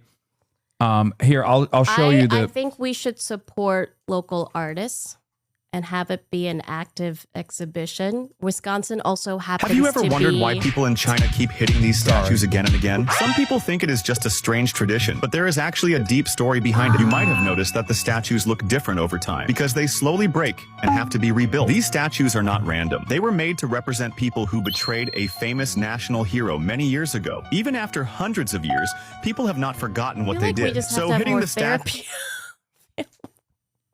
Would you, do you, okay, this is like low key kind of a go to proposal. I was just joking, but what if local artists made Scott Walker statues and then people could do that? That's where I'm at, is Wisconsin is actually last or second to last in arts funding. And it's an absolute embarrassment. States like Minnesota actually have a portion of their sales tax that goes to like a heritage and cultural preservation fund where they actually fund arts. So if this means that we are commissioning local artists, that they are paid well, that it can contribute to a broader creative economy, that it remains this kind of like active exhibition, I would consider it.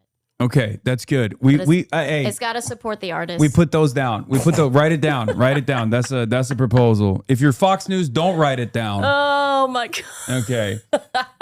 All right. So let's get back to more serious stuff, even though I feel like the Scott Walker statue thing is kind of cool and kind of serious. Also, we made it over the finish line, I believe. Or no, wait, no, we haven't. $34,980. The goal being $35,000. We need $20 more, chat. Open your wallets. Or is it not 20? No, I think it is literally. Isn't it $20? Am I doing the math wrong? Yeah, $20 over the finish line. $20. Yeah. Who's going to be the last 20? Who's going to be the last 20? Who's gonna be the last $20? It should be Mike. Yeah. Run it up. Run it up. Yeah, Mike is getting donation mogged. It's not a big deal. And we're not going to stop at that either, by the way. Oh, now the new goal is $50,000. Look at that. We didn't even hit the 35 and you guys already expanded the donation goal to 50 grand. Okay, that's fine. We can hit that too. We'll hit that as well. All right. So I can't get speaking over of which, now that we got the 35,000, first set of mukbang for you is Hannah. Hannah's got another gift for Hannah. you. It's not just this soda. We got something else for you as well, even though I thought it was disrespectful a little bit because it's microwaved, but here it is. What is that? What is it, Hannah? Red bean pancake. Oh, thank you. So we got you red bean pancake for... It's air fried. Air fried red bean pancake, which I Cute feel napkins. like as Hannah, did you pick these out? I like these napkins we too. that's my mom. My Well, mom your picked mom's them. got great taste Oh. in napkins. Thank you. What is this tray too? That I think is also my mom. just Most talk of the about stuff this in quick? this house is is things that my mom they're picked. like price. The lips that touch Welch's are all that touch mine. Yeah, it's an old magazine, I think, right? Or the National Drink Magazine. Lovely. Well, thank you for the pancake. Okay. All right. Getting back to some of the questions that I have here for Okay. you. Okay. So, Public Service Commission recently forced We Energies to make tech companies pay 100% of the generation costs for their data centers, rejecting a corporate handout that would have forced residential ratepayers to subsidize 25% of those costs. Yet We Energies is still trying to bypass this ruling by filing a separate rate case to jack up residential utility rates by over 9%. How will you prevent utilities from using data centers as a pretext to squeeze working families? Well, we have to make sure the Public Service Commission has statutes in place that actually give them, enforcement mechanisms to reject rate hikes. We also have to make sure that there are transparency measures and accountability reports where these utility companies, We Energies, has to actually show where the rate hike money is going, how they're going to use it, provide the auditing report so that we know it's not going to line a pocket of an executive, that it's actually going to make improvements in the grid or invest in renewable energy. And it's a step in making in the broader goal, which has to be allowing local municipalities to have publicly owned utilities. Yeah. Also, you introduced the Keep Families Together bill, getting into ICE a little bit, to completely ban local law enforcement from collaborating with ICE and prevent federal agents from terrorizing families at schools, libraries, daycares. As governor, what's your vision for protecting immigrants to ensure that ICE isn't ripping apart Wisconsin families? Also, our food is here. Kaibi Jim is here. Yeah. Oh my gosh. But yeah, how will you stop ICE from ripping apart neighborhoods and families? Well, I think it's paramount that the executive, again, wield to the fullest extent the power to ensure that we're protecting all communities from the enforcers of fascism, which is ICE. The Keep Families Together package ensures that we prohibit 287G agreements or local law enforcement from cooperating with ICE. We also have to make sure that we are giving the Attorney General's office full jurisdiction to be able to sue and prosecute individual ICE agents, as well as district attorneys at the district level, and that state money can go towards immigrant justice organizations to help fund different mutual aid efforts, legal observer trainings, know your rights trainings.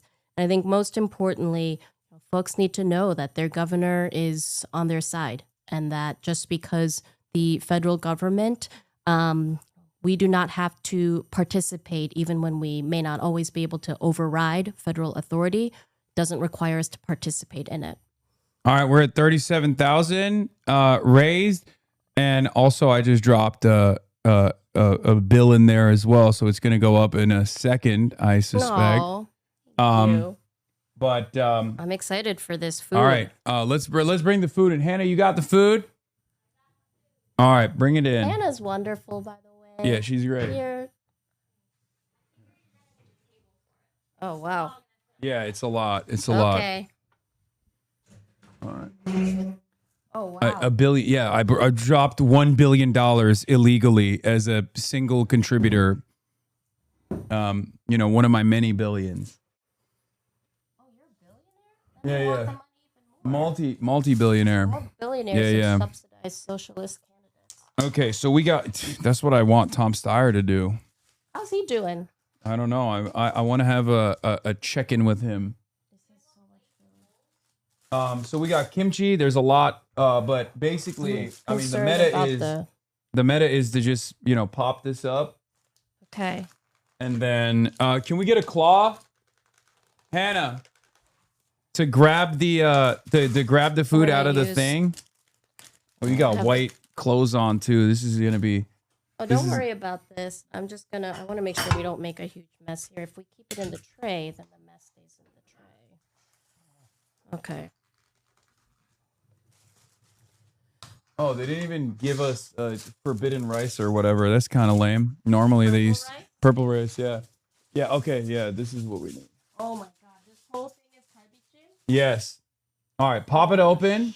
Pop it open and let's see what your first reaction is.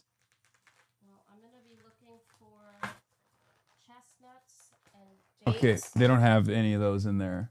What the fuck is this, cheese? Nope. No! Nope. No! Okay, try it. You're putting cheese on kalbi? I didn't. They do it. I don't know. Why? Okay, is but this? okay, but give it a try. But give it a try. But give it a try. But give it a try. But give it a try. This feels fucking sacrilegious. Okay, give it a try. You have ruined kalbi by putting cheese on everything, and I come from the dairy state. I fucking love cheese. But we shouldn't be. Oh, I'm gonna. I'm not even listening to your slander. Let me Look at that cheese pull. Oh. I mean, just call it something else. I was expecting kalbi and why? But there's duck in this too, so this is tteokbokki. This is just a mashup. This is the worst of fusion food. Oh my god. So there are actually pieces of kalbi in here. Mm-hmm. With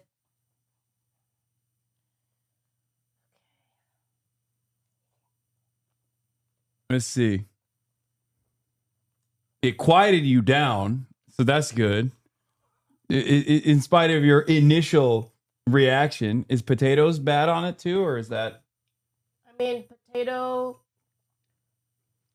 potatoes, carrot, garlic, sometimes like little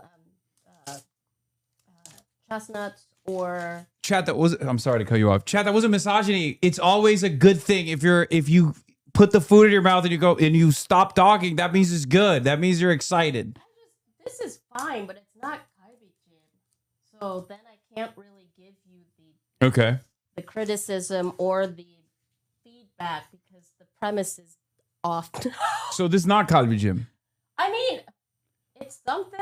It has kalbi in it. It was braised. Jim means braised. Oh my god. Oh my god. Well, we're double starching with rice cakes and rice. I get it. I don't get it. Why? Okay, so the cheese on the Korean food craze started, I want to say a couple years ago, and I didn't understand it. This is very. I have a lot of feelings now. I'm sorry. I'm gonna give myself a minute here. Sip on my traditional Korean Can I ask you a thing Sprite. about this actually? So one of the things I wanted to ask you, and you got to get closer to the mic. Sorry. Yeah. But one of the things I wanted to ask you is, cheese on Korean food has to be a byproduct of the Korean War, right? Like I assume that because there's no it doesn't exist in like Asian cuisine for the most part. Cheese is not supposed to be in Asian cuisine like that. No, I mean, I think that's. I don't know if I could pinpoint it to a certain day, but dishes like budae-jjigae that has, spam traditionally or hot dogs and kimchi, and you boil it with other vegetables. That's very much a dish from the war. And American, Korea has one of the largest, if not the largest, American military presence outside of the U.S. But I think the cheese thing It's like a new evolution? I think it's newer, and I think I'm going to go ahead and blame some white male chefs who thought they were building something innovative and took fusion food in the wrong direction. But people love it, and if it tastes good, great. You can't tell me this is kalbi jjim. So it's not kalbi jjim, but do you like it? Like, what's your assessment over it on it in general? Now it's hard because I'm going in with this very visceral reaction of seeing cheese. Okay, I'll have some more and let you know. Oh, wow. This is... I would be more devastated if I wasn't eating my favorite food right now. Like, I'll be honest, like, it's one of those things where... I mean, I get it. Like, I'm Turkish, and there are a lot of places that say, this is authentic Turkish food, and then you have it, and you're like, this is not authentic Turkish food. It kind of sucks. I don't even think this is cultural appropriation. I think it's just... Like, it can be different cuisine. Like, that's... You would think that with the cheese and the Korean, like, for me, as a Korean American born and raised in Wisconsin, this should be a happy thing, but it makes me very angry. Damn. But not the best feeling to invoke. But I'm so glad you're enjoying it. When I came in hot. When I'm I so came in glad hot, you're it was like, this is enjoying my it. favorite Korean food. And LA Korean food mogs. It turns out it doesn't mog. I wonder if someone else can speak to when this cheese phenomena happened. But I feel like right now there are more white people who can speak Korean better than I can. Like, as a Korean who grew up in a time where, especially in a place like Wisconsin, where being Korean wasn't cool, and if anything, like, your proximity to whiteness was your social capital as a way to kind of protect yourself. Yeah. I did club soccer and theater. The two least Korean American things for, well, actually maybe not soccer anymore. God damn it, we had a terrible showing. But and now it's like so cool to be Korean. I'm good, love. Thank you. I have many mixed feelings about how Korean culture has become this phenomena, and now I'm like, am I cool enough to be Korean? But I'm gonna go ahead and blame TikTok for this.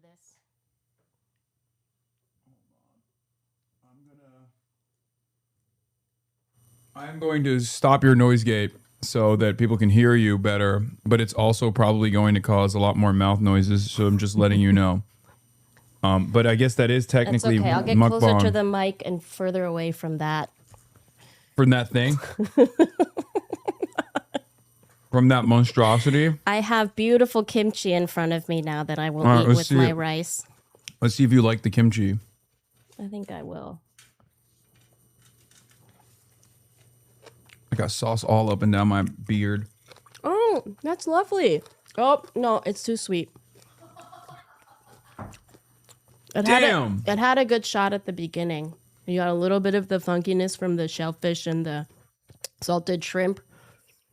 And that's the other thing. I feel like a lot of Korean food got very sweet, and I'm going to go ahead and blame, white folks for that too.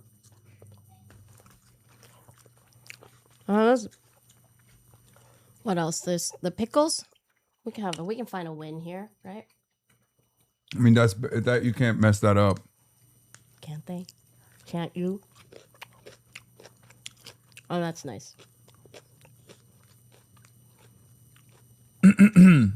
So, I have some more questions, and I know you don't have a lot of time left. So, I'm going to burn through them as fast as I can. You have no Secret Police Act imposing severe consequences on, including a felony charge and a $100,000 fine on any law enforcement officer who covers their faces, hide their name, and or conducts arrests without identifying themselves.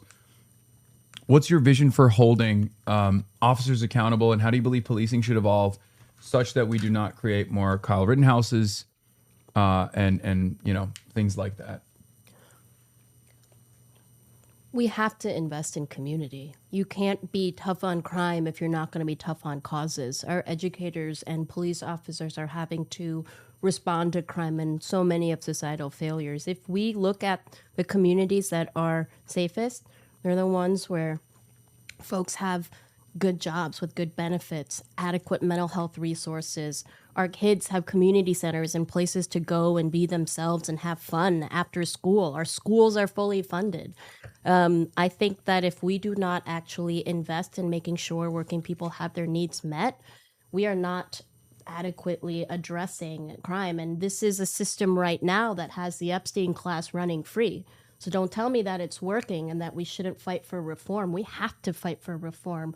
You mentioned before that, childcare costs have now exceeded a year of tuition for UW-Madison. Well, it costs more than that to incarcerate one person in the state of Wisconsin. And Wisconsin incarcerates Black men at a disproportionately high rate, higher than most states across the country. So this is not working. And if we want to be serious about public safety, if we are serious about crime and actually making sure that our kids have a future, we have to invest in community first. Police are a response to crime, and right now they're responding to a lot of things that aren't crime and then creating more violence. Yeah. We're also at 46,000, I think. Holy shit. Yeah. I might have poisoned you with bad Korean food, but at least, We just don't have to call it Korean food, and it's okay. Okay. We can have, and I hope Sun Nongdan don't fault me. I think you made. I love this place, and I will forever great. ride for it. It's so great. it's fine that you don't like it. It's okay. And maybe I'd be more sad if I wasn't eating this delicious food right now. And if you had just told me it was not if you didn't tell me it was kalbijim, I would be enjoying that. Okay. You queued me up. Well, that's what it says on the menu. Yeah, you queued this up to fail. They queued it up. They set it up. That has to be like an add-on for cheese, though. They wouldn't put it on the menu with cheese on it. Like No, these that has is to be a add-ons. that is an add-on. Yeah, the rice cakes are an add-on. What? The cheese is an add-on. I added on because that's. Oh, so you did this? No, but they added on and when you go there. Yeah. And you order it, yes, the cheese and rice cakes are add-ons, yes. So sometimes one of the more annoying things that would happen in the restaurant is when you have folks who are like lots of substitutions, lots of add-ons. No, this is like like it's not. I don't like randomly decide to put cheese on. I know it. these are available as add-ons to enhance the meal and the dish. Yeah. No, Again, had I known this was the product or this was the dish, that's very mukbang-y. Did everyone see the cheese pull? Yeah. I think that's what food You hate it. people... You hate me. You're like, I'm doing a ban. I'm doing a HasanAbi ban from the state if I win the race. I love cheese and I love kalbijim, and I just don't want to see them together. Okay. But they're both delicious on their own. Are you gonna open the gifts that we brought you? Yes. But let me ask you another question before we do that. Sorry, I know we're running out of time. It's okay. During your 2024 primary, you broke with the party line to back the uncommitted movement to protest the genocide of Palestinians, and you drafted a state legislative letter demanding an immediate ceasefire. You also introduced a clean repeal of the former Governor Walker's anti-BDS laws. Mm-hmm. How do you connect the struggles of the working class in Wisconsin to the billions of federal taxpayer dollars spent on funding military conflicts and bombings abroad? I think at its core, Palestinian liberation is intrinsically entwined and connected to the liberation of all of us. So at the state level, ensuring that we don't have anti-BDS laws, that we protect the right to protest and free speech, that we... The uninstructed movement in Wisconsin, That was also an exercise of free speech, and I think direct democracy in letting our elected officials know what we cared about, what we needed them to do, giving them a lane to course correct. So I think working class people, we shouldn't see our tax dollars going to fund genocide and forever wars when we don't have folks here who have access to housing, that we've got kids who are hungry in Wisconsin and across the country. It's unacceptable. And so investing in and fighting for human rights, that's also who I am and why I'm a democratic socialist too, because democracy, human rights, and fairness, those are the principles that, that's what dictates the policy that I'm fighting for. Hell yeah. Wisconsin is the only state in the Midwest without medical marijuana, one of 9 nationally. So 1 of 10 for no Medicaid expansion, 1 of 9 for no medical marijuana. Wisconsinites often drive the neighboring states to purchase weed. Yeah. Which means millions of dollars of potential tax revenue is just leaving the state. As governor, will you legalize medical marijuana? And if so, will you also allow, or will you also push to legalize it recreationally?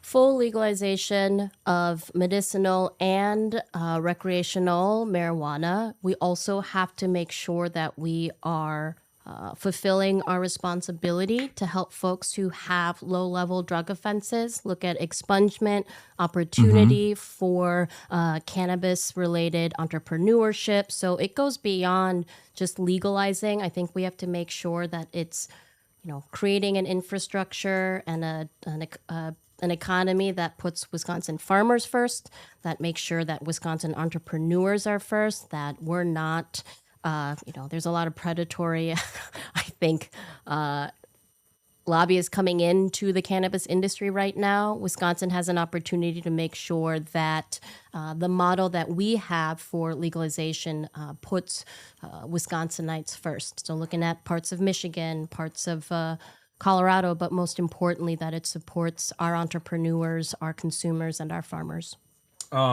Okay, so this is you kind of already did this from the start, but this is what I call the Zoran question. It's like clearly definable policies. Yeah. What are your top 5 priorities for Wisconsin, and how would you go about implementing them? Public education, fairer, cheaper health care, shared revenue, child care, and housing. And so public education, if we want to maintain a democracy in our state and this country, we must invest in what is the last remaining democratic institution. That's public education. So supporting our public schools, making sure that there's fair, cheaper healthcare through the expansion of Medicaid, investing in a public option, and ensuring that we are controlling and regulating healthcare prices to bring healthcare costs down. Talked about shared revenue. Now, this is really important because the state of Wisconsin has been hoarding a lot of our tax dollars away from our local municipalities. And if we want to make a meaningful difference in people's lives in just 2 years, one of the best ways we'll be able to do that is to make sure that our cities and towns have enough resources to fund our libraries, to fix our roads, to make sure that, things that people are thinking about, stoplights, roundabouts, what have you, that local governments have what they need to be able to provide the essential services, fire and EMS, housing. This is something we hear about everywhere. We're going to be able to maintain and lower rent costs by having tenant protections and making sure that we're building permanent affordable housing, increasing density, and having an actual housing agency, not just a pseudo-governmental housing authority. And then the childcare. That has to be lowering to no more than 7% of anyone's annual income should go to childcare, but we move towards building fully subsidized childcare for those folks of family of 4 making under $115,000. That was great. Now we're going to do rapid fire. Super easy, super simple. Rapid fire. Do you support repealing Act 10? Yes. Universal child care? Yes. Free school meals? Yes. Guaranteed pay leave? Yes. Abolishing ICE? Yes. A 1-year data center moratorium? Yes. Breaking up big ag? Yes. Public grocery stores? Yes. Right to repair? Yes. Legalizing cannabis. Yes. Overturning Citizens United. Yes. A workers' bill of rights. Yes. A free Palestine. Yes. A Scott Walker statue that people can go to that are made by local artisans and craftsmen that people can slap up if they want to. Tentatively, yes. Okay, I tried to sneak that in there. I was like, oh, we got the momentum. Like you're saying yes to everything. Maybe I could catch you. Damn it. Well, thank you so much for coming on. This was an incredible experience. Your primary's on August 11th. You're dancing between first and second in the polls right now. There's some consolidation taking place because obviously you've had a lot of momentum, and centrist Democrats are definitely very scared of having responsive politics in any state. This would be a significant victory for people in Wisconsin, but also for democratic socialism as well, to prove once and for all that these policies are universal, that they're not just pie in the sky ideals. Yeah. That this is what good governance is, and for people hearing you for the first time today, what do you want them to understand about your convictions, and how can people contribute to your campaign? What are some areas of need for you? We're almost at $50,000. Oh my God. Well, 47,500. We can't hit 50. What are you guys doing? I will say that as goes Wisconsin, as goes the country. If we have this grassroots community-powered campaign taking on the status quo, the establishment donors and Dems who don't want us to imagine better, to dream better. If we are the campaign that will actually go back to our progressive roots in Wisconsin and build something better. So where socialism was born in Wisconsin, unemployment insurance, Social Security, kindergarten. Shout out to Mike. I'm going back to some of our history. But the thing is, if we're able to show the rest of the country that we can have a different type of politics in a purple state where working class people are choosing to have more power and actually have a government that is going to put them first, that changes the game for the entire country. So working class people power means, more organizers, more folks going out for DSA. I think that everyone needs to be paying attention to what's going on in Wisconsin, because what happens here is a potential foreshadowing of what's to happen in the future. Hell yeah. So let's look at what you got me. Francesca Hong's strongest soldier. Reagan fucked us, pal. I've seen that. It's true. Yep. Oh my God. No. This is like a K-pop Shout out fan to, card. Yeah, that's from Lizzie. That's amazing. Yep. I love that. That's Brand a strongest. local artist too, Altadena. Okay, what do we got in here? Oh God. What is Madison DSA trucker hat? That's crazy. You betcha. That's crazy. That's our home chapter. Okay, hell yeah. I don't even have one of those yet. When am I gonna get one of those, Madsa? Oh yeah, no, I get special privilege. What is this? What? DSA? Wait, Milwaukee DSA? What is this supposed to be? They're ear covers. Wait, they're a it's headband so that you keep your ears warm. Yeah. Like that? Mm-hmm. Okay, it's a little bit too big for my head, but I think that's because Well, I mean, I have a big head. I have a normal size head. Shut up, Chad. Shut up, I Chad. think maybe they assumed. No, it looks great. Okay. We got a beanie. Milwaukee DSA beanie. I gotta say, my home chapter there. You guys are going so hard with this. Oh my God. That looks. See, I'm a beanie person, so I have to say that also looks in great. LA, there's not a lot of opportunities to wear beanies, but What are you talking about? Folks are out in like a fucking parka. It's 70 degrees out. yeah, we do. We're gonna see people, and it's. Don't you think there are folks who wear beanies inside? You could Yeah, be- Tim Pool. Shout out Tim Pool. Okay, so we got Hotties for Hong. With the sleeves pre-cut. That's crazy. That's crazy. I know there's some Shout out HasanAbi heads that are going to Renee really and appreciate Lizzie. that. Yep. They're gonna appreciate that. You know, I gotta rock that. And then Reagan fucked up. Wait, this is also sleeveless. What is going on? Okay, people on your team are like, it's enough. Enough I with have the the suits. best team. They were like, enough with the fucking suits.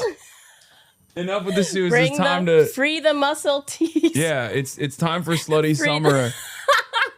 Okay. This was amazing. so Thank you so great. much. Thanks so much for having us. In person by August 11th, by mail postmark by July 22nd, online July 22nd. Again, it's open. It's an open primary, so you don't have to have like party affiliation to be able to vote. And that actually also potentially creates new threats, in my opinion, as well, a little bit. If there is, I think Democrats are going to try to pull all the stops here. I am a little bit worried about like establishment Democrats just like trying to pull all stops, because the more this momentum builds, the more they're like, we have to make sure that there's a corporate do nothing Democrat, and we have to out organize them, and we have to outfront. We can't out fundraise them usually because outside money is super easy to come by for people like that. You're never going to get that, obviously, which is why these sorts of fundraisers are also important. Which is why I was urging you guys to donate, but they got the money, but we got the people. And, I'm very excited to see where this goes, and I can help out in any way. Hopefully, maybe I'll come to Wisconsin. We would love to have you in Wisconsin. I'll be able to show you some really good cheese. That isn't I love high cheese. beach, Jim. I'm a cheesehead. We have the best cheese in the world. Also, yeah, you guys have a communist sports team. Oh, our beloved Packers. When Yeah. people ask me about socialism, I say the 3 Ps: Packers, public schools, and potholes. We can make a connection to how all of that works together. I feel very, very confident about everything here, straight up. We still haven't hit 50K. That's crazy. We have $49,837 raised. We can't hit 50K. Embarrassing, chat. Open up your wallets right now, one last time. Let's get it. Let's get it over the finish line. Let's get it over the 50,000 line. So what's it going to take for you to come out to Wisconsin? Well, 50,000. If we fundraise 50,000, I'll come out to Wisconsin. I know. We'll talk about it. I said it already, I think, to your team before, but like if there's any like events or any rally or anything like that, we can set something up, and I can certainly pull up, maybe alongside some other candidates that have already endorsed you. And we'll set something up together. That would be great. Hey, folks, remember that we will out-organize them. I need you to stand next to each other. Year. What is happening? My editor says, I need you to stand next to each other to see the height difference, and I'll drop another $25. All right, let's do it. Do you want to do it? Yes, as long as we're hiding this thing. Okay. Uh-oh. All right. Here we go.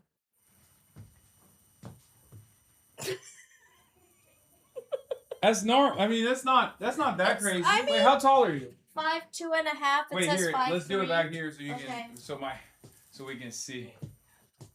That's not that crazy. It's pretty normal. Yeah. There it is. All right. We did it. Well, thank you. Thank you so much. Thanks so much for having me. This was great. This Thanks, was chat. wonderful. Okay. I am going to walk you out, take a photo, and then you guys can get back to the Supreme Court and the devastation that is being offered to the United States of America, potentially. Hold on, let me change that. The law that allows the counting of some mail-in ballots days after Election Day. So it's certainly a blow to President Trump and his efforts, Paula, to reduce mail-in balloting ahead of the midterm elections. That's exactly right. And Pamela, I really do think this is one of the biggest cases of the term. And it's notable that it came out against the Trump administration, because they've been arguing that if the law says that the election has to be held the Tuesday after the first Monday in November, ballots cannot be counted if they come in after that. And this was sort of a test case. If they were able to succeed here and limit those ballots from being counted, it was expected that they could potentially go on to challenge other forms of voting, not exactly on Election Day, in-person voting, those kinds of things. So It's notable here that they lost, and the state of Mississippi, which does allow the counting of mail-in ballots if they arrive after Election Day, as long as they are postmarked by Election Day, that state won, because this is something that is also done in roughly a dozen other states. So this is a really significant case, because we were watching this closely to see if the Trump administration prevailed in this case, where else could they try to go to limit those voting opportunities? So this is a significant loss for the Trump Justice Department. There was also something else that happened at the High Court this morning. The Supreme Court declining to hear President Trump's appeal in the E. Jean Carroll sexual abuse case. So what does this mean for the president? Well, this means that the one of two E. Jean Carroll cases is over, right? There were two verdicts people will remember for defamation, and one of the cases involved alleged sexual assault. The verdict that came out for $5 million has now been upheld. It's over. Donald Trump has to pay E. Jean Carroll $5 million because the Supreme Court declined to take the case. They had actually postponed their decision whether they would take it or not for something like 13 or 14 or 15 times. And then today they said, we are not taking the case. Not surprising. It doesn't have a real constitutional dimension. Therefore, the lower court ruling and the verdict, the $5 million verdict, stands. Donald Trump has to pay that to E. Jean Carroll. We still don't know what's going to happen with the other case, which resulted in the $80 million verdict. That's still going through the appeals process. But Donald Trump does now have to, like it or not, he has to cut a check to E. Jean Carroll. There's nothing he can do about it. We have had quite a number of announcements in just the past hour. I want to turn first, though, to perhaps the biggest one, which is the court's decision on the Federal Reserve and Lisa Cook, certainly one of the biggest ones. So what we have here is SCOTUS rejecting President Donald Trump's attempt to immediately fire Lisa Cook, but in a separate ruling, actually expanding the president's power to fire officials, overturning here nearly a century-old precedent. So, look, Ankush, Lisa Cook aside here, is this in essence an expansion of the president's powers? Oh, yes, this is an extraordinary expansion of the president's powers. And I would flip the order of how I think about these cases. I would start with the case involving the Federal Trade Commissioner, because that basically stands now for the proposition that a 90-year-old case that allowed for independent agencies to be created by Congress has been overruled. And the president now has wide-ranging power, it seems, to fire appointees of these independent, what were supposed to be independent bodies, at will. And so this was how the American regulatory state has been structured for many, many years. Republicans and conservatives have wanted to overturn that structure for decades. So this is a major, major victory for the Republican Party, their policy agenda, their anti-regulatory agenda, and conservative legal activists. The Lisa Cook case represents what I would describe as an exception to that extraordinarily broad power that they've now given Trump. But it's a narrow exception. It appears to apply just to the Federal Reserve. The Supreme Court, conservatives claim that this distinction is based on the history of the Constitution. I don't find that credible. I think this was largely driven by policy considerations and the extreme chaos that a ruling that permitted President Trump to fire Federal Reserve members would have created. I think it's more a practical ruling than a legal philosophical ruling, which is a problem, but I think it helps to explain the distinction and the outcomes. Yeah, and on Lisa Cook, I mean, the Supreme Court said they're not letting the president proceed with removing her from the Federal Reserve, but they did say that the case might go back to a lower court for due process. So does that mean this could be set to continue? It's not yet a done deal. It could be set to continue unless the Trump administration backs off of this. And quite a bit has changed in terms of the president's interest in the Federal Reserve since he was able to appoint Kevin Warsh as the new chair. But you're correct. The way that the decision comes out, it says basically that there's some position in between what the government and Lisa Cook had argued that they say, that the court concludes and says, well, there has to be some sort of notice and hearing provided if the president wants to proceed to fire a Federal Reserve member like this. It can't just be nothing. So whether and to what extent it goes back and then moves forward for more proceedings really depends on whether the Trump administration insists on continuing with this effort, or maybe they just back off because they have gotten a major, major victory in the FTC case. Yeah. Let's turn to the announcement on mail-in voting. That decision, something of a major blow to President Trump, who we know has been dogged in his targeting of mail-in voting. What did you make of that ruling? And just give us the sort of broader context of how we've got here. Stop spamming cum. Yeah, I'm back. I agree with you that it was a bit of a surprise, and it is a bit of a repudiation to Trump's effort to really clamp down on mail-in voting. But I do think it makes sense to think of this decision as it comes against the broader backdrop of the Supreme Court's rulings in the areas of voting rights and redistricting. Because within this same term, we have seen the conservatives, the Republican appointees on the Supreme Court, dramatically water down protections against discrimination in our voting rights areas and in redistricting areas. And mail-in balloting, actually, Trump is a bit of an outlier. The Republican Party as an institution is either agnostic or in favor of mail-in voting, particularly given the composition of their voters and the aging nature of their voters. So this is maybe a repudiation of Trump, but I think this is probably where the Republican Party wanted the case to come out. Overnight, a U.S. official telling ABC News the U.S. and Iran have agreed to halt strikes after a heated weekend of back-and-forth attacks. But Iran has yet to confirm that agreement, this morning insisting they have sole control over the Strait of Hormuz, contradicting the Trump administration. Early Sunday morning, Tehran launching a barrage of missiles and drones at U.S. military sites in Bahrain and Kuwait, while warning that American bases across the region will experience hell in the coming days. A U.S. official telling us all the drones and missiles were intercepted, shot down, or failed to hit their targets, adding there were no casualties or damages to the target. You were heartbroken about the food. I can see the sadness written all over your face. If it's any consolation, I fucking love cheese on everything. It's okay. It's okay. I'm a little heartbroken, but it's fine. It means that she's honest, and that's what you need. You need an honest. She wasn't a politician. She was being honest.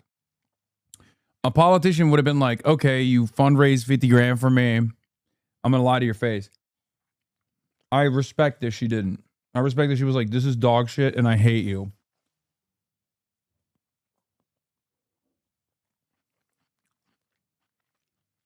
Also, how can I be sad? I'm eating my favorite food, like literally. I don't even care that she didn't like it. More for me. You guys don't understand how good this tastes.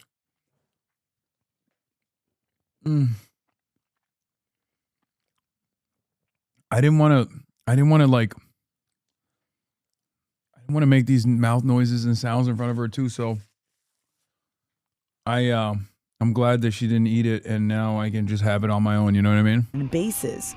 The attack comes after the U.S. struck multiple targets inside Iran in response to an Iranian attack on an oil tanker in the Strait of Hormuz. It marks the second Iranian attack on commercial ships in just the past few days. On Friday, the U.S. struck Iranian drone and missile storage facilities after Tehran targeted another ship in the strait with a drone. This morning, Iranian state media is reporting about $6 billion in frozen assets held in Qatar will be released back to Iran. No word from Qatar on that. Meanwhile, President Trump spent the weekend posting on social media about visiting sites that he plans to renovate here in Washington, D.C., announcing that the Trump administration will now renovate a golf course here in D.C., adding to a growing list of reconstruction projects, Robin. A growing list indeed. All right. Thanks to you, Rachel. Bro, this dude keeps lighting. It's so funny. He keeps lighting the world on fire and then fucking off back to DC and being like, I'm just going to fix a golf course.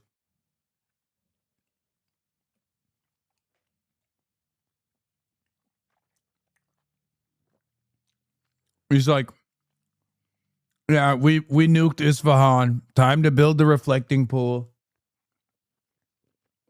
It's like, bro, worry about presidential shit for once, please. Like, normally I would be like, it's great. Every moment he spends on this dumb bullshit is a moment where he's not doing ICE raids or whatever. But honestly, in this circumstance, I'm like, no, please, like, get this fucking ceasefire deal across, you idiot. The fuck is wrong with you?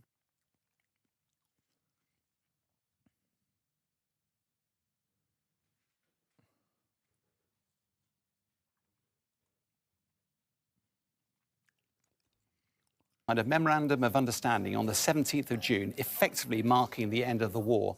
But nearly 2 weeks on, both sides continued to exchange blows. Why is that? Back on Thursday last week, there were reports that Iran had launched a drone at commercial shipping in the Strait of Hormuz. That prompted the Americans to launch a wave of attacks around Iranian targets around the strait. That, in turn, prompted the Iranians to hit military targets, US bases in Kuwait and Bahrain. But the catalyst for all this appears to have been the Iran attack on a commercial vessel. Why would they do that, given that actually both America and Iran are desperately keen to get the Strait of Hormuz opened?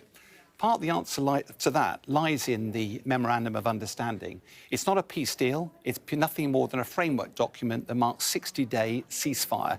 It's more about intent and ambition. It's not much about detail. For example, it talks about both sides refraining from action rather than not acting against each other. It talks about respecting territorial integrity for Iran. Blatantly, that's not happening.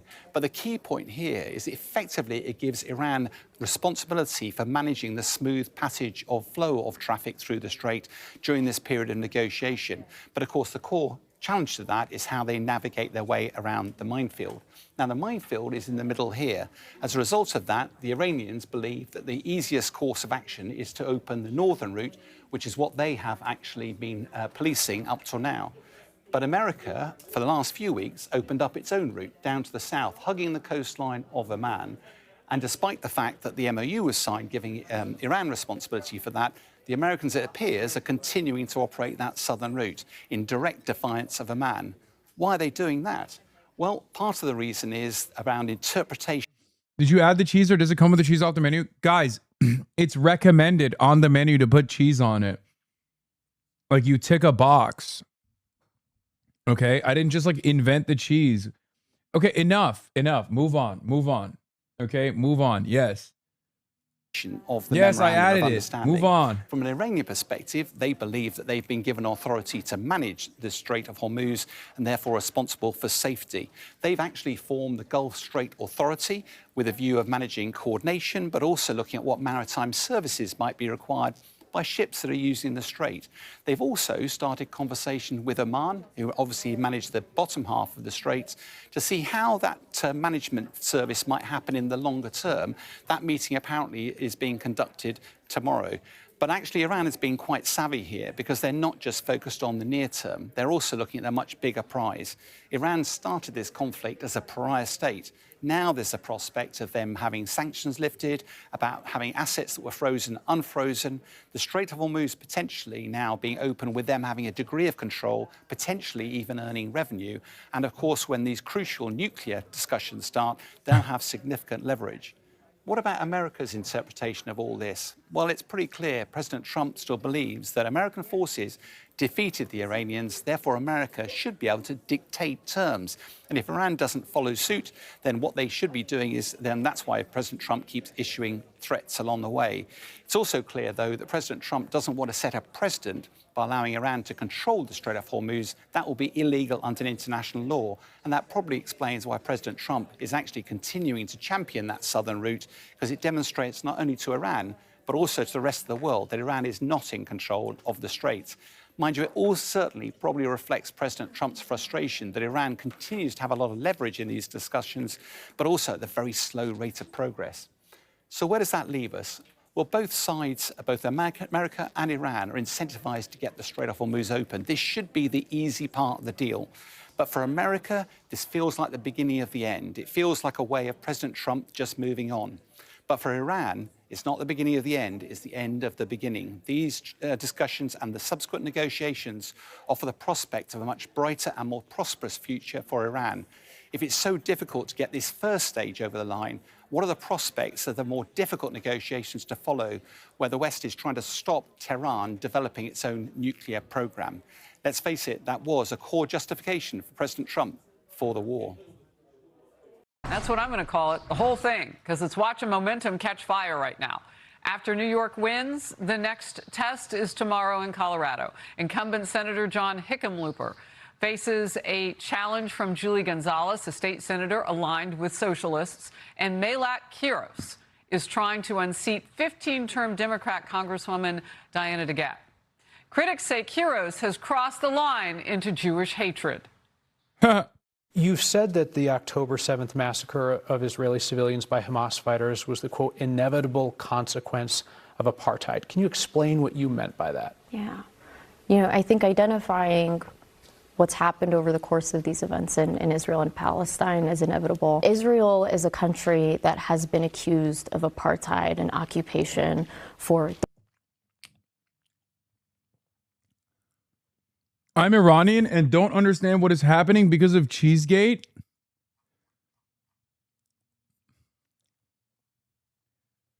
Bro, your country is getting fucking peppered with American strikes and you're over here talking about Cheesegate. That's crazy. Worry about Kubide Gate, bro. There's only one gate you should be worried about. The Gate of Hormuz, okay? The Strait of Hormuz turned Gate of Hormuz. What the hell?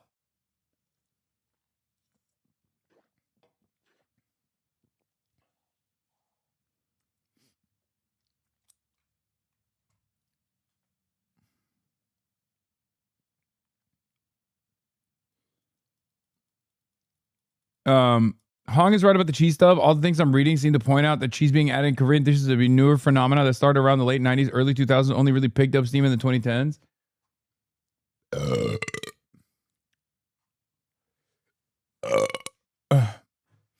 Yes, Hasan, because imagine putting fucking cheese on a kubide. Fair. Fair. Decades now, and has been able to resist any kind of change. Yes, the liberal left has said for decades that is true. We see their hatred on full display. So far, there are only a handful of Democrats that publicly oppose the far left agenda of the Democrat socialists. Wow. Others are talking up how inclusive the party is. Come on, socialists, it's warm. I want us to be a Big Tent party. I think that it's actually a sign of a party that is alive and growing. We are a Big Tent party focused on the ordinary concerns of everyday Americans. We've got to have a Big Tent if we want a majority. One of the things that makes the Democratic Party great is it's a Big Tent party.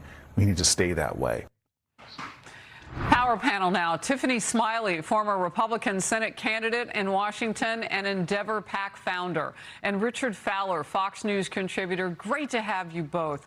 Richard, what is it that your party likes about socialism right now? I don't necessarily think it's a like. I think you have to really zoom in on the voters here. Well, if And you when tolerate think about, something, you celebrate hold on, wait. But Harris, remember, millions of people voted in New York, millions of people voted in Virginia, millions of people voted for in New Jersey, and they voted for a reason. They didn't vote because they were afraid of socialism. I think when us in the Beltway and in the media sort of land, we live in socialism of the 1960s, kids doing nuclear bomb raids. In today's America, kids are doing active shooter raids. We're seeing schools that are taking cuts. We're seeing schools that are taking closures. And for a lot of American voters, they're frustrated at the fact that in this building here in Washington, a block away from our bureau, they're not doing enough to address the real needs of everyday working Americans. The cost of health care, cuts happening in schools, the cost of rent, all being too high, and a Washington, both Democrats and Republicans, that are ignoring the real. I was not expecting him to cook. Can I be honest? I was not expecting him to defend socialism, even in any way, shape, or form.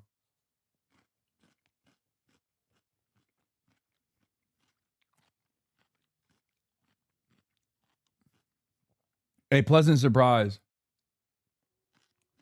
Because usually Fox News will only have Democrats on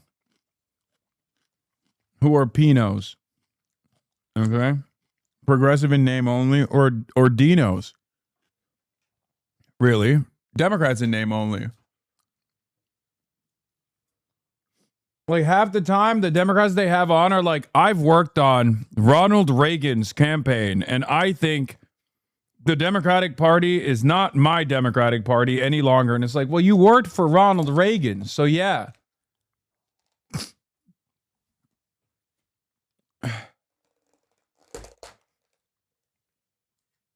Yeah, I don't think this is your Democratic Party. I don't think there is any Democratic Party that was your Democratic Party. You know what I mean? The Federistas. Yeah. The John Fettermans. Kind of like Korean food in name only. Bro, chill.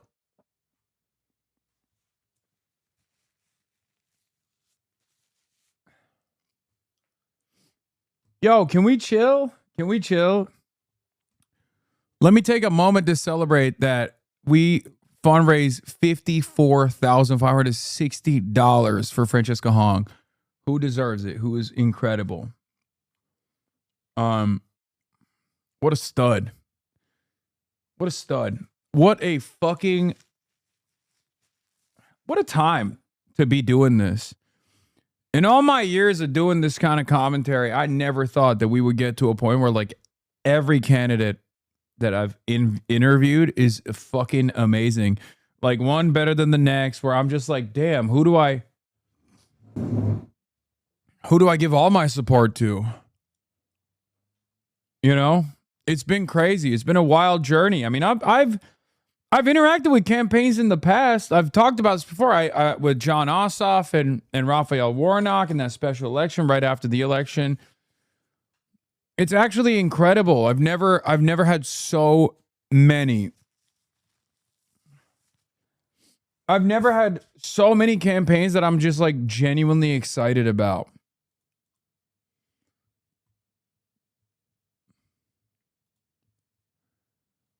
What is this?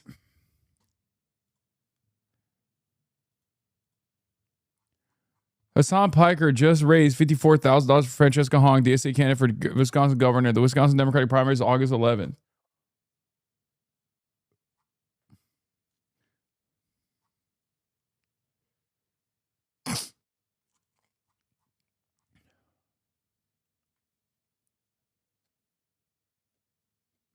Will you address the mozzarella mistake, the cheddar conundrum, the Asiago accident? No, I will not.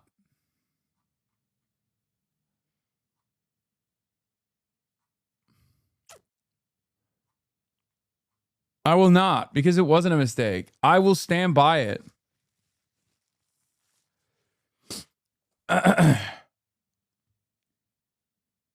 She's so sick. It's kind of crazy. She's so dope.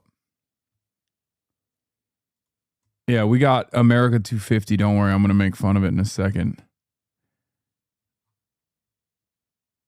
How'd you get banned from England, South Korea, North Korea, and Wisconsin? Francesca was right about Cheesegate. First of all, North Korea would never ban me. Okay? Let's be fucking real about that. North Korea would never ban me. Do you think you did a good job with that interview? Okay, man. What the hell's happening? Stop with the cheese buns. Popular Twitch terrorist Hasan Piker found racistly disrespecting authentic Korean cuisine.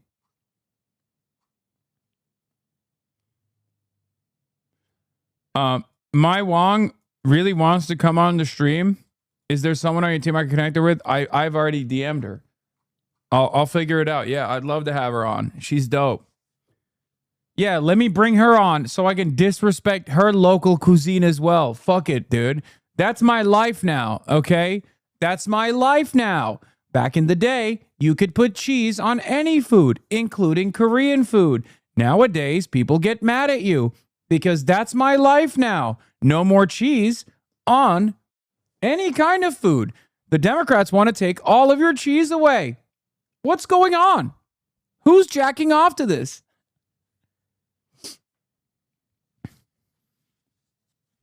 Yeah.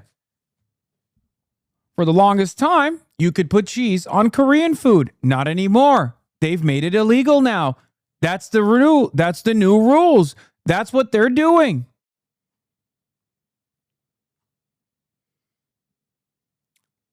When are you attending cultural sensitivity training? HasanAbi? That's so stupid. Don't show your face around Wisconsin, little brother. Cheeseheads will get you. First of all, I'm worried that it's going to make her look bad because Wisconsin is the cheese state. And she objectively did not want cheese on the Korean food, which, again, is, you know, I'm worried. I'm worried that they're going to be like, oh, Hasan, you should be governor of Wisconsin because you love cheese, clearly. And that's probably the only thing we care about in the state of Wisconsin. Like your level of investment in cheese on things. She's fine. She's literally a chef. Hasan, you're coping hard. Yeah, I know. Your political takes are so sharp. They cut right through this cheese drama. Thank you. God damn it. I am actually kind of stoked to go to Wisconsin, though. I really want to help her out. Because she's so fire. It's okay, dog. At least you monstered up the courage. Stop! This was you and Big Hong? Wait, what do you mean? You could see her. Wisconsin wants that expertise? Okay. Issues facing everyday Americans. All right, Fuck you you start guys. with crime, I'm you start done. with shooting and all of that. And I want to know, since abolishing police and prisons is something that is, I mean, it's just basic socialism from what Democrats are laying out who float that way. I want to know, how do you address some of the issues?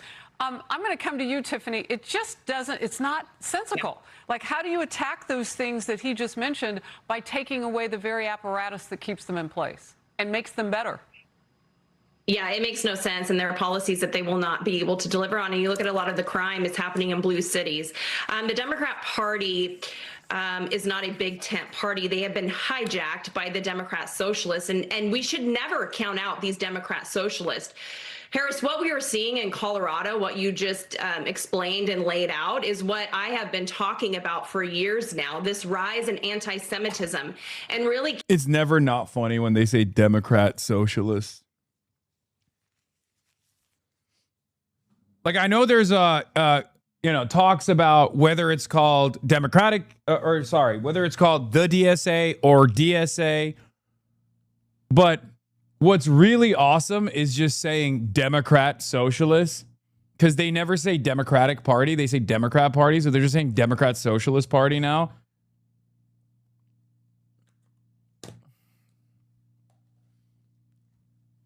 I love it. candidates who are anti-America. They want to abolish police. They want to abolish ICE. They want no deportations. They want Medicare for all. They want free grocery stores. In New York, they want buses, and they're going to go faster. There is no way they will be able to deliver on this. And Richard, to your point, I have to ask, if Democrats are staying silent on this, does this mean that they agree? Does this mean that they are welcoming this into their party? Allow me to answer that by taking contention with the point that you made at the top. You said that there's all this crime happening in blue cities. That's apropos to the facts. Well, there's crime happening all over the country because people migrate, things happen all over. But what I'm saying is you need police, whether it's in Arkansas or California. You need immigration customs. Back to 1968. The murder rate in Baltimore. Yeah. It kind of sucks for them to make this argument right now, because it's probably the least opportune time to do that, because all these cities have seen ginormous decreases in crime. So like you can't even put together like a convincing argument that crime is on the up and up or anything like that. It's really funny.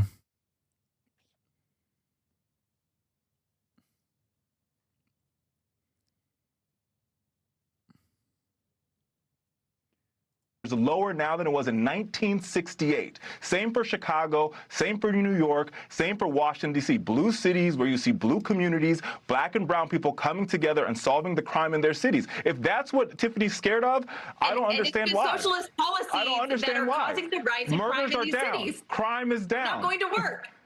Crime is down, though. So when you go to Chicago and you see the number of young people in particular who were shot in these crimes, dozens of them in a weekend, over and over and over. But crime I'm not is down saying it. Speaking of anti-Semitism, let's go Abdul. News: Jewish Voice for Peace backs Democrat Abdul El-Sayed in Michigan's U.S. Senate race. Hell yeah.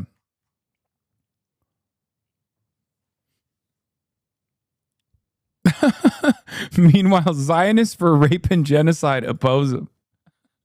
It's a bit of an aggressive way to explain it, but yeah, it's...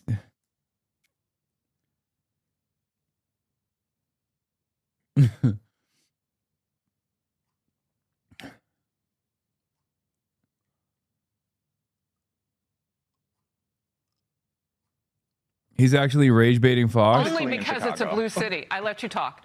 I'm not saying it's only because it's a blue city. It's in America. We're red, white, and blue. We don't want it to happen anywhere. Absolutely. Donald Trump told me personally as he was running and has said so since.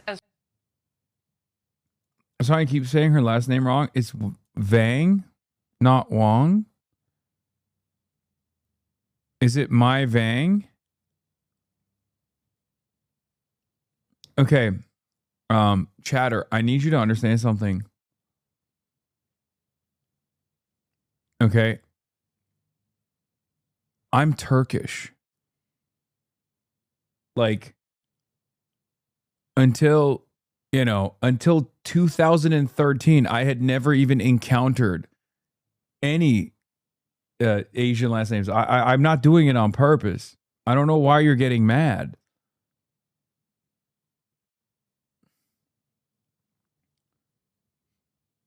I'm not doing it on purpose. Vang, is that how you say it? Is it actually Vang? May Vang? Or is it my Vang?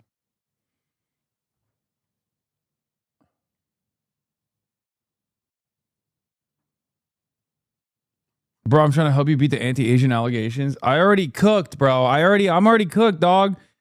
Did you just not see what happened? I already did a hate crime. Hello? I just did a hate crime. I had a Korean woman here, a Korean American woman here running for Congress, and I fed her cheese. I fed her the cheesy gordita crunch of Korean food.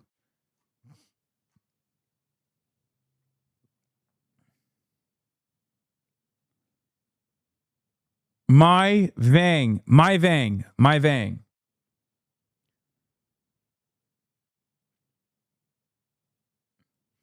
My only critique of you is that you should have backed all the Metro DSA candidates, especially in Maryland, that had their primaries last week. Several lost last week. I'm calling it the HasanAbi crab conundrum. I can't. Oh my God. I can't be everywhere all at once.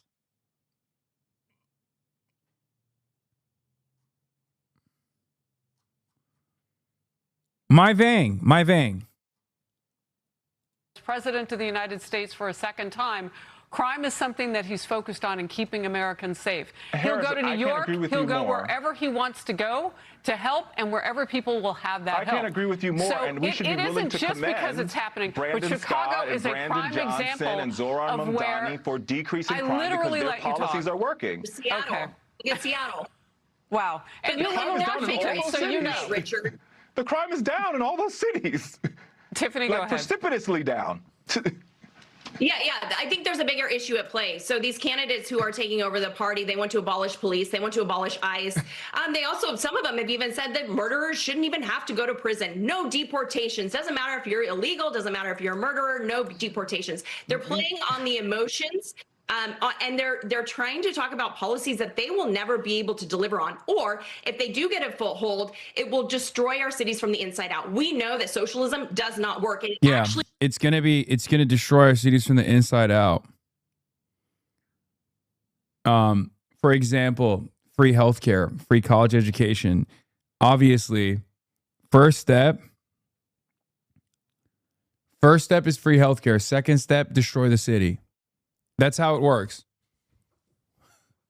First step is moratorium on AI data centers. No more $2 billion tax breaks in the state of Wisconsin for fucking new data centers. Nobody wants it. Second step, nuke the city. Madison is gone. We nuked it. Milwaukee also nuked. You thought you were safe, Milwaukee. Green Bay, gone. That's how it works. This is the three-step socialism program, okay? Free healthcare, no tax breaks, and AI data center moratorium. Nuke Madison. That's just how it goes, famously.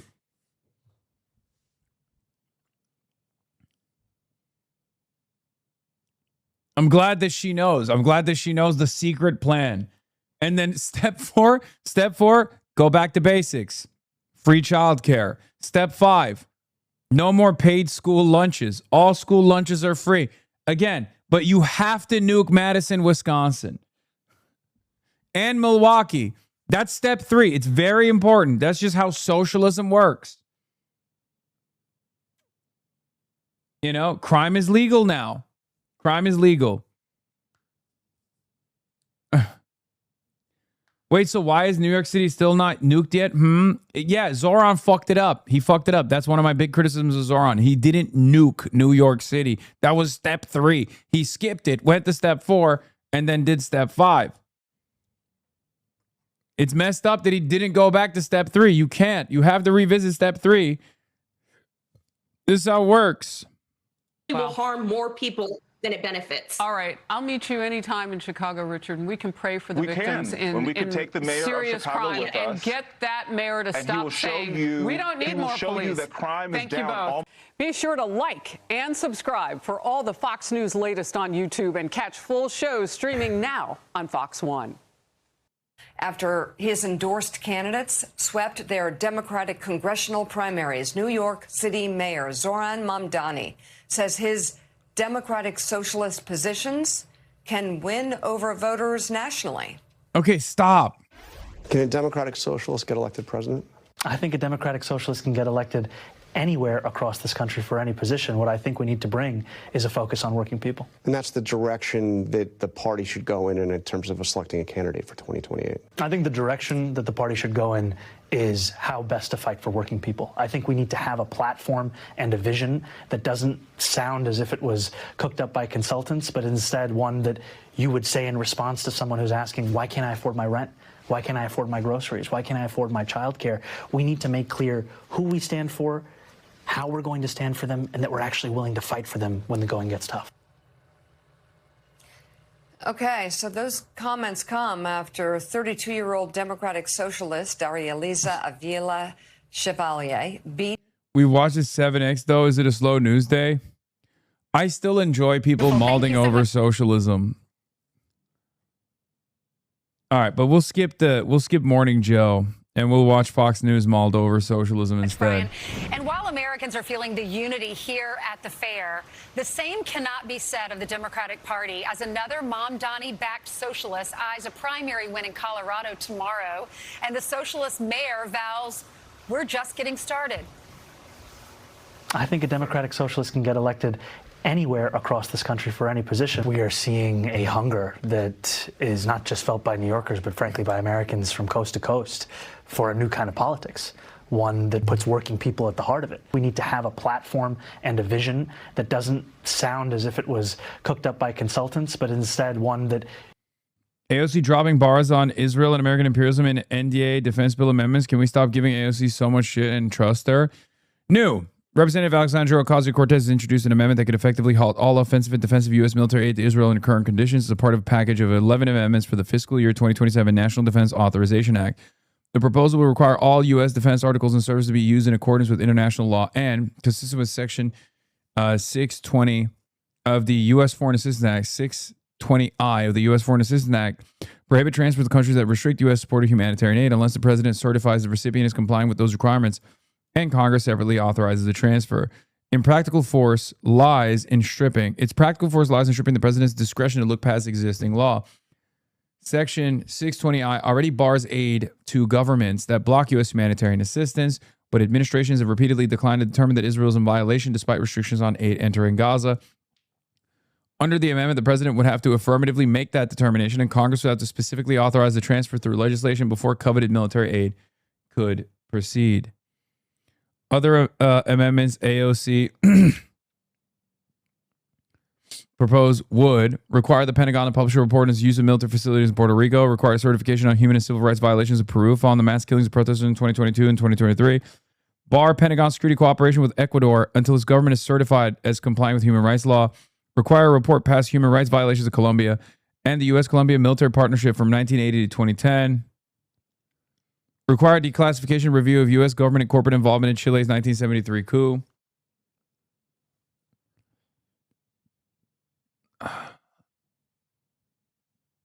Require a Pentagon framework to support Puerto Rico's response to infrastructure failures. Require a Pentagon framework to support Bangladesh's response to extreme weather. Require an unclassified report on the U.S.-Brazil military partnership from 1964 to 1985. She also co-sponsored amendments to require a report on renewed military exercise and cleanup efforts in Puerto Rico, prohibit Pentagon funds from being used to enforce U.S. sanctions on Cuba. That's crazy. That last one is beast mode.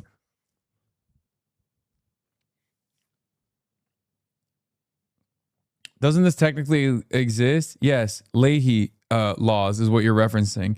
This just offers additional hurdles that the president must clear before fucking... What is this? Daria Lisa breaking? CNN, oh my God, Daria Lisa for New York is a communist. East Harlem seniors, but if you've seen her moves on the dance floor...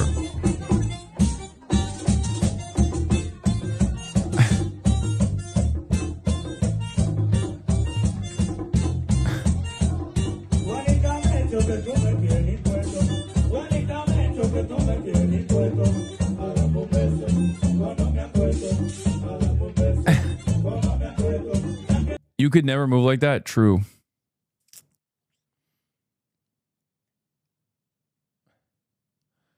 And the sanctions against Cuba and Venezuela, the earthquakes that killed so many and done so much damage. I agree. Jeffries asked about the Colorado 1 Dem primary. Doesn't exactly offer a vote of confidence for DeGette. It's a close race, and we'll see what happens. Ultimately, it'll be in the hands of the people of Denver. I think Representative DeGette has had an extraordinary career. Bro, what the fuck? Look, I don't want to be too confident, and I'm still very worried. Okay? I don't want to be too confident. I'm still very worried, and I'm going to do my very best, and we should do our very best to fucking pump this race, okay? We should be pushing extra hard. These are the last hours, okay? Phone bank for Maylot, but it is low Kirk-consually turning into a situation where the Democrats just kind of look at you like the whale meme.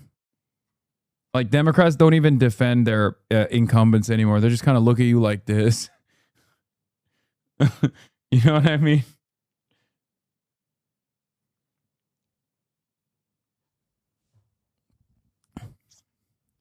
Keep phone banking. They're putting a lot. They're putting a lot of fucking money into this in the last second, okay?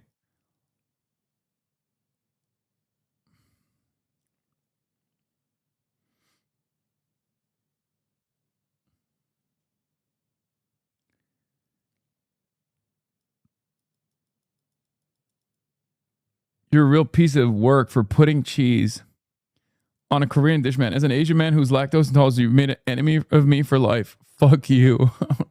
Okay, buddy, calm down. I didn't do it, man. God damn it. Abdul went on ZBS. Record do his talking. And the second question he was asked about was you? What the fuck? Ay, por Dios. Yo voy a votar por Donald Trump. And they will probably say you hang around with Hasan Piker. Hasan Piker has said things that are virulently anti-American, they would say, and anti-Semitic. Do you have any regrets about Hasan Piker? Well, you know that's going to be an issue. Major, I'm hanging out with you. I don't know everything you've said. Right. I'm sure you've said some things I disagree with. You've said some things I agree with. It tends to be in the real world. We hold people accountable for what they said, not what somebody around them said. And it's this funny gotcha game that Democrats love to play and Republicans love to play, which I think people are sick and tired of in politics. So if you want to play this game where you're going to hold me accountable, like, guilt by association based on something that somebody else said, I'm just going to make sure that people know what Mike Rogers has said, what Donald Trump has said, which he so desperately sought an endorsement from and can't seem to figure out how to shake because, Donald Trump's approval rating is in the gutter. Everything Donald Trump touches turns into trash. So I want to make sure that the broader public understands that about him. Let's talk about something. Oh, okay. He moved on. I thought he was going to be like, well, what about this? What about that? Dude, this argument is so dumb. It didn't work with Zoran. It's not working with Abdul. It literally ended up helping him more. Like, I don't know why they fucking keep doing it. I don't know why they keep doing it. It's just, who is this for, man? I mean, I guess it's ZBS. It's ZBS News, right? It didn't work on Daria Lisa, who is getting the Hasan Ray on her own right now. Did you already have Francesca on Love from Wisco? Yes, I did. It was awesome. She's so dope. Also, why does he have so many ties right here, but he's not wearing a single damn tie?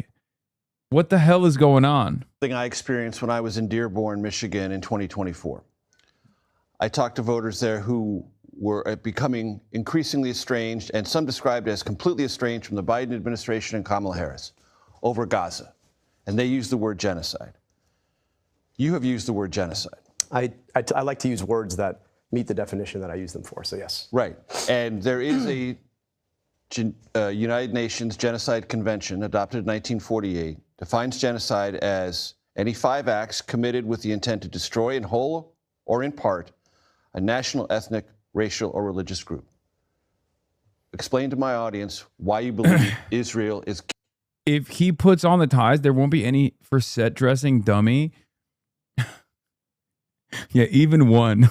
Guilty of that in Gaza. Because it argues it is not systematic. It is in pursuit of larger security concerns. I'll point you to human rights organizations in Israel itself who call this a genocide. I'll point you to the fact that the International Court of Justice, the International Criminal Court, have all rallied around the notion that what has been done is a war crime under the definition of genocide. So it's not just me, it's not just the people in Dearborn. This is just a word that ought to be used when public officials in a country say that they want to annihilate a people as a function of where they live and what their ethnic and religious identities are, and then carry out the systematic bombing of... Yeah, it's like, oh, well, what do you have to say to people that that believe that Israel has to do a genocide because it's in their best security interest? It's like, okay. Yeah, you know who else said that? The Nazis. It's not like the Nazis didn't lie and make it seem like they had valid security concerns. Clearly they didn't. You know?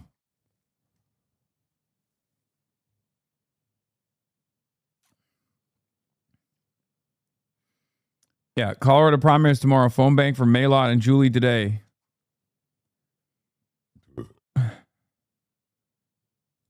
Them, their kids, their schools, their hospitals, the annihilation of any opportunity to actually live a dignified life in that place again, and do so after having said that they were going to do it. I don't know what else to call that except for a genocide. Like when you target the Palestinian people as a function of their being Palestinian, and then try to move them into neighboring countries because they speak the same language, you commit war crime after war crime targeting their infrastructure, their schools, their... Yeah, there's never been a genocide that has taken place throughout history where the country that was conducting the genocide was like, yeah, we're doing it because we're evil. Like, that's not how it goes. Like, the Nazis weren't going around being like, oh yeah, we actually know these are good guys and we're the bad guys and we like doing bad things. Like, no, they were selling it to their fucking fan base. They were selling it to their voters. They were creating a sufficient response or a sufficient reasoning for why they must do the things that they were doing. And they did it by lying. You know? As a matter of fact, the only country that I can point to that literally just doesn't even do us the dignity of lying to us is kind of Israel. Like, Israel is unique in that they openly do. Israel's unique in the fact that they openly do kind of wear the evil moniker.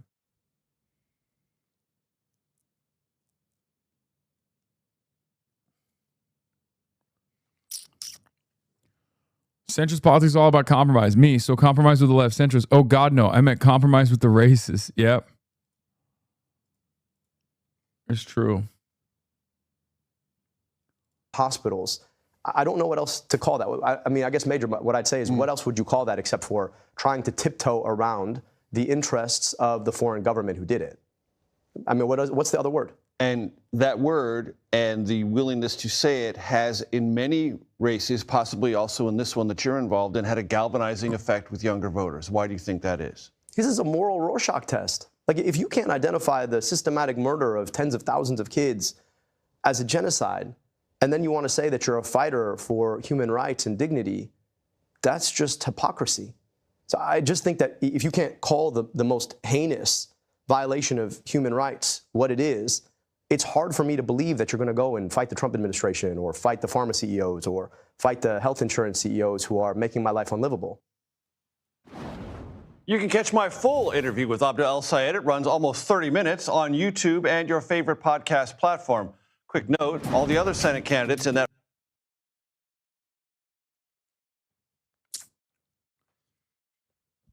We got so many studs, dude. It's crazy. We got so many fucking studs, dude. Axios, House Democrats fear another big loss for the left in Colorado.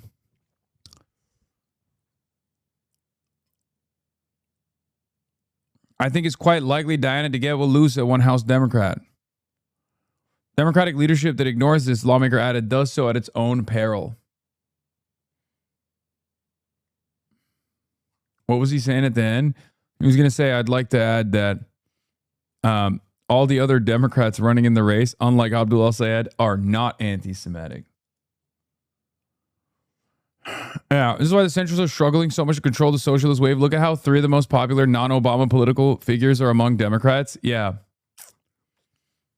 How each party's base feels about its 2028 field. Bernie Sanders, 6% don't know him. Zoran, 18% don't know him. AOC, 15% don't know him. And the top 3, with the exception of Barack Obama, who, I mean, we can put Obama in the low key, we could put him in the communist category. You know what I'm saying? Because like everyone called him a communist. He's a Muslim socialist, just like Zoran.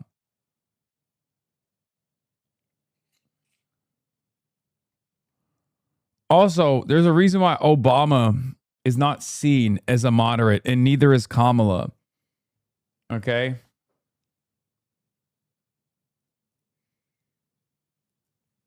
Zoran can't run because he's naturalized, right? Or is Uncle Jank fixing that? Yeah. Uncle Jank has secret legal precedent that he hasn't deployed yet.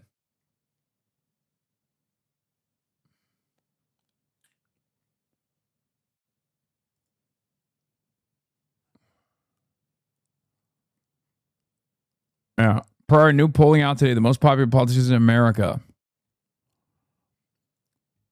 From G. Elliott Morris. I had a take on this. I'll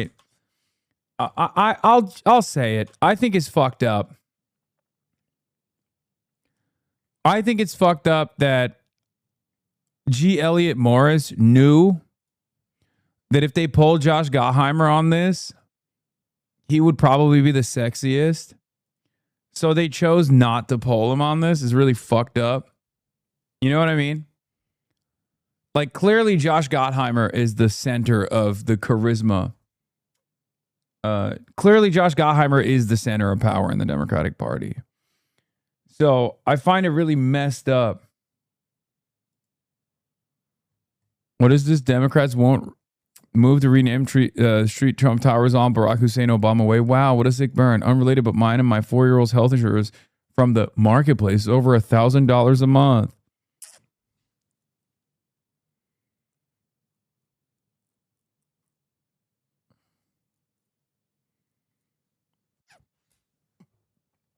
This tweet is not an endorsement of right-wing fascists, but rather a critique of centrist liberals who grovel to them. Have a great day.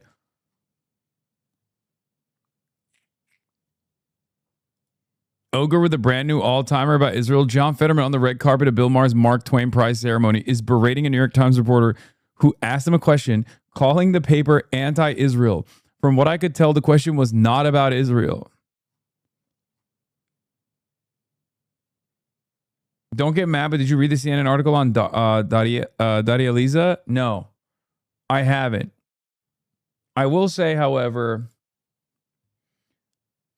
I haven't seen me going back to October 1991 to get Mirror plane tickets to New York City.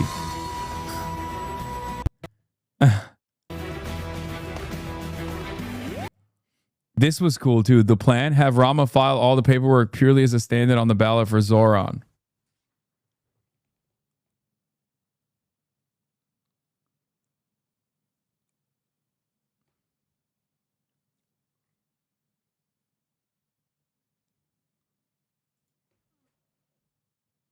Oh my God, what the fuck? Extended family asked if I was dating Hasan Piker. Oh, what the fuck? Is that a real John Fetterman photo?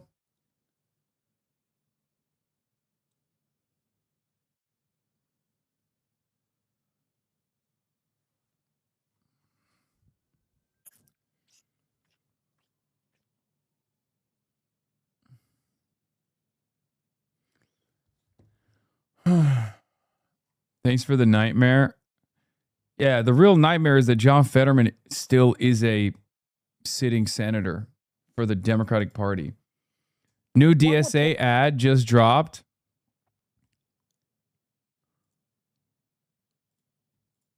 Point on this, Laura. This is existential for this country. You've covered more than anybody. When the Democrats, should the Democrats regain power, it's game over. 12 more justices on SCOTUS, 2 new Democrat states. They're going to get rid of the Second Amendment. They're going to get rid of our borders. They're going to get rid of our police. They're going to get rid of ICE, Border Patrol, DHS, and they're going to elect communists. Okay, can I say something? I think they should stop filming from this lawn. I know what he's saying is great, whatever. It's basically a fucking ad for the Democrats or the DSA.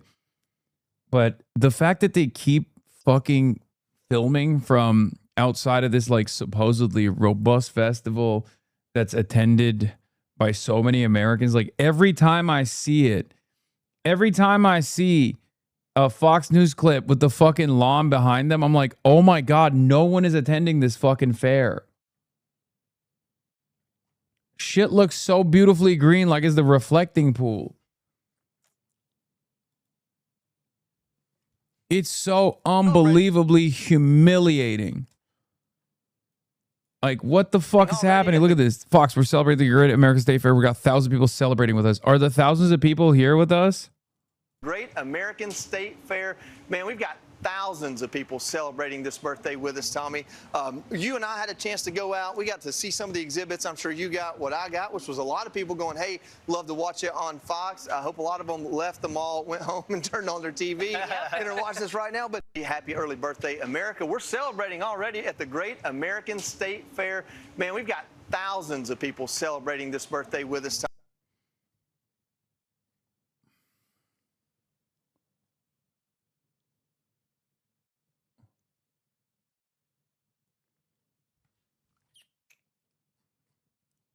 Yeah, so many people are here, dude. It's crazy. Are the thousands of people in the room with us right now? What? Multiple French media outlets are reporting that Ukrainian oligarch Vadim Adamulayev and 2 family members were injured in the backpack explosion in Monaco. What the fuck?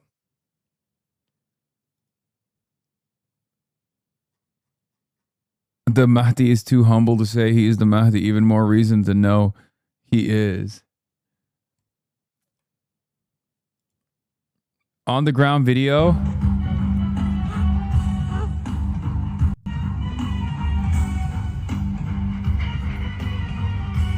Oh my God, there's like 8 people there. What the fuck?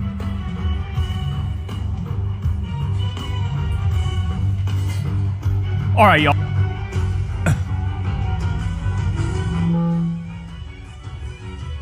That looks like a Southern county fair. Fuck no. I've been to county fairs. Them bitches are packed normally.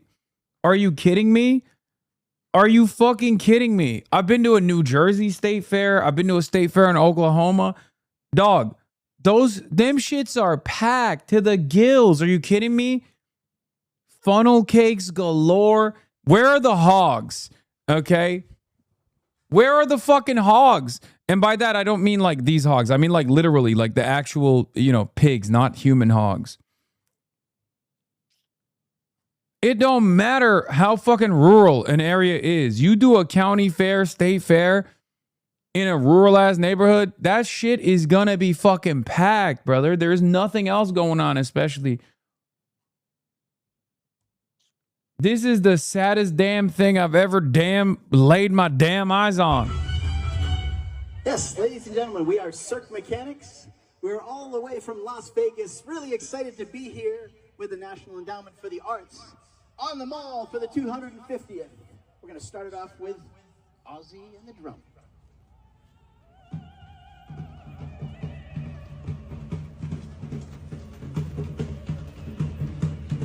Bro, this is so sad. This is pathetic. Toby Durden would draw a bigger crowd. I could draw a bigger fucking crowd in Washington, D.C. I have. I've spoken in front of a bigger crowd in Washington, motherfucking D.C. than this. I literally have. Remember the anti-genocide rally we did? That was like 10,000 people. This shit's got like 10 people. And it's because there's tons of people here. It's a huge space, and it's just going to get more and more crowded as the week goes on. Have they decided that if they just keep saying, there's like mad people here, like, you know, people will act as though there are? Like, what's the deal? This is so funny. Computer in hands. Oh my God. Look at the reflection of you guys. There's literally 1, 2, 3, 4, 5, 6, 7 people there, bro. 7 people. And most of them are probably journalists. Not only do we have a lot of people here, we have people that you want to have here, like Stacey Garrity. That woman's going to be next governor of Pennsylvania. There right we there. go. Yep, look at her, that beautiful red hair. And it's because there's tons of people here. It's a huge space, and it's just going to get more and more crowded as the week goes on. Not only do we have a lot of people here, we have people that you want to have here, like Stacey Garrity. That woman's going to be next governor of Pennsylvania. There right we there. Yeah, tons of people, bro. So, yeah, there's a reason why it sucks dick, by the way. It's not supposed to be like this. So the 250th celebration is supposed to be this like big deal, right? It's supposed to be this big ass deal, right? Except no one is attending. These photos are brilliant, by the way. Shouts out to TMZ for this shit. But here's what happened. Okay. So they were supposed to have they were supposed to do this with like the Smithsonian, I think. Here's Sam on Twitter says, it should probably be a bigger story that there was a normal bipartisan America 250 organization, but then Trump decided to launch his own competing right-wing grift version and ruined everything. Right? So the official planning for the celebrations began in 2016 with the Congressional Nonpartisan United States Semi-Quincentennial Commission, America 250. In 2025, federal resources were diverted to the President Donald Trump aligned White House task force on celebrating America's 250th birthday, Freedom 250, to promote and plan new events.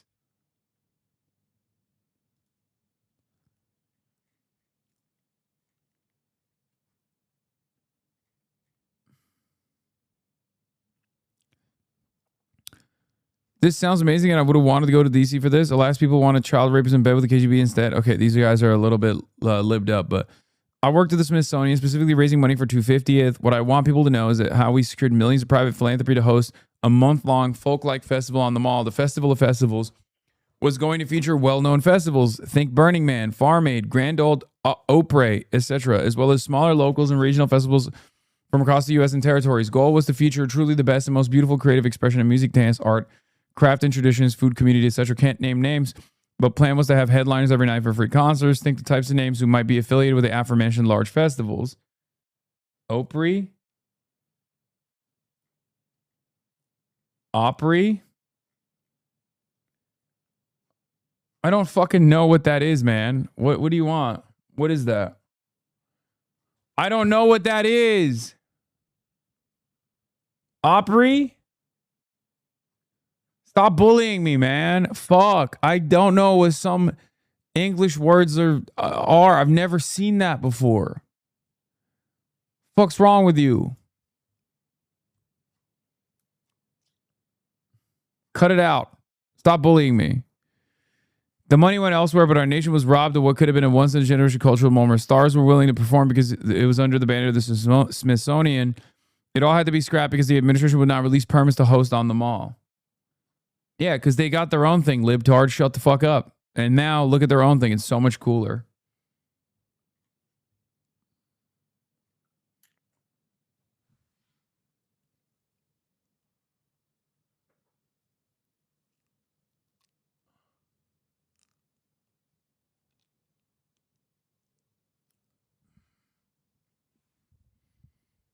The name of the theater is Grand Ole Opry, a play on the southern pronunciation of opera. Oh.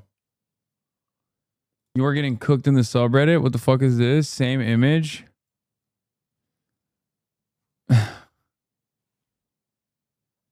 God damn.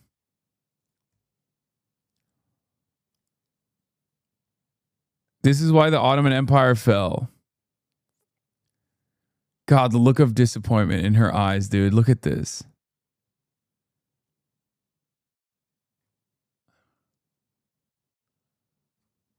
And I'm sitting there like a fucking chud.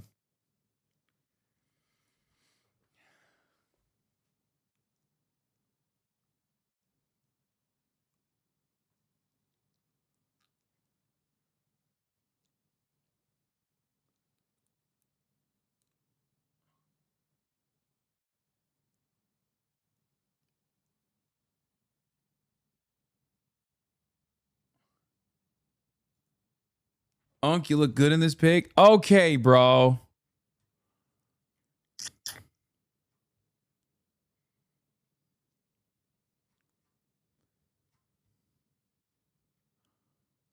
What is going on, man? All right, let's talk. We got to talk about this America 250 Great American State Fair, whatever the hell it's called.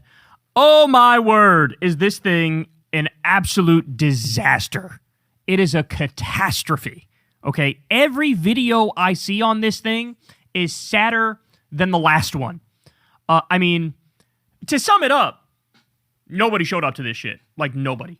I mean, I'm talking like, there's like 7 grandmas and one dude in one of those like scooters that you ride around on, right? It is the cheapest gathering I've ever seen in my life. There's one sad Ferris wheel. There's a bunch of booths set up that look like they're built with fucking cardboard. There's the worst entertainment you've ever heard in your entire life. I mean, this thing is a national embarrassment, okay? This was supposed to be an actual giant celebration of this country until Trump decided, I'm going to make myself the centerpiece, okay? It became more affiliated with MAGA and Trump than it became with the United States of America and our founding. And so, as a result of that, he kicked it off by giving a big speech. By the way, hundreds of people started walking out about halfway through the speech, which led to people speculating that those were paid people from Craigslist getting $50 a pop, and then they hit the amount of time they were required to be there and then dipped out that bitch, right? People were speculating about that. And so that kicked it off, and everything since then has just been the most humiliating, pathetic thing I've ever seen. There's been a number of weather delays and days it was canceled. Trump has this big mock example of his Arc de Trump, which he's illegally trying to build. That bitch looks like they put it together with fucking styrofoam. I mean, it is so sad. Now, listen to this. This is crazy. So here's what it was originally supposed to be. Ready? I worked at Smithsonian specifically raising money for the 250th. What I want people to know is we secured millions of private philanthropy to host a month-long folk-like festival on the mall. The Festival of Festivals was going to feature well-known festivals, think Burning Man, Farm Aid, Grand Ole Opry, etc., as well as smaller local and regional festivals from across the U.S. and territories.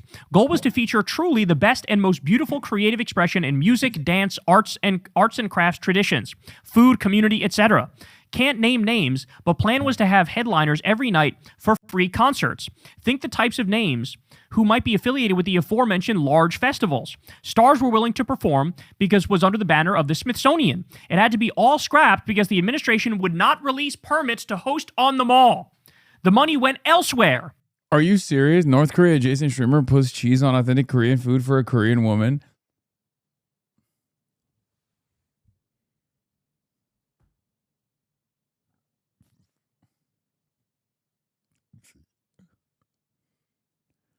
Y'all, you gotta stop. You gotta stop freaking me out, man. But our nation was robbed of what would have been a once-in-a-generation cultural movement. And that's the other thing, right? So they made it all about Trump.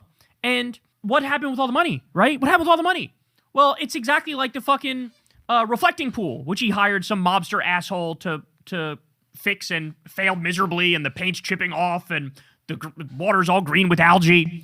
It's the same with another fountain he had fixed, that he paid like 10 times the amount he was supposed to pay in another no-bid contract. They're skimming the top off all this shit. Where's the money going? Directly into the fucking Trump family's pockets. That's where it's going.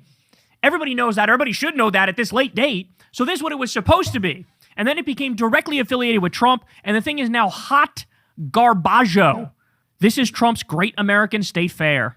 Look at this. That's the saddest thing I've ever seen in my life. That is It's so... Okay, can I say something? This is what these guys are supposed to be good at. Like, this is like if you try to do a UFC event and you fucked it up on the front lawn, right? Because, like, hogs, this is what hogs are best at. Throwing together fucking fairs. How did you fuck the fair up? This is your culture. It's like if you came to me and you asked me, like, I don't know, whatever gay little book I like to read, and I didn't have it. Like, you asked me my favorite anime, and I just gave you nothing. If you were to ask me, like, what's my favorite type of non-binary barista, serving coffee, Kopi Luwak, this is our wheelhouse. We're libtarded. This is what we do best. Okay? If a libtarded president was doing non-binary barista show and they fucked it up and all the baristas were binary and straight, we'd be freaking out. We'd be like, what do you mean? You didn't have any queer English majors to make coffee? How is that possible? You're a libtarded administration.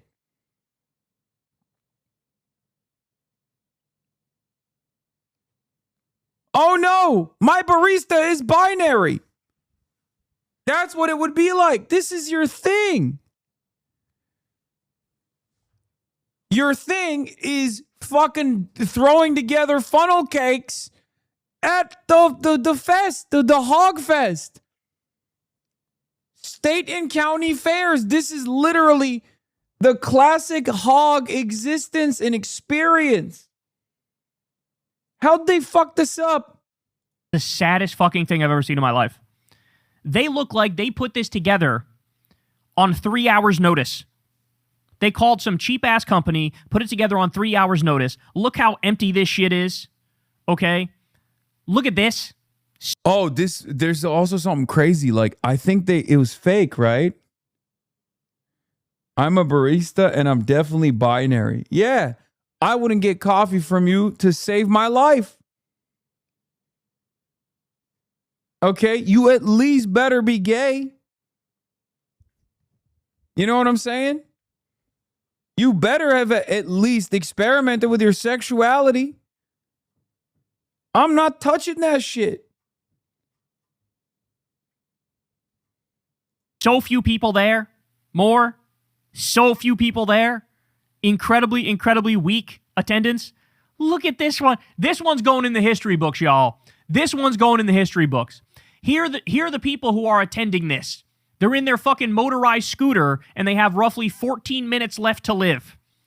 Yeah, they did Wile E. Coyote style painting on the arch, right? Like they made it look 3D, but it's not. It's just like copy pasted, right? The walls have fake moldings on them.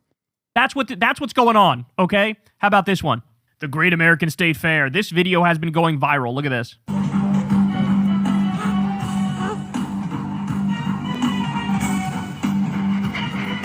Oh my days. Oh no.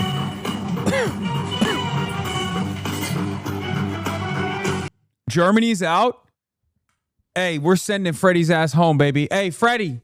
Hey, Freddie. Mr. Oh my God, I love Terre Haute. Indiana is my favorite place in America. Yeah, bye-bye, Freddie. Bye-bye. Pack it up, Freddie. Pack up your fucking bags, Freddie. Go home.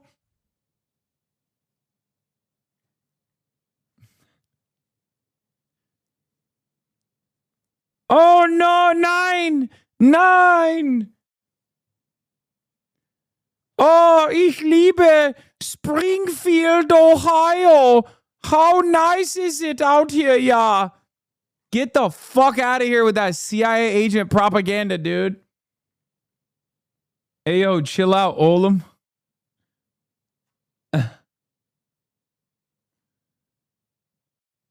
No need to be racist now. Germany did its best. I'm just such a bitter man. You can't imagine the racism that German Twitter will get because of that. Listen. I'm just bitter because I feel like that was a op. And the New York Times also literally did. The New York Times also did a whole report on it this morning where they're like, oh, Europeans came to America and they love it. Okay? They're like, Europeans came to America, they love America. Like, America has a lot of lovable qualities. Okay? It really does. I love this country. That's why I live here. Okay? But I'm sorry, that Freddie guy is 100%, he's paid, right? That's paid marketing. That shit was suspicious as fuck from the jump.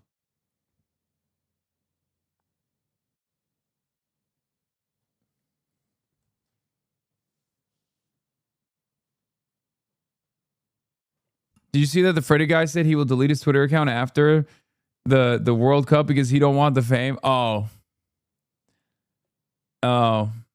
Freddie ain't going nowhere. He was always just trying to ass kiss so ICE doesn't disappear him when he overstays his visa. Dog, I'm gonna keep it $150 with you. I don't think Freddie is a real guy. I think that's just that's an American account. I think that was fake. Years later, we're going to find out like this was a marketing operation. You know what I mean? Like the Trump administration can't shut the fuck up. They're eventually going to leak it.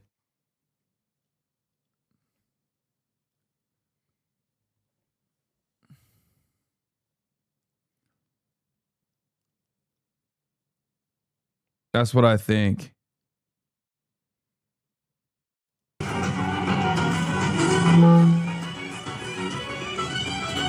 Yes, ladies and gentlemen, we are Cirque Mechanics. We're all the way from Las Vegas, really excited to be here with the National Endowment for the Arts on the mall for the 250th.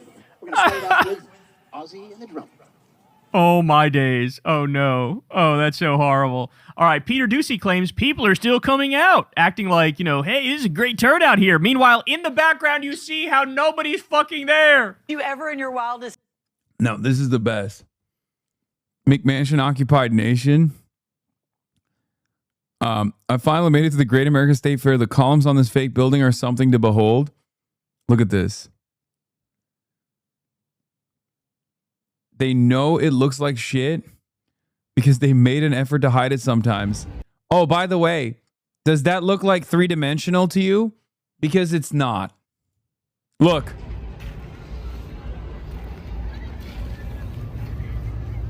It's not three-dimensional.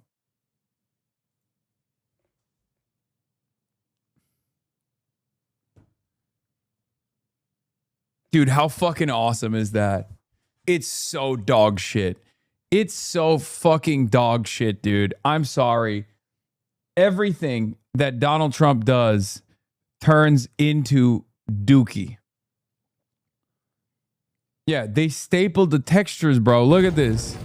United States, world's first fifth world country.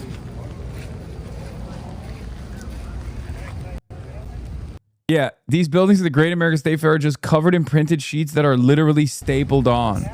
Staples. I don't want to touch it because you know how they feel about touching things around here.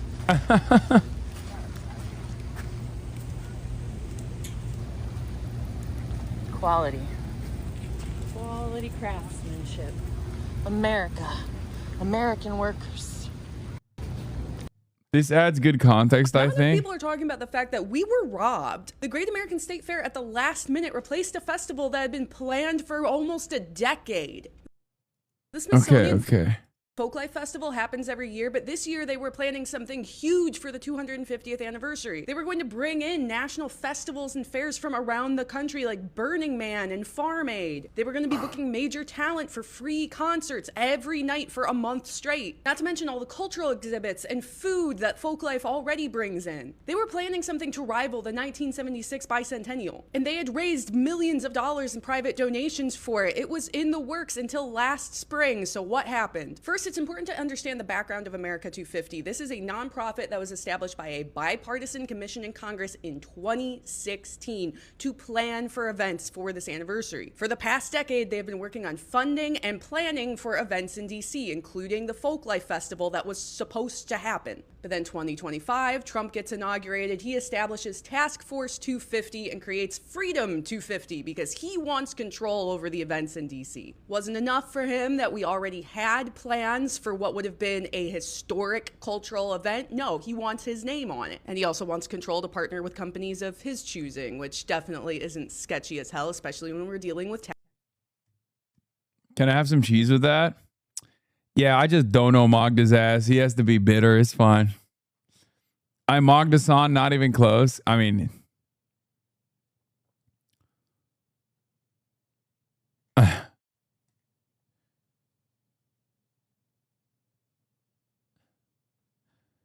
dude, we've been making some fucking big waves, man. Taxpayer funds. So in under 2 years, Trump scraps a decade-long project from the Smithsonian and gets together the Great American State Fair. And what we get... By the way, me and her, both wearing the same shade of blue, also known as the American flag blue. Let's take a look. Still green, can't confirm. Okay, Jacob, you liar. That looks blue to me. Wow. Specifically, an American flag shade of blue to me.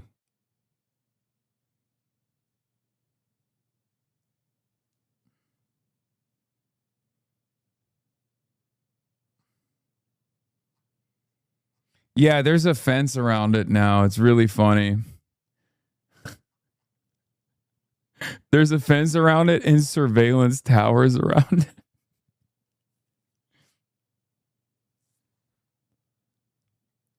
You need to schedule Mog Mike. Both of you share top spenders. So by the time you do your interview, 5,000 people already drop moolah in the morning. Yeah, but he undercut me because he goes live before me. What do you mean? And there ain't nothing I can do about that. He just goes live before me. Jacob is awesome. He's from LA originally. Bro, I know. I know him personally, remember? I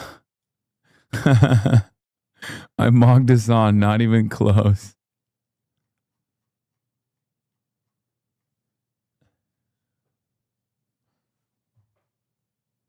They're doing donos per capita to say you got mogged still, bro. Fight back.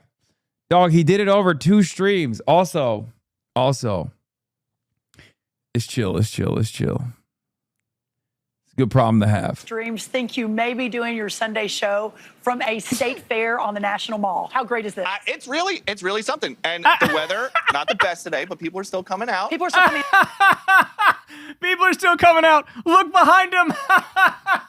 Oh, no. Listen, we need rain, so we'll take it. Whether the farmers need the rain, so we're going to be okay with it. We do need rain. Fox is out there trying to hype this thing up. 7 people in the background, wandering around, don't know where they are, weather delays, food's disgusting. By the way, the power went out for a little bit, all the ice cream melted.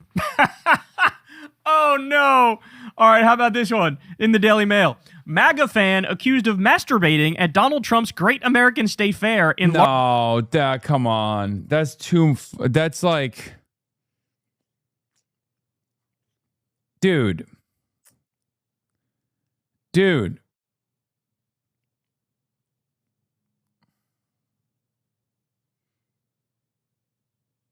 That's crazy. Dude, what the fuck? This is so classic MAGA, dude. What the fuck? Largest setback for embattled event.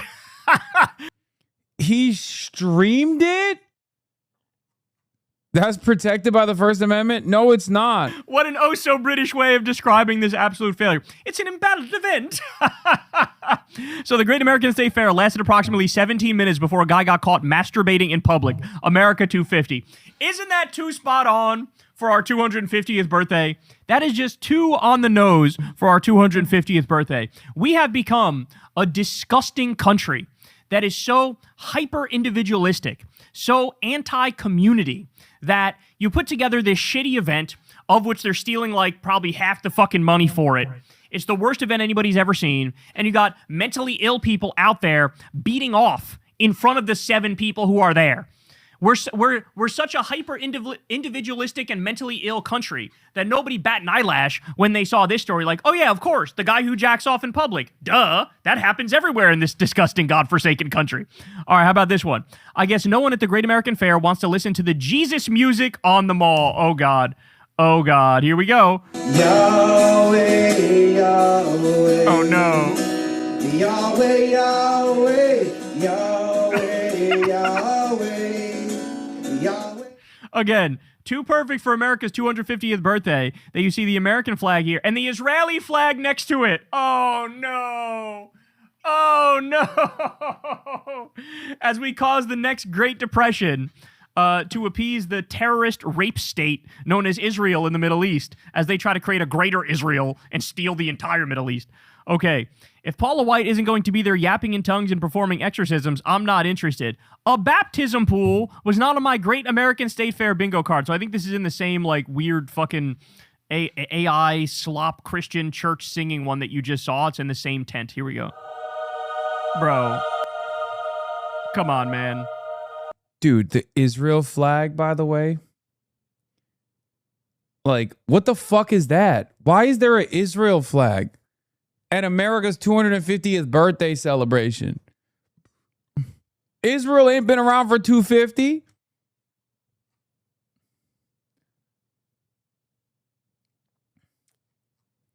That shit's so weird, man. I can't be the only one who finds this weird, right? Because, like, how do more Americans not look at that and go, that's strange? Why the fuck's there to... Why the fuck is there an Israeli flag at this like tent church?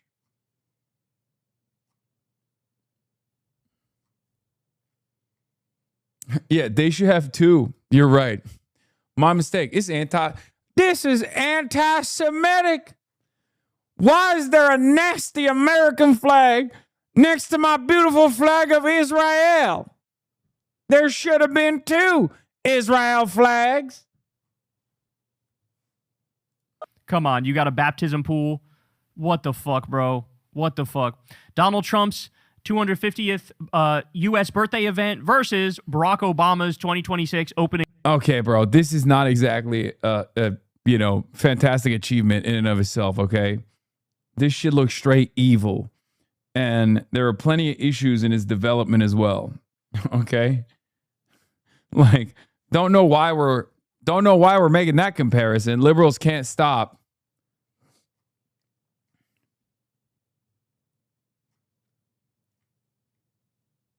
Yeah, the Obamalisk of his library. What's the difference? What's the difference? You guys tell me. Okay, there were more people watching Iran play soccer in the United States last night than at the America 250 Fest. So here's people watching Iran play soccer.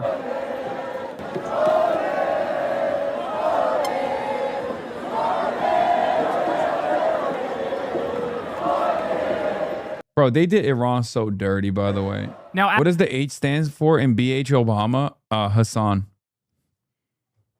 And pussy too. Yeah. I had to break it to my mom that the Obamalisk was fucked up, but she laughed when I said Obamalisk. Nice. As I said, I think Iran got totally screwed in this event too, by the way. They scored a goal and they called it offsides because it was literally like a fucking millimeter offsides. They need to change the offsides rule to be more than just like, hey, you have a pubic hair that's past the defender. I think it's so stupid. So they got robbed. I think they should have, went on to the next round. But either way, more support for Iran in this country than for this stupid fucking fair. Here's another. And this was one of the busier moments. And look at this. Happy early birthday, America. We're celebrating already at the Great American State Fair. Man, we've got thousands of people celebrating. I don't know about that, homie. I don't know about thousands. This birthday with us, Tommy. You and I had a chance to go out. We got to see some of the exhibits. I'm sure you got what I got, which was a lot of people going, hey, love to watch it on Fox. I hope a lot of them left the mall, went home and turned on their TV and are watching this right now. It's so funny that Fox is desperately trying to hype this thing up. Meanwhile, it's just failing miserably. All right, organizers for the North Carolina booth at Trump's partisan event, the Great American State Fair, had to remove an image of a Confederate flag displayed in the state's pavilion on the National Mall. The state didn't put it up. At least one sponsor has pulled out. So let me point out here, there's at least a dozen states that said, we're just not going to participate in this thing. They know it's a ruse. They know it's bullshit. They know it's been now more about Trump than about the 250th birthday. So a bunch of states were like, kick rocks. We're not sending a booth, right? There was nobody sent for the main delegation. So you had a booth that had 2 chairs and then like a bunch of walls that had random facts about Maine written on the walls. That's the whole Maine thing. North Carolina didn't participate either. So you had these other booths, sort of like these private people set up these booths that they claim are nominally for different states. One of them had a Confederate flag. There's nothing better in this moment of like the Trump regime destroying everything that's good and righteous about this country. There's nothing more spot on than them flying a Confederate flag at a celebration of America when the Confederate flag were literal traitors. They were literal traitors to this country. They said, we don't want to be part of the U.S. anymore. We want out. I mean, they also flew the Israeli flag, so like it kind of makes sense. Might as well collect them all. The one missing is the Nazi flag, I guess. You know? Out this bitch. If you're not going to let us own black people, then fuck off. We're going to create our own country. How about that? And now you're flying that at the 250th birthday? What the fuck is that? That's like going to an anniversary party for your wife, and at that, you're celebrating your ex-wife or something like that. That'd be insane. That's ridiculous. But these people, they've gotten away with far too much. I'm sorry, the South, the conservatives, the Republicans, MAGA, they've gotten away with far too fucking much in this country, okay? They've destroyed everything good about this country, which is probably why nobody's showing up to this thing, right? Is that everybody knows now it's the Trump event. It's got nothing to do with America's birthday, and so everybody's disgusted by it. Why should we celebrate a country that's carpet bombing little girls in Iran right now? Genuinely, answer that question. Why should we celebrate that country? Why should we celebrate a country where Trump just passed a bill that's going to shut 742 hospitals? Why should we do that? Why should we celebrate when 18 million people were kicked off their Medicaid? What's there to celebrate? What's there to celebrate when Trump just made it so that we don't need to have clean water or clean air anymore and they could pollute the shit out of it? What is there to celebrate when Trump just greenlit using more glyphosate in our food supply, which is going to give more of us cancer and we're going to die young? What the fuck is there to celebrate? There's nothing to fucking celebrate. They are looting this country. They are protecting Epstein pedophiles. They're protecting a literal billionaire elite cabal of pedophiles. What am I supposed to celebrate? How am I supposed to celebrate ICE rounding up innocent people and destroying their lives and sending them to concentration camps? What's there to fucking celebrate? There's nothing to fucking celebrate, okay? We didn't make it 250 years. This is a fucking funeral for this country. We didn't make it. This is like the end of this country. And nobody knows it. And nobody fucking knows it. And so, this thing is just getting sadder and sadder by the day. It's getting worse and worse. It just goes to show you everything Trump touches turns to shit. This is the Timu presidency. This is like the budget presidency.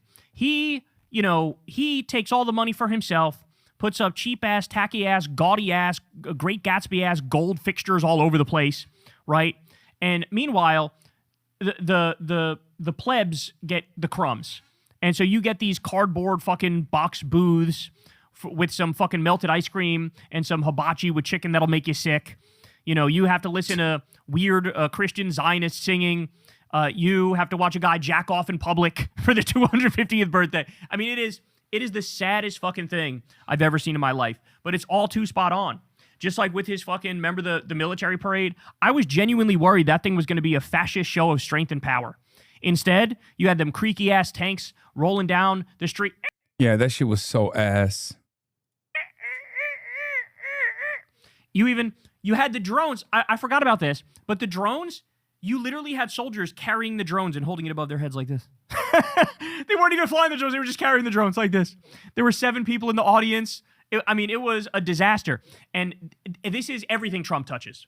You know, somebody said the other day, why is it everybody around Trump ends up getting like cancer and getting sick? It's because the man gives off a genuinely demonic energy. He is so narcissistic and so selfish and, you know, so dark that he gives off this disgusting demonic energy. Everything he touches turns to shit. Everybody around him gets sick. He is like the antithesis of all that is good and just. And this is what that end result looks like. The saddest festival of all time. Hey, y'all, do me a favor and like and subscribe. How does Trump get so many votes but can't attract the crowd? I think Donald Trump is nowhere near as popular as he once used to be. And we haven't fully tested this theory out yet because the midterms haven't really happened. But I think it's going to shock the world. I mean, the polls show it. The polls show it, obviously.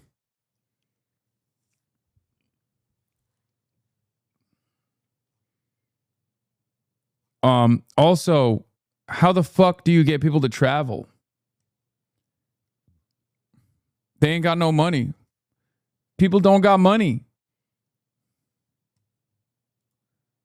Stop watching this terrorist. Is Asmongold daddy? Hasan is a terrorist. Like, I think Trump has more fans in Europe than he does in America at this point. You know what I mean? And they're all, and they never go outside in Europe either, but they just like sit around. They all work in IT. They all work midnight shifts. And they just watch Asmongold and LARP as though they're American. Like, I'm not kidding, dude. Like, where are Trump's fans? Twitter. Half of them are bots from India, right?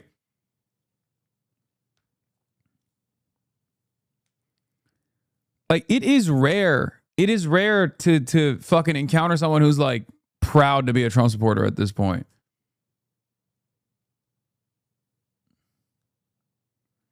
Is 50 degrees Celsius in Europe? Of course they don't go outside. Yeah, I'd be LARPing as an American too. Maybe if you LARP hard enough, it'll feel like you have AC in your house, you know? I will be honest, I don't understand the Europe no AC thing. It's pretty crazy. At this point, you got to realize like climate change has dramatically altered European climate. You got to get AC. You got to get AC, right? Am I being too American for that? I think the next meta has to be like finding a climate-friendly solution. Like a ecological solution that helps, like that doesn't destroy the environment too much, but also allows people to fucking cool down a little bit. You're being too nice. You're being too Chinese for wanting AC. I know AC makes climate change even worse. I know, but like, dude.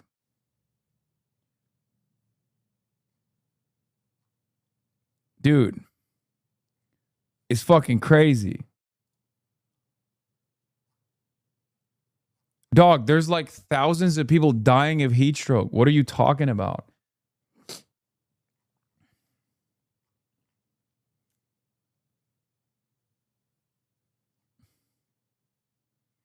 Heat pumps are the cure? Man, I don't know. I genuinely don't know. I don't know what like people are doing in the EU. Like, I don't know what they're doing. I don't know why, like I feel like the first European politician that says like we have to get ACs in buildings, like this is unacceptable, is gonna win everything. Like, I hope it's the socialists that get there first and it's not the fascists. Judging by everything else, the fascists are probably gonna be the first that say it. You know what I mean? How does shitting on Europe help your country? Genuine question. Wait, what? Shitting on Europe? Dog, I just suggested and expressed my confusion as to why they don't have AC in Europe. I'm not shitting on Europe. You're literally spewing far-right messaging?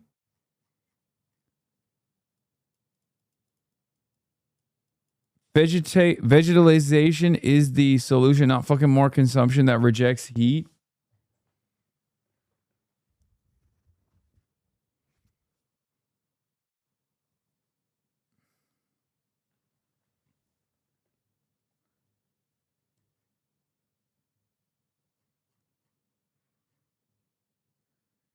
You're stepping into the most heated debate topic of June. Hoscore's been warring over this for a literal month. I don't get it. I'm just expressing my confusion. Okay? I'm sorry. I already said I'm sure there's like a more climate friendly solution than like fat air conditioning units in every fucking home and every unit. But swamp coolers, big bro, they contain 0 synthetic refrigerants.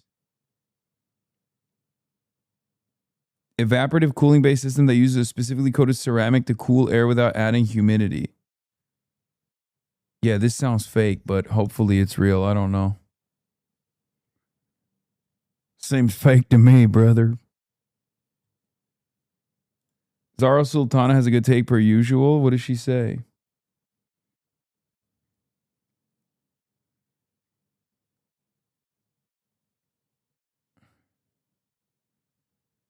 First landmark speech.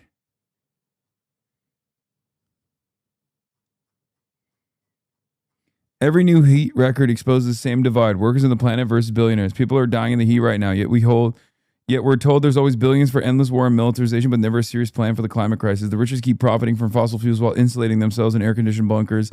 Everyone else is left to work through dangerous temperatures, live in overheated homes, and rely on public services push to the breaking point. Yeah, that's the other thing. Like, when I go to Europe, I don't have a problem with the AC because I'm staying in a fucking nice hotel. And let me tell you, those motherfuckers, they got ACs in them. Okay? Them bitches got AC all day. So, like, yeah, let me tell you, let me put you on some game, European HasanAbi heads. Rich people in Europe do not have these problems. Okay? So you might be cucking yourselves a little bit. You know what I mean? Give the proletariat air conditioning.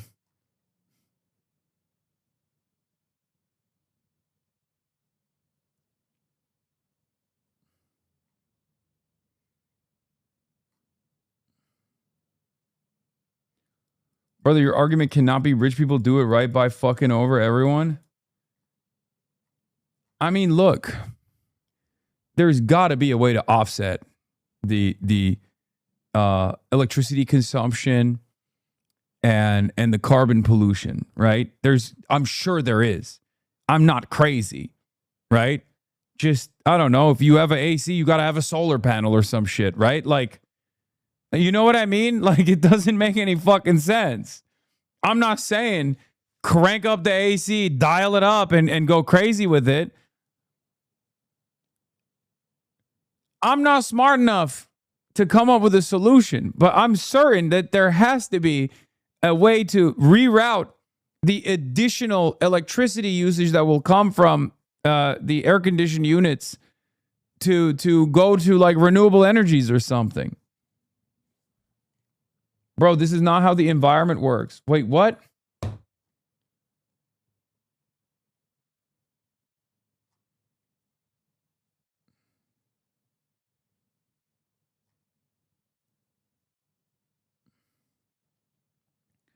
You're so American right now, not gonna lie. Yeah. I think that's my most American take. My most American take is I think we gotta, like, Europe, 100 years ago, you were a much cooler continent. Okay? You're not the same continent any longer. Climate change is here. It almost feels like it's a version of climate change denial.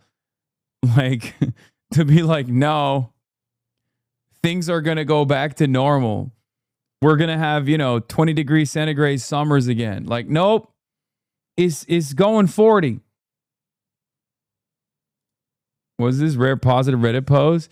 Francesca Hong raises over 50K on Hasan Piker's Twitch stream.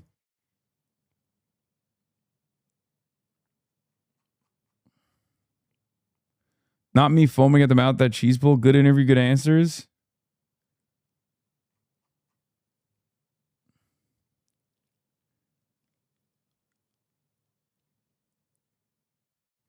Hope she wins to get the fascists and liberals clothing. We've compromised. I'm just sick of the well-meaning centrists who only think a candidate with the personality policies a slightly done toast could possibly beat MAGA. Hong won't lose because her ideas are bad. She will lose because her supporters drive the allies she needs to win away. Do you want AC, the nuclear plant, too? Sure.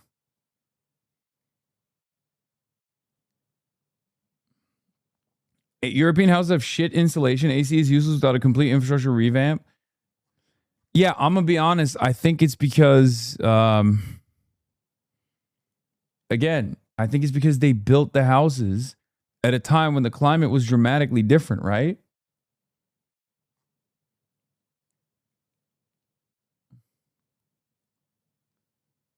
It's definitely the AC. Don't worry about the endless wars, private jets, private yachts, gas cars, industrial farming. Yeah, that's what I mean. I feel like, you know what it feels like to me? Europeans are going to get mad for me saying this. It seems like the AC thing is almost like a cultural thing as well for a lot of Europeans, because they're like, oh, we don't want to be like Amerifats, which I totally understand. We're nasty. We're nasty little perverts. So you don't want to be like us. That's fine. But like, maybe we got this one right potentially.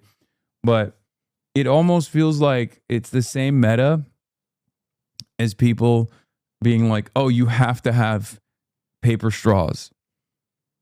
You know what I mean? No more plastic straws. Like we're lowering our fucking impact on the climate. Man, that's just not doing anything. Okay? That's not doing anything. There's far worse offenders out there.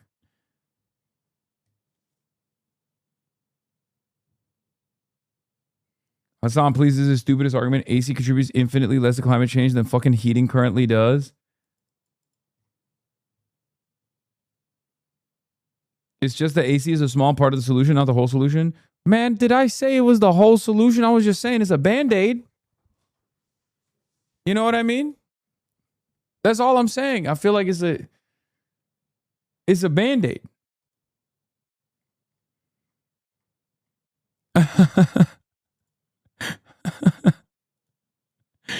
It's so beautiful because it's made with AI too.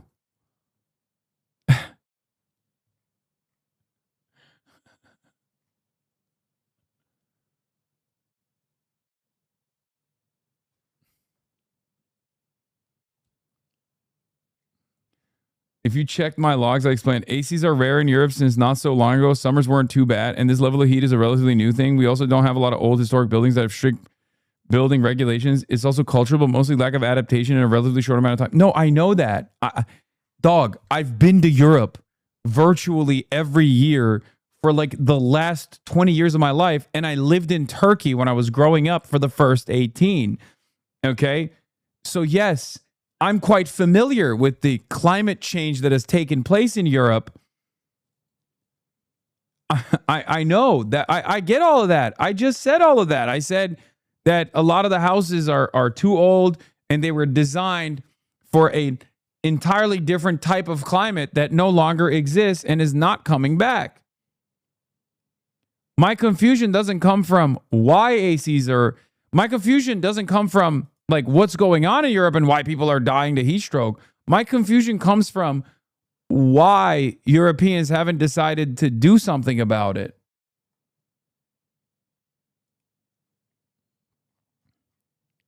Oh, this is what it means to get frame mugged.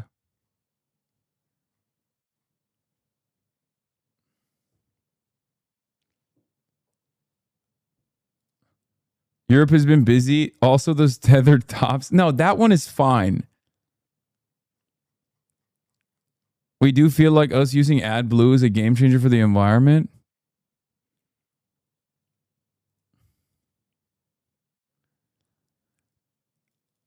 I think the tethered tops are fine. I think that Americans are stupid. I'll say that. The tethered tops on the plastic bottles that don't come off are fine. Plus, they can if you just really pull on it. That's number one. Number two, Americans are too dumb to understand that that's actually a good thing. Okay, I don't have a problem with the tethered tops. That is literally Amerifat nonsense. Okay, I think the tethered tops are fine. Americans, for some weird reason, have like tremendous beef with it. But the AC thing I can't comprehend. I just cannot. Did you see EU getting AC mogged?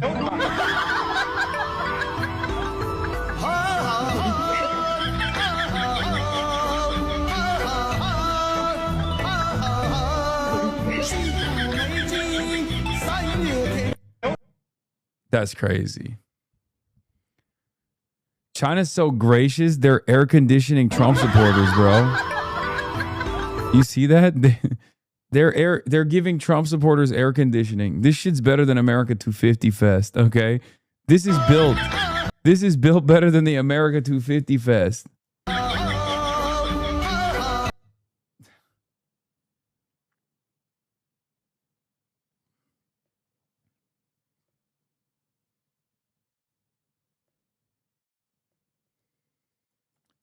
EIA says AC is 19% of home electricity use, 14% of commercial electricity use in the U.S. That's pretty huge, to be honest. Probably more than data centers overall. Man, stop caping for the data centers. Data centers are for nothing good. AC is life-saving. As we have seen, the difference between a country that has it versus a country that doesn't, where there's like thousands of people dying of fucking heat stroke.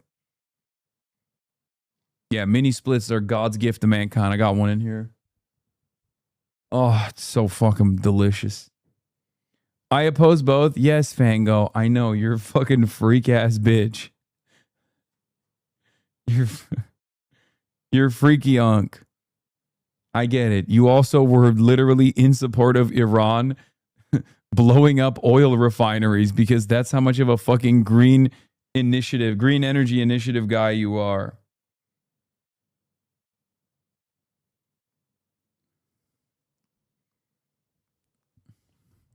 Are you streaming the Larkin rally? Yeah, at 5:25, I'm going to join the Oliver Larkin rally. I'm going to interview Oliver. Cat's going to bring me on stream, introduce the interview, and hand the show off to me.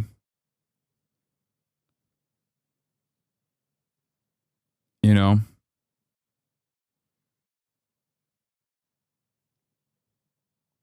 Yeah, we're fundraising for Oliver Larkin as well today.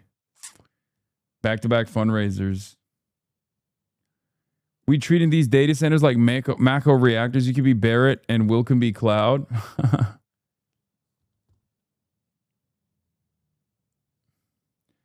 Why are you all of a sudden an HVAC tech? It's been hot as hell in Denver, but to be honest, it's like LA. And if you're not in the sun, it's fine. My AC is ass. I just open my windows. I'm a Euro poor, basically. Our favorite Turk at the State Fair. Oh, I saw that already. Dr. Oz being like, there's thousands of people here. And then the crowd pans. And the camera pans to the crowd. There's like 8 people watching. Hey, Hasan, how do I fight the urge to kill myself every day? Let me know when you can. Easy answer. You're gonna fucking let Israel outlive you. You're gonna kill yourself before you see the end of the Israeli apartheid? Really? What are you, fucking nuts? What are you, fucking insane? Good point. Yeah, it's not just a good point. It's the best point. What do I always say? If you can't find hope, let spite be your motivator. Okay? You got to live out of spite. SSRIs probably help too. Also, food. Like, I mean, I don't know. I feel like chronic depression. I've talked about this already. I don't think I have chronic depression or have ever experienced it because I love food too much. And I'm like, if I kill myself, there's like so many food opportunities that I'm missing out on. You know what I mean? Like, I eat lead one time. I can't eat donuts ever again. You know what I mean? That's fucked up. That's fucked up.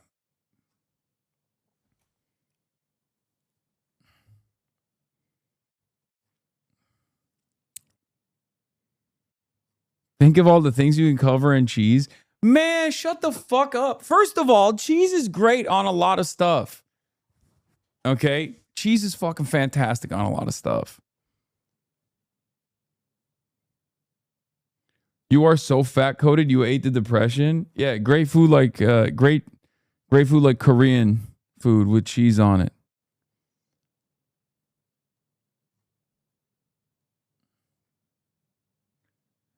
Le Pen is already pushing for a national AC initiative. Be ready for a right-wing France. No AC because climate is the new carbon footprint bullshit. Trying to make climate impact an individual issue while oil corps do alone still do more damage to the environment in 5 minutes than this person does in their whole lifetime, AC included. BDBD saw you watching the Long March reenactment. Hasan came to record Mike's red-themed event. Made those white Chinese people drool with envy. Whether it's for internet fame, entertainment, or pilgrimage, Wire Wizard must visit this place on his next trip to China. Put on this outfit and smoke a Wire Wizard. What the fuck is Wire Wizard? Lemon Bro, come play already. Tons of treasures here. By the way, the guy next to Mike looks a bit like Charlie Kirk. Is Hasan coming to Chongqing again? It would be easier to find him if he's in the main city districts. Hasan, when are you coming back? Wondering what Hasan would look like wearing a worker peasant Red Army uniform, but the Red Army back then definitely couldn't have had such a burly figure. Lida was skinny as rail.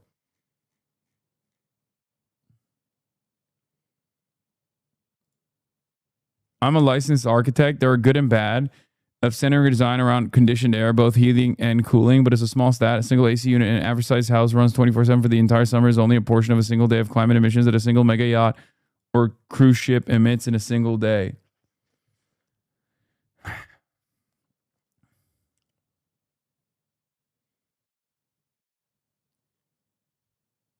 The answer is to implement subsidizing retrofitting for geothermal heat pumps. They are far more efficient for cooling in the summer and heating in the winter than HVAC is, but the oil and gas lobby killed their implementation decades ago. Look, I don't have any dog in this fight. I just want people to not die in Europe because it's too hot, especially after the invention of HVAC units and HVAC specialists and AC units. Okay. You put a fucking mini split in that bitch, dude. You can get the whole family around it. You know what I mean? There's also like like portable AC ones too. You just like buy it on Amazon and then you put, there's like a thing that you put on the window. There's also window units. Do they not have window units in Europe? They don't sell them?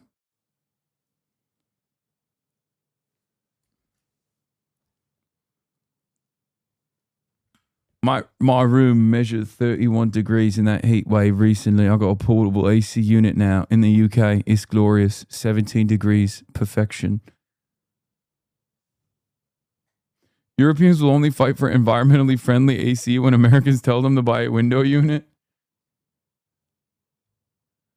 Do fans not exist? Big dog, if it's 50 degrees, what the fuck what is a fan gonna do? Below 50-degree heat like a blow dryer in your face? Some of y'all have no concept of how hot it's getting in Europe, I think. Like...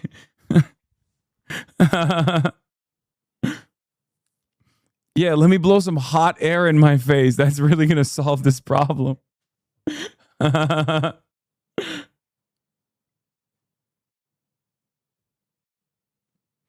No, you get put on a list if you try and search for window AC units in most EU nations.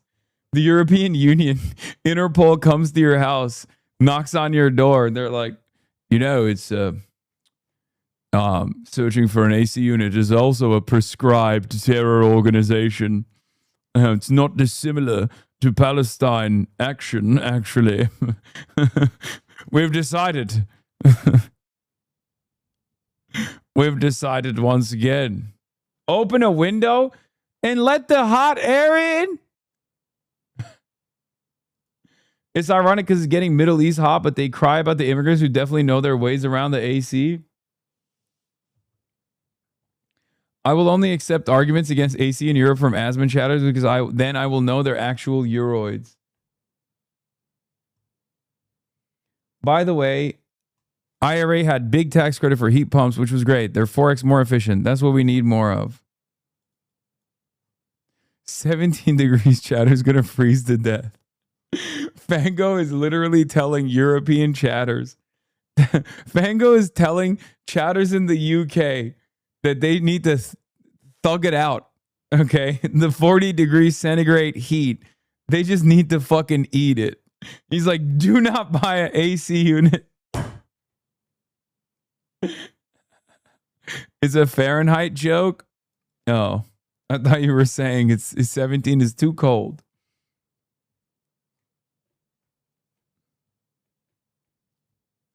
Those IRA guys seem rough, but I'm glad they're carbon forward. Yeah. See, I was already a fan given what they were trying to do to Margaret Thatcher, but when I found out that they're also investing in heat pumps, I really started appreciating the IRA.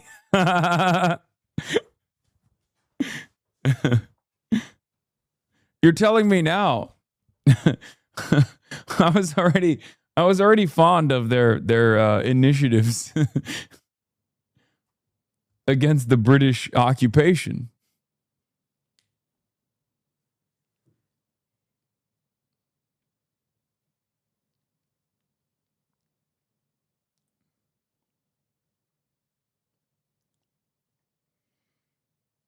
Yeah, it turns out when the IRA was blowing up cars, it was at the behest of urbanism. Okay?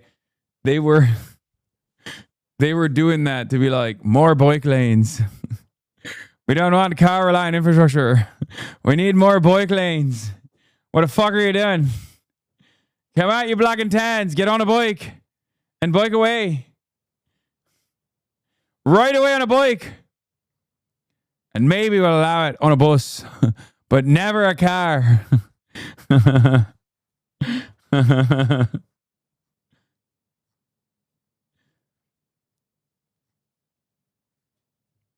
Anyway. HVAC guy here. Can I use your endorsement to sell mini splits? Sure. It's so funny because I use HVAC business owners as like a stand-in for the most hog-like petite bourgeois profession. And I got hella HVAC business owners in my chat. Or just like HVAC guys in general. I don't know if they're business owners or not. But it's really funny. I had to stop talking shit about the TSA because the entirety of the TSA is HasanAbi heads. It's not even funny. It's just like European idea of an AC. The no AC thing here was fascinating. In Berlin, they're cooling people off with police water cannons.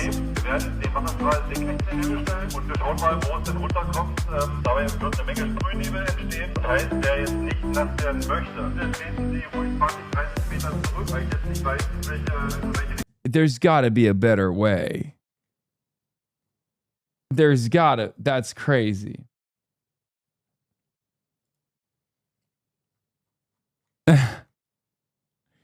Britain's ordered to remove air conditioner from homes in 40 centigrade heat under net zero crackdown.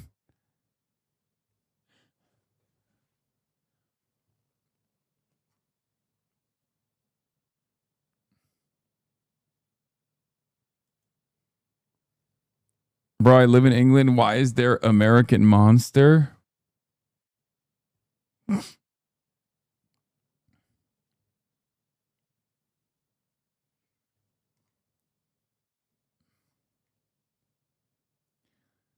You better respect the USPS. We in here too, and we're watching.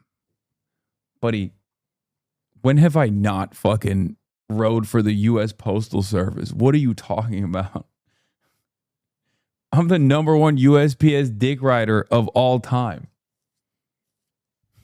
It's like being like, wow, buddy, there's Teamsters watching. You better not disrespect the rank and file Teamsters. Like, okay, yeah, that's not happening.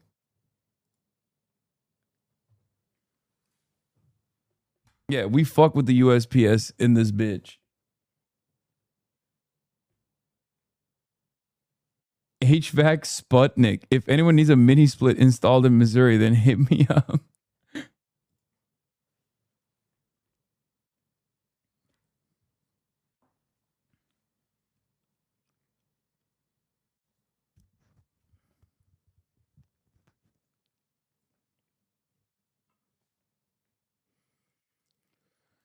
AC is really expensive. That's why most people don't have it. It costs 5 to 10K for the whole house. And most people don't think it's worth it for a week or two per year.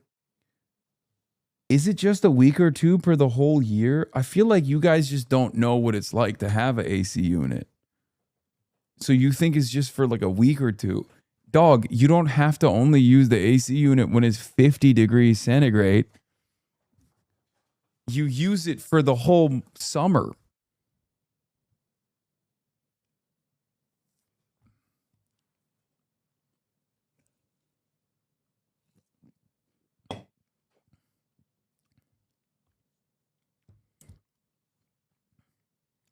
Yeah. Europeans are kind of funny though, because they're like complaining about the fucking Islamic style refugee crisis that's taking place. But it's like, big dog, you know, those are the motherfuckers that know how to withstand the heat. You know what I mean? Those are the only people. That's the real great replacement, dude. The real great replacement is when the only people who are alive at the end of a heat wave in Europe are going to be like, you know, Syrian dudes.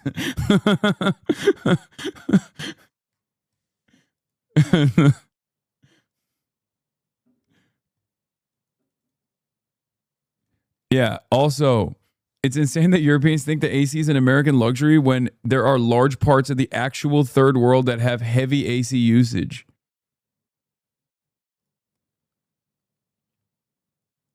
Aircon in Europe. Please indulge in your fantasies.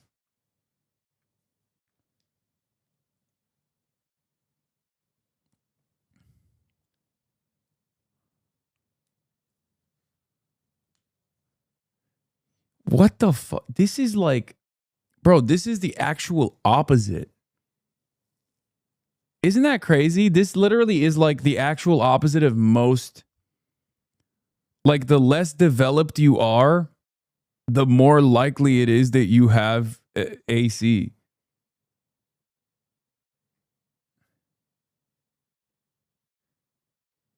Europe has 175,000 heat deaths per year. Europe's AC phobia kills much more people than gun violence in the US. Wait, what? Heat claims more than 175,000 lives annually in wait, what?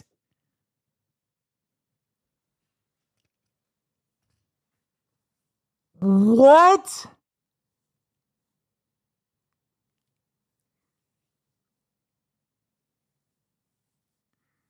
Okay, I'm done. I can't.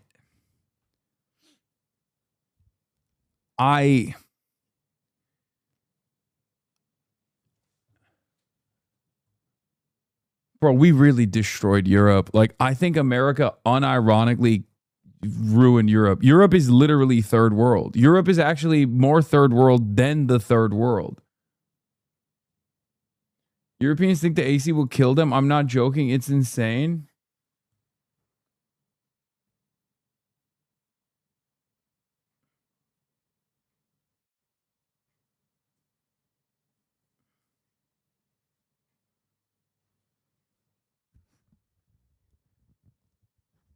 Dog, how is that possible?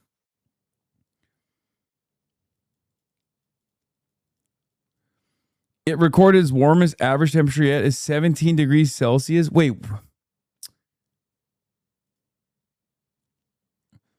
And its exhausting summer heat waves across the northern hemisphere. Dr. Kluge said that there's 3 warmest years on the record in Europe have all happened since 2010, and the 10 hottest years have all charted since 2007. Heat stress is the leading cause of climate-related death in the region.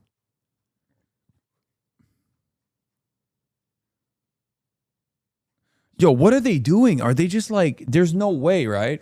Like, they're just really beefing up those numbers, right? Like, it has to be. Like, I know you like the number. I'm a numbers guy. I feel like these guys are just like, oh, an old person died. And yes, Europe's heat waves are deadlier than American gun violence. Oh my God. More Europeans die of summer heat than Americans die of guns. Oh my God.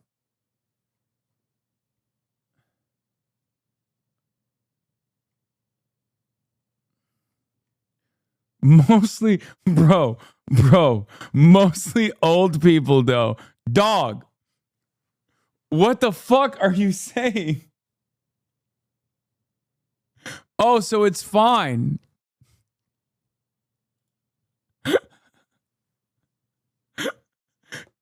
Damn, dude. I don't have that level of fucking boomer hate in my heart. That's crazy. Chatter said their time was now. Their time had come. It's okay. You know? It's fine. All right, I got to join this video conference. Okay? And fundraise for Oliver Larkin.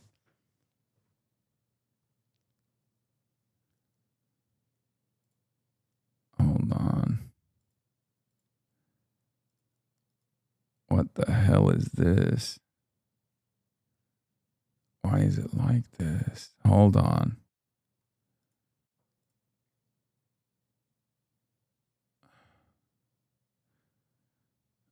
Hello? Okay. Let's do virtual camera.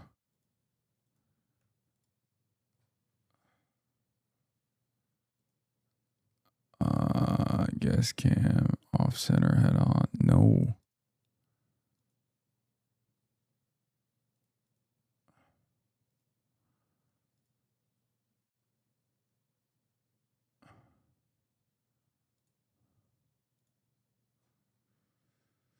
Okay. All right. The federal minimum wage to $25 an hour, which of course was a lie. He hasn't done anything. But the fact that the right is agitating their base about 25, not 15, not 17, not 18, they're agitating about the number that people actually need. That it's really important that if somebody, on the other side, I won't even say Democrats, but pro-democracy forces, when they take over, if they take over, they can't just talk about things like 25. They have to deliver on things like 25. And so we need Oliver to get in there, and alongside Rashida and alongside Anna Lilia and Chris Rabb and everybody else, make this HR 1 deliver on the affordability crisis by paying people a living wage. You heard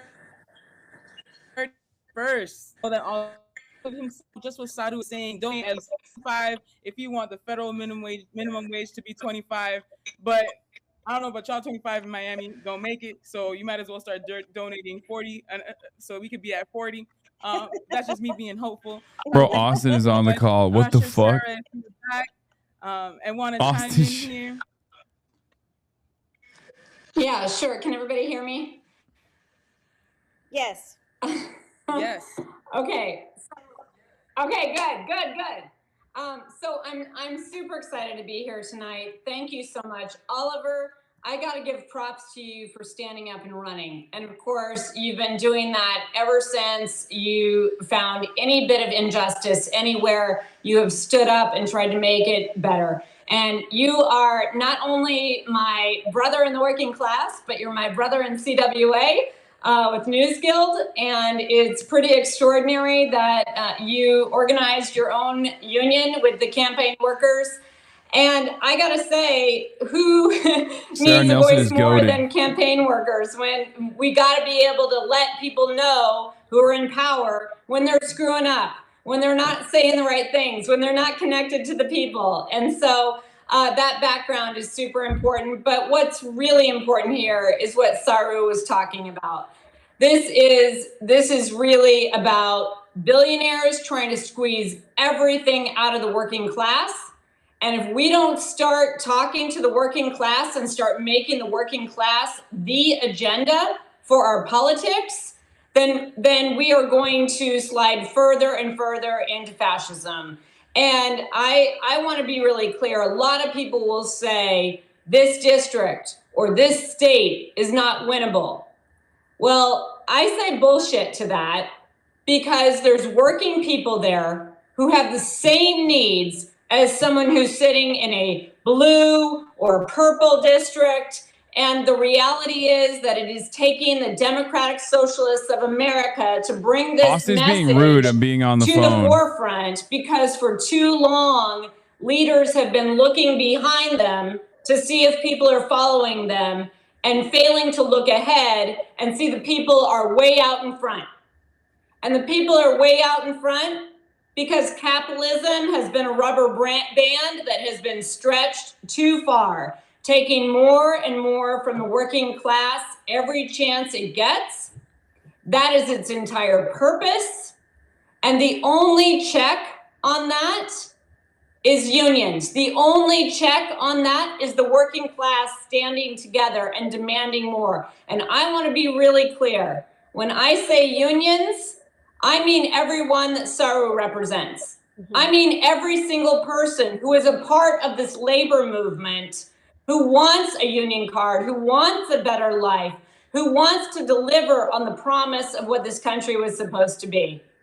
So tonight, I wear my Deb's pin to say that work matters everywhere. It matters for the incarcerated. It matters for those who are in detention. It matters for those who they are seeking to put in detention. It matters for every single person who they are trying to demoralize by making life horrible and making us believe that we can't expect I'm the best. texting Austin to tell him that that's Sarah Nelson talking, a legend in the union movement, and that she is the person who saved us from having one pilot per flight. Thing I'll just say is that we cannot be afraid of robots. The billionaires want us to be afraid of robots. They want us to be afraid of technology. That's ours. It's our time, our money, our innovation, created by the working class, driven by the working class, delivered by the working class, healed by the working class. And the working class, as Mayor Mamdani reminded us just a few weeks ago, is the only majority in this country. And if we take that in and understand the power that we have, come out for Oliver, and yes, donate to Oliver, knock for Oliver, vote for Oliver, call for Oliver, we can have one more person speaking sanity about the people who need to be represented in the halls of Congress. Proud to stand with you, Oliver. Thank you for standing up. Super excited to be sitting here with Kat and with Saru, supporting you tonight, but saying to everyone out there that this isn't a fight for Oliver. This is Oliver standing up to make sure that we can all fight for ourselves together. So we're in it with you all the way, Oliver. Keep going. Thank you.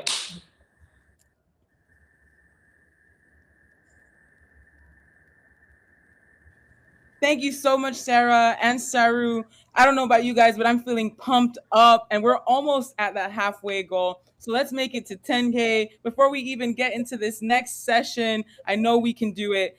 Just like Sarah said, we're fighting for our democracy, and Oliver is a representation right now of that democracy that we're all fighting for. Thank you both so much. This next person is someone I consider like a mentor to me, especially as we know, Florida public service workers are on the biggest chopping block, and Florida public service unions have been like under attack heavily. And so we're going to be talking to Afifa Khalik from FPSU, and she has a very important announcement to make. So Afifa, it's so great to see you.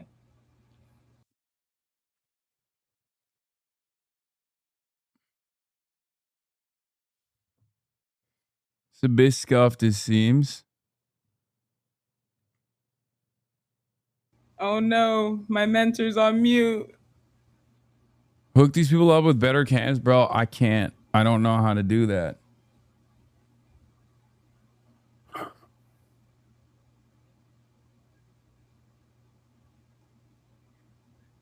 As I know she gets those technical things together. Oh, wait. Can you hear me now? There we go. Is it good? Okay.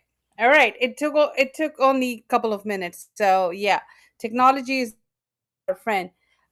Hey, everyone. My name is Afifa Khalik. I'm proud to represent SEIU Florida Public Services Union, 20,000 public sector workers who what we say are hidden faces of public services, right? So you will know they exist when you can't flush your toilet, when the garbage is not picked up, when there's a storm and there's like, flooded streets and stuff, right? So then you will know that we exist. Or these are food service workers, these are cafeteria workers, your lunch ladies, our beloved custodians, I and was biting everyone my in nails. between that we represent. Here is like one message to everybody who is donating right now. I would say that people in the South are so effed with the democracy that we have in this country right now, where everybody benefit from the struggle and resistance of the South, but nobody wants to invest in the South, right? That's where you put nations, Black and brown people, to die. And it's horrible to see it's happening. And when there are messages that are thrown out there in by our national Democrats that South and especially Florida does not have any hope, right? So we say no to that BS. Absolutely, we in Florida are the biggest resistance force, and we have been resisting forever against these attacks, and we are able to survive. These workers deserve champions in the Congress who are from the South and can represent the South, and they are not on the bandwagon and talking points of like these rich, greedy corporations, right? So that's first and foremost. So we are at SEIU Florida Public Services Union very proud to announce our endorsement for my brother Oliver Larkin. And this is fresh off the press, fresh off the boat, right? So we're super happy and excited about this, right? And here is the reason why. Florida has the worst affordability crisis. We spend 58 to 60% of our income on housing alone, and then you top that on an estate where there is no public transportation infrastructure. Then the gas prices. Everybody needs to own a car in Florida, right, to drive to the work. There's the public infrastructure does not exist, and we have politicians who call themselves DeSantis Democrats. And that is completely unacceptable. DeSantis have the worst track record when it comes to working class families in Florida. So he has spent money on his corporate campaign donors and found projects such as Culture Wars or Alcatraz for them to invest in so that they can benefit from my tax money, right? So somebody who says that they are DeSantis Democrat, it's a horrible slap on the working class families and their claim that they represent us, right? Toby Dirty. So that's not happening. And we say no to that BS too. We have taken a very bold stance, and we have like gone against that incumbent against Jaron Maskowitz to endorse Oliver Larkin. And fun stories before all of those I don't know how who to are mute on this call. the private chat. I had a very quick conversation with Oliver, my first talk with Oliver. And I asked him, I said, give me a 30-second pitch, the elevator pitch on why we should select you as a candidate, right? And I was super impressed by how clear he is in his vision for working class families and how he represents the working class families. Very bold stance. So obviously there was like no question, no doubt when we talked to our members about this endorsement. They were like completely sold by Oliver Larkin. We do not have to do any push. We do not have to convince them. Oliver's stance and his vision was selling point enough for our members to realize like who is the champion who is going to be the champion in Congress for them.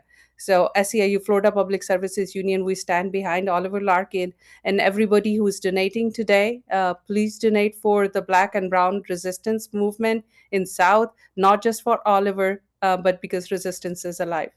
Thank you so much. Thank you so much, Afifa. And thank you for everyone that did so far. We're almost halfway there. This is going to be my last introduction before I hand handed on over to Hasan and Austin, who will be taking over from here. It has been a super pleasure. As someone who has just been redistricted into Oliver Larkin's district, I am an excited voter, organizer, and friend and neighbor. So until next time. All right. Are we? Is it our turn now? Thank you, Kat. Let's for the do it. All right. Thank you, Kat, for the introduction. Real honor to be here with Oliver. We were early on trying to promote Oliver when he was chasing down Moskowitz in the original district before the redistricting scheme came about. And I feel like now there's an even better opportunity for Oliver to make an impact. I know that there was an early poll that came out today showing Moskowitz at 67% and Oliver at 33%. But with a limited amount of name recognition, it's really important for all of you guys to obviously keep fundraising, considering that this is a campaign that's powered by grassroots, that's accountable to grassroots, and nothing else, obviously. And there's probably going to be a lot of big money flowing into this race for the Moskowitz camp. From the Moskowitz camp. And I mean, I feel like the Republicans on the opposing side, regardless of this district, now being a dummy mander district, to use a term that Hakeem Jeffries has used, is not going to be as significant of a battle, in my opinion. I think Moskowitz probably will be a tougher hill to climb, especially considering that your values and the values of democratic socialism, these universal principles that we're upholding, are across the board exciting for people. We saw this major defeat with Kamala Harris running to the center, pivoting to the center, and basically presenting a MAGA light version to the American public broadly, lose once again. And Moskowitz is maybe not even a MAGA light, but instead more so just MAGA with a D next to his name. So very excited to be here. Very excited to talk to you, Oliver. How are things going? Tell me about Florida 25. Yeah, so the new 25th district, and first of all, it's great to have you on, Hasan. Thank you for supporting our race and really supporting democratic socialist candidates all across the country.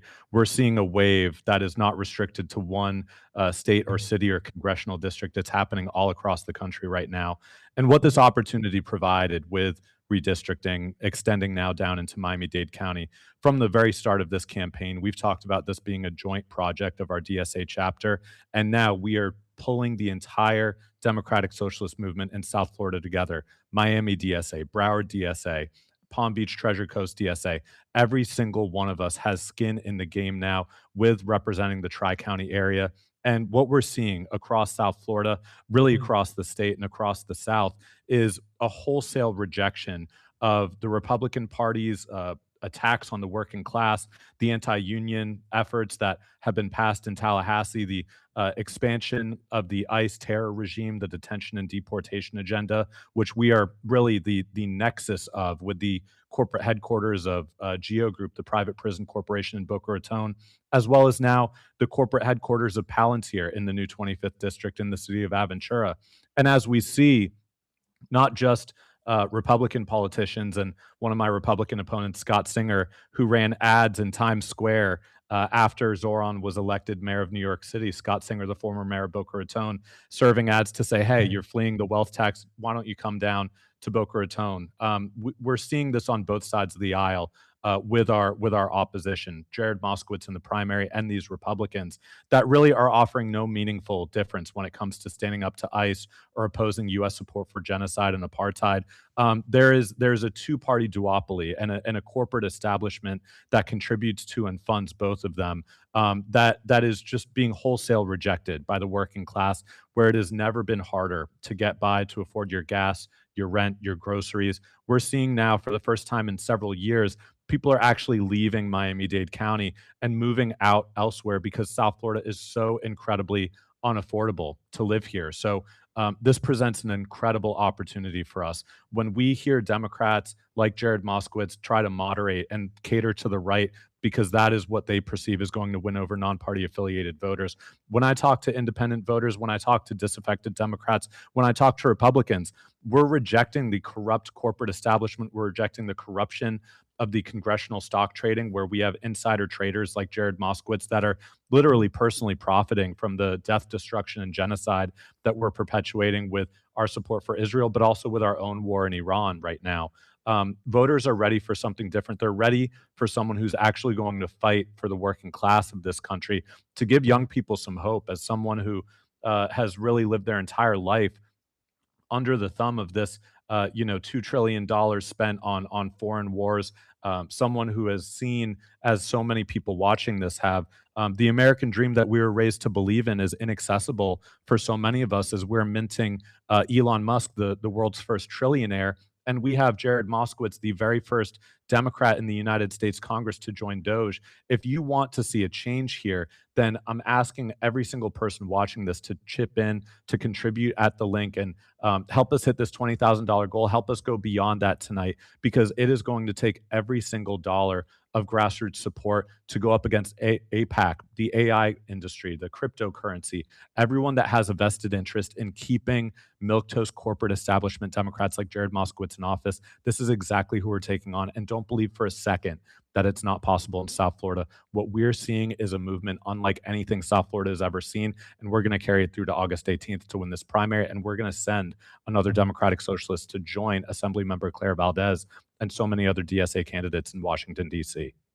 Oliver, I have questions for you. So in your experience, you've been up and down now in different parts of these two different districts that are not super different from one another. But when you go out there and you talk to the voters, likely voters, independents, these mythical moderate voters that are maybe never really voting for the Democratic Party, and you tell them your quote unquote radical agenda of ending unnecessary wars, like how do they react? Because I assume Neera Tanden says all the time that they probably react in horror, right? And they say, no, I would like to give billions of dollars to both Israel and also melt another billion every day, waging war with Iran, right? And I love that my gas prices are high. I feel patriotic paying them, or is there a different reaction when they hear your perspective?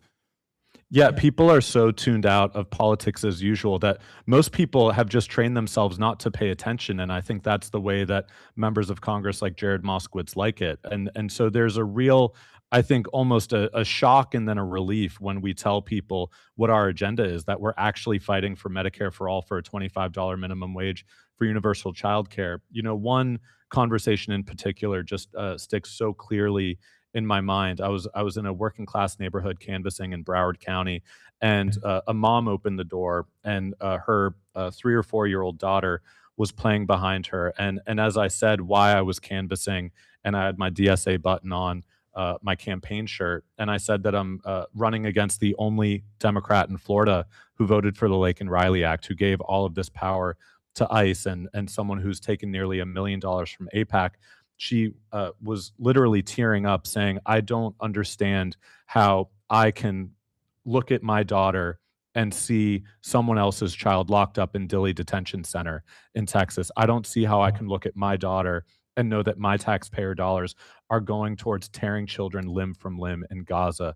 And I think it's so visceral for so many parents that are they're watching Miss Rachel with their children, and they're really seeing the horror, as it's so hard to afford childcare, as it's so hard to afford rent, as it's so hard to afford public transportation, and the stress that people live with. And then they see what our taxpayer dollars are contributing to. There's a just extreme disgust, and I think that's exactly why so many people have tuned out. But we have a congressman who doesn't show up for town halls. We have someone who doesn't go door to door. So when we do that, the power that lends to our movement, the legitimacy it lends just by being willing to show up and listen. I mean, the word is representative. The word is representative, and that means showing up and representing the people that you want to speak to. And at these No Kings protests as well, I mean, it's not just Democrats turning out to these things. It's non-party affiliated voters, it's Republican voters, and this is really what is inspiring people that a new kind of politics is possible. We have such an amazing opportunity right now in Florida.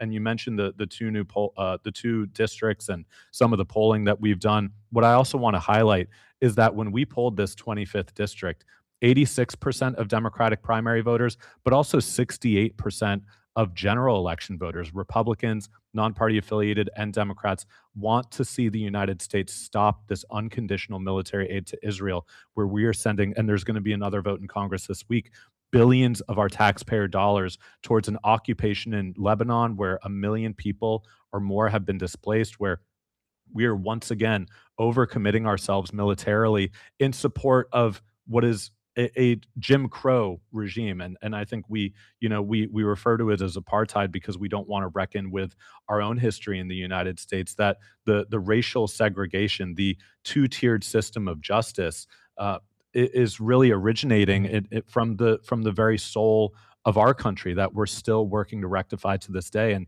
I feel a tremendous responsibility as a candidate running in the South to finish this work of reconstruction and to connect these struggles. When Black and brown Floridians are being dispossessed and disenfranchised, we need to connect these struggles to what our taxpayer dollars are doing overseas. And increasingly, with this cost of living and affordability crisis, voters can no longer separate foreign and domestic policy. The cat is out of the bag, and no matter what Neera Tanden or Third Way or Josh Gottheimer might want to believe, people understand now that these struggles are interconnected, and the solidarity of this movement is exactly what the Democratic Socialists of America is delivering, and why we're seeing so much incredible momentum across the country. Yeah, there was a new poll that just came out that showed, with the exception of Barack Obama, the top 3 most popular politicians across the board in the United States of America were all Democratic socialists, or socialists in general. You had Bernie Sanders, Zohran Mamdani, and AOC in the top 3.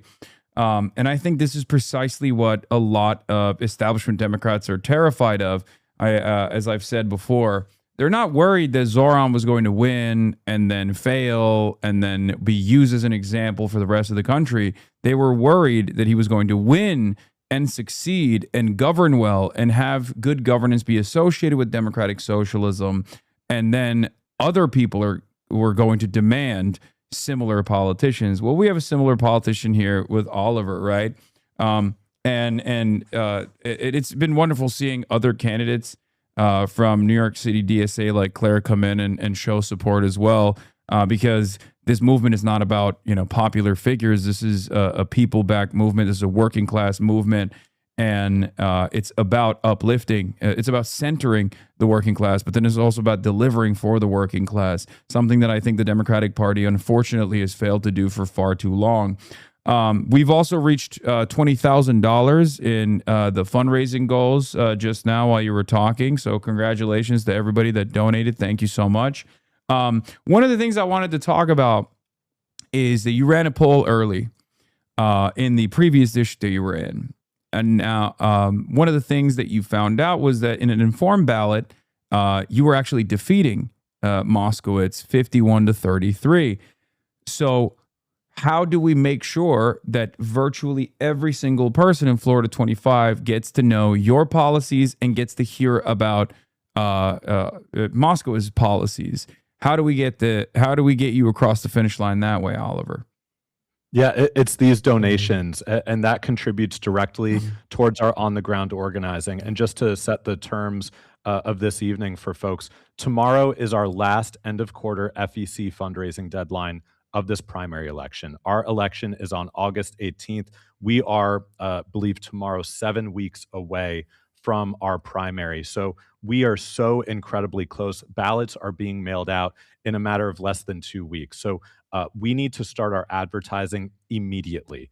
Like, we need to start our advertising tomorrow if we have the resources to do it. And that is what your donations are going towards. When we are spending thousands of dollars printing the campaign literature that our volunteers are walking up someone's driveway every single day to deliver, all of this work costs money. And as someone who grew up in organizing and really got my political start going door to door, these are some of the easiest conversations, I have to be honest with you, that I've ever had. I was expecting, maybe a dead heat. Maybe one door is a strong supporter. Maybe the next door is a strong supporter of the incumbent. In 15 seconds, you say, I'm running against the first Democrat in Congress to join DOJ, the only Democrat in the state of Florida to vote for the Lake and Riley Act, and someone who describes himself as a Ron DeSantis Democrat. People look at you like you're an alien from outer space and say, wait, that's a Democrat? And the support just immediately gravitates towards us. In that poll that we ran in the old district, we started out at down 45 to 11% on the positives, just on the positives. So I don't even want to center this too much, although Congressman Moskowitz's record is abhorrent for a Democrat in office. But when people hear that there is a former Bernie Sanders campaign organizer, someone who organized a union in their workplace and is fighting for Medicare for all, for $25 an hour, for universal childcare, and ending U.S. support for genocide and apartheid, that alone reaches our support way ahead of Moskowitz. We jump up 38% in the polls. We take 20% of his support. And then our support grows even more because the Democratic Socialists of America label is not hurting us. Fox News, Newsmax, the National Review, they've all been freaking out in the past week because of what Claire and so many DSA members were just able to achieve in New York City, that now they're calling me a socialist and they're saying, should Jared Moskowitz be worried? How far is this movement going to go? And it's going to go as far as you're able to contribute to fund our voter outreach, to fund our advertising. Again, it has to start now. So the same way that when I went on your stream, Hasan, back in March, and I said, change the math in this race. In one day, we were able to raise $75,000. And you know what we were able to do? We were able to hire a communications team. We were able to hire an operations team. We were able to actually mobilize this campaign. It's not going towards, some DC consultant that's going to sit on their ass and give us half-baked ideas from a think tank. It's going directly into our organizing. And frankly, nights like this wouldn't have been possible had we not been able to build the infrastructure. So the proof is in the pudding. The fact that your chat and the HasanAbi heads and everyone that's contributing right now, the fact that tonight is possible means that a victory on August 18th is also possible. So I cannot emphasize enough how important the donations are, but also the volunteering. And we have folks sharing the volunteer link in our chat. Come door to door with me, come phone bank with us and talk to these voters because, again, this is a closed primary state. Only Democrats can vote in this primary. So these are friendly conversations with friendly people that are looking for some hope and some change. And, what we've seen at these No Kings protests, people are cheering for democratic socialism. When people see what Mayor Mamdani is able to accomplish in New York City, and they see Bernie Sanders and Alexandria Ocasio-Cortez traveling the country fighting for us, this is the Democratic Party that they want to see, and it's not restricted to one locale. It is in Florida. It is in Colorado with Malat Quiros. It is everywhere across the United States of America. Yeah, no, absolutely. So as far as your conversations in the district with people goes, what's the attitude overall on, endless American militarism, especially considering that there are many poorer parts of this district as well? There's an affordability crisis that you are talking about here. How do they respond when they hear your position? Are they shocked? Do they call you an anti-Semite, or are they like, well, I agree with that, actually, when you say that Israel's committed a genocide and Moskowitz is one of the biggest defenders of Israel, so much so that he's actually outflanked, by his own admission, Marco Rubio, even at times. How is the attitude overall from people on this issue? It's incredibly receptive. I mean, again, people are connecting our foreign military expenditures overseas with the cost of living crisis that is proximate and right in front of us every single day. When we have the county of Palm Beach within our district, the largest single municipal investor in Israel bonds, with $1 billion invested at the same time that they're cutting bus routes for seniors with disabilities and college students at FAU, when Florida Atlantic University, which is led by Adam Hasner, a former Florida Republican House Majority Leader who was plucked from being Geo Group, the private prison corporation's executive vice president of public policy. Jared Moskowitz literally wrote the personal letter of recommendation to install him. And what did Florida Atlantic University do? They became the largest public university investor in Israel bonds with $8.2 million invested. Miami-Dade County has over $100 million invested in Israel bonds. We see all around us the lack of affordable housing, the cuts to public transportation, the fact that it's nearly impossible to find affordable childcare in South Florida. And then we see what our taxpayer dollars are going towards, not just the United States government, but our state government, our municipal governments, our universities. It is unavoidable. And not to dumb it down too much, but people, regardless of their background, we just don't like to see genocide. We don't like to see our taxpayer dollars going towards slaughter, especially with the memory of what the last 25 years of this country's history have been with these foreign military entanglements overseas and supporting theocratic regimes. It's not just Israel. It is Saudi Arabia. It is, the dictatorships that the United States uses to be able to extract resources from these regions and to be able to have their our military bases hosted overseas. But then we get into these entanglements. Jared Moskowitz and Josh Gottheimer give the permission slip to Donald Trump to take us to war with Iran, as Jared Moskowitz has purchased Lockheed Martin stock 4 times, which hit an all-time high on the market after he said Rokan and Thomas Massey's War Powers Resolution was the Ayatollah Protection Act. So again, there's an element of personal profit at play here that voters pick up on. So I've not encountered any resistance that you might believe, or that AIPAC might have you think would just be meeting a candidate like myself with anytime I go door to door or have a town hall. People are showing up because of this bold stance that we're taking, and I think it's a mark of the courage and authenticity that we need from more members of Congress, that the reception has been this warm. Yeah. I think that the reason why I keep asking you these questions is because, well, one, you guys need to keep donating 100%, because getting the message out is the most important part of this puzzle, because you already have the policies, you have the fundamentals, you have a team that is ready to go out and door knock. Obviously, it needs to be larger, but part of the equation for me is that my theory for change, that I know you share as well, is that these policies that we are all advocating for are ones that not only help the working class everywhere, but they're also objectively popular everywhere. It's just that people don't have confidence because they've never heard someone genuinely speak to them in a language they understand, genuinely tell them that a better future is possible. Whereas I feel like for the most part, Democrats like Moskowitz and many other do-nothing Democrats all around the country have destroyed the confidence that the American working class destroy the confidence that they have in good governance, destroy the confidence that they have in the Democratic Party. They have developed tremendous apathy amongst the base of support. So getting you in front of as many people as possible and trying to get you more media coverage as well is probably one of the primary things we got to do. We have to nationalize this race, especially because, let's be real, a lot of the national organizations, they're much more comfortable working in like deep blue districts.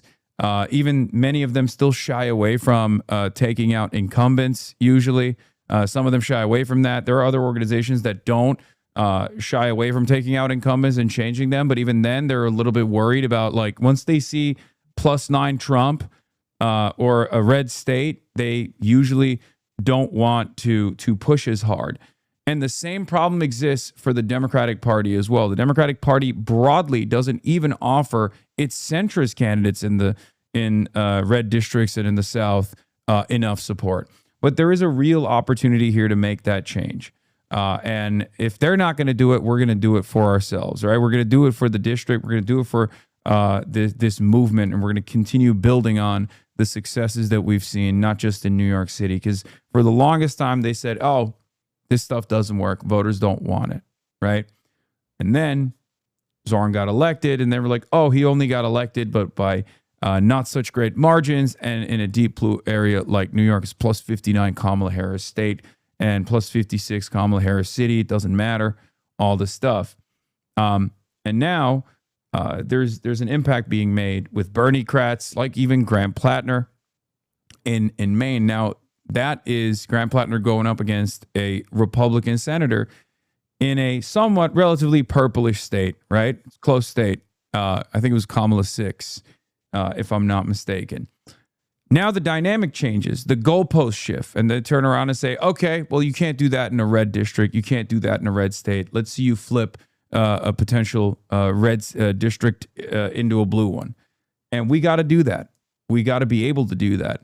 And I think we should have a 50-state strategy. We should have a strategy in every district. We should have someone just like yourself in every single district. And this is an incredibly important race to prove that point, because you have the fundamentals, you have the policies, you have the charisma, especially in comparison to Moskowitz. I mean, that's not saying much, but you got the motion. We just need to be able to connect you with as many voters as possible, because once we get over that hump, once more and more people are aware of who you are and what you represent, and that there is an election even that's taking place, a primary that's taking place, if we can draw turnout, we can absolutely make a massive impact here, and we can unseat one of the worst Democrats in Congress. Like, there are a lot of villains. Obviously, we all despise the Republicans unconditionally and across the board. They're fascists, right? However, there are fascist collaborators within the Democratic Party, and I don't mind saying that Moskowitz is one of them, okay? Because he has said it. It's not me saying it. It's something he has personally communicated. He is the one who has said he agrees with the Trump administration's actions as it pertains to the Trump administration's allegiance to the state of Israel, or even Marco Rubio broadly and his initiatives across the board. That's not a Democrat at that point. That's a Republican that is running with a D next to their name. And we can't let that happen. We can't allow that to happen. And even from the perspective of the Democratic Party advancing its agenda, you can't have a spoiler like that. That's number one. Number two, this is now a different district, right? There is a likelihood that a Republican could have some impact in this district. And I personally believe that Moskowitz is a far weaker candidate in Florida 25 than Oliver is. And the reason for why is because it's the same exact dynamic that has persisted between a light MAGA or blue MAGA Democrat versus the full thing. When people are presented with those two options, they go for the full strength. They go for MAGA. It actually lowers turnout for many likely voters that would have gone out and voted, many young voters that would have gone out and voted for something rather than simply against a Republican. And I don't want to risk that. I want Democrats at the end of the day. I want Democratic socialists at the end of the day to win these races. Yeah, I couldn't have said it better myself. And just to put a fine point on it, in an election year where Democratic voters, but also non-party affiliated voters are so upset with the mass detention and deportation regime of the Trump administration. The very first law that Donald Trump signed was the Laken Riley Act. Why would we nominate someone in a tough district who was the only Florida Democrat to vote for the Laken Riley Act? There's no meaningful difference between the Republican and Democratic candidate in that respect. Why would we nominate someone when we have seniors that are on wait times on Social Security because 8,000 Social Security Administration workers have been placed on RIF orders that have been laid off? Why would we nominate the only Democrat in Congress, the first Democrat in Congress to join DOJ, and give voters no meaningful difference for union members that have been screwed over, had their collective bargaining agreements voided? Why would we nominate someone in the midst of the most unpopular U.S. foreign policy in our lifetimes of this catastrophic support for genocide and Jim Crow? Why would we nominate someone who has no meaningful difference with the Republican Party on the most important issue many Democratic voters consider, and the one that lost Vice President Kamala Harris the election in 2024?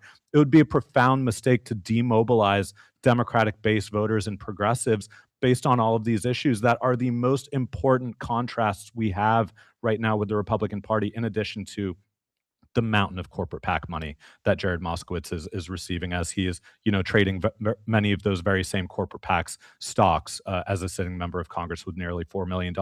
People are sick of this corruption, and they want to see a real difference between the parties, and not just, as we've seen so often in Florida, not just Jared Moskowitz, but these Democrats that feel that they need to pretend to be Republicans, or perhaps they are Republicans and just feel like they need to have a D listed next to their name.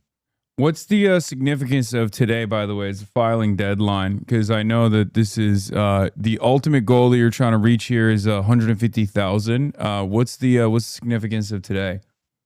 Yeah, so today is the last day before tomorrow at 11:59 p.m. the FEC fundraising deadline. It is a public report that we will file showing all of our fundraising from the past 3 months, from April 1st up until 11:59 p.m. tomorrow.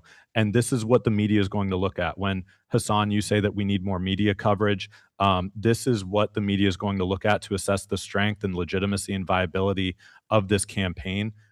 So we need to blow our goal out of the water. We raised $200,000 in our last quarter. We need to go beyond that, and we need to hit this goal in order to do so. We need to go beyond $50,000. We need to see if we can hit $100,000 tonight. So if you haven't donated yet, or you gave a little bit and you can afford to give again, please hit that donation button right now, because this is what, when Fox News is calling me a democratic socialist, when Jared Moskowitz is going on CNN, but also on local media, and they're asking him about democratic socialism, this is the marker that the media is going to look at to ask, is this movement for real? And more importantly, do we have the resources to mobilize voters to reach them?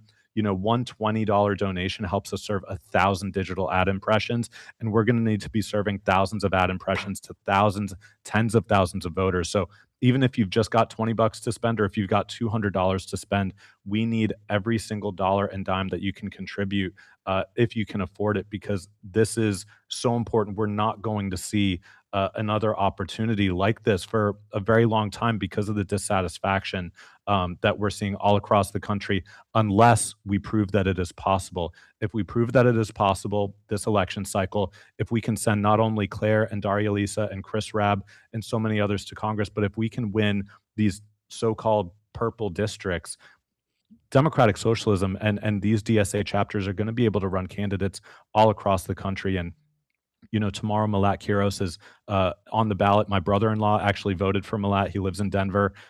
So, solidarity with Malat. And I know, Hasan, you've been doing a ton of GOTV efforts out there and are heading out there. So we're building this movement, and your donations are an essential part of it. All right. Hell yeah. Well, Oliver Larkin, everybody, thank you so much for having me on. This was a great conversation. It's always wonderful to talk to you. I know you got a lot more guests coming up, right? Yeah, we got many more. I think we just did, looking at the thermometer, I think we did about $25,000 in 25 minutes. So $1,000 a minute. If we can keep that up for the rest of the night, we're going to crush this goal. Thank you, Hasan, so much for jumping on stream with us. And, of course, appreciate all the work you're doing for all right. DSA. And good luck at the FEC filing tomorrow. I'm going to be in Denver, but we're going to get you some media coverage. And look at that. Who is this? Your audio is muted. You're still muted.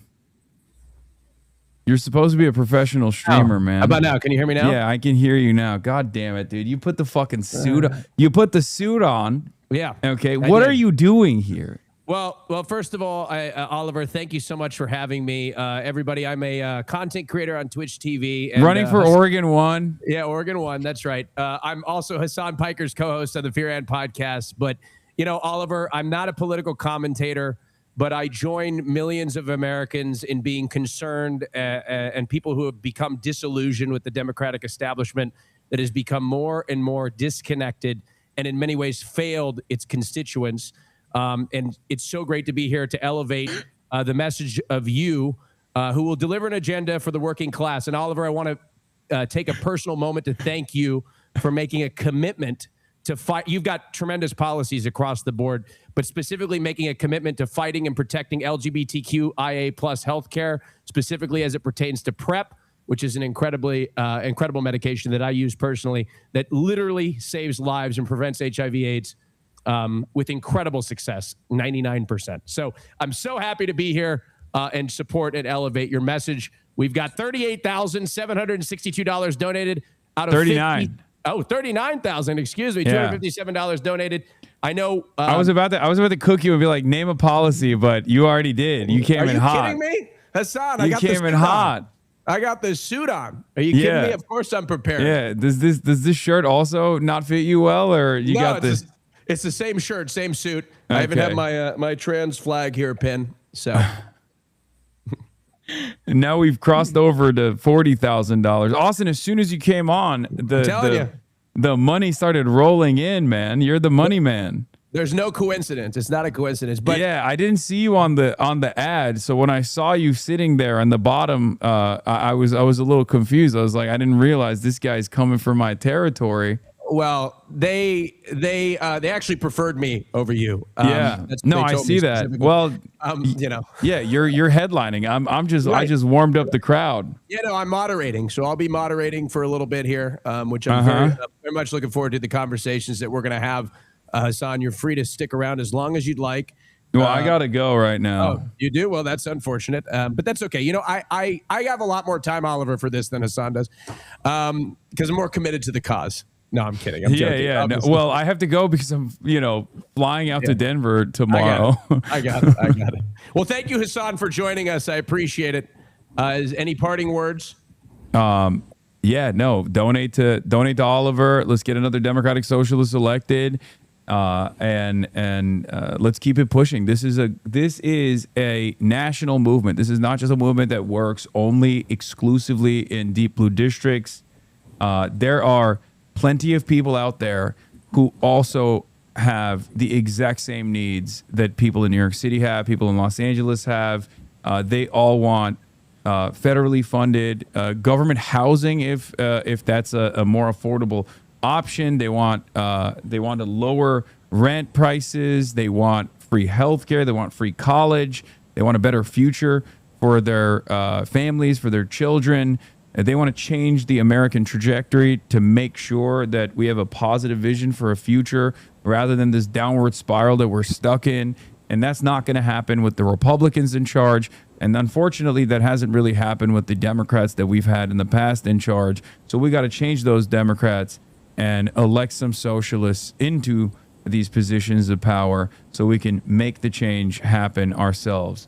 And it's going to be an uphill fight. It's going to be an uphill fight. It's going to be an uphill battle no matter what. First, we got to beat the Democrats and get out of the primary. But then it's much easier, in my opinion, to defeat the Republicans in the general. So that's and I know Oliver is the guy to do it. So, keep donating. And thank you, Austin Show, I know you have a very busy schedule. You work a lot. You work tirelessly. You were on a phone call earlier when Sarah Nelson was delivering a speech. I was texting you like, you better respect her. I didn't realize they could see me. But anyway, thank you, Hasan. We appreciate it. We've got another guest coming up right now, Dr. Sadef Jaffer, who is the first ever Muslim woman mayor in U.S. history. It is my distinct. All right, everybody. Oof. Lamau, chill, Hasan. Austin works hard. No, I know. I'm proud of him. He cooked. He knew the prep thing. He's actually killing it. He's great. He's fucking awesome. He's better than I ever could be.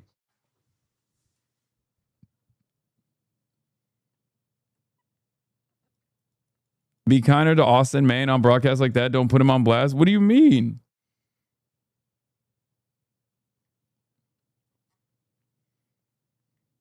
I noticed you still don't have a trans pin. Oh, no. I've been caught. Anyway. I'm gay and Lebanese.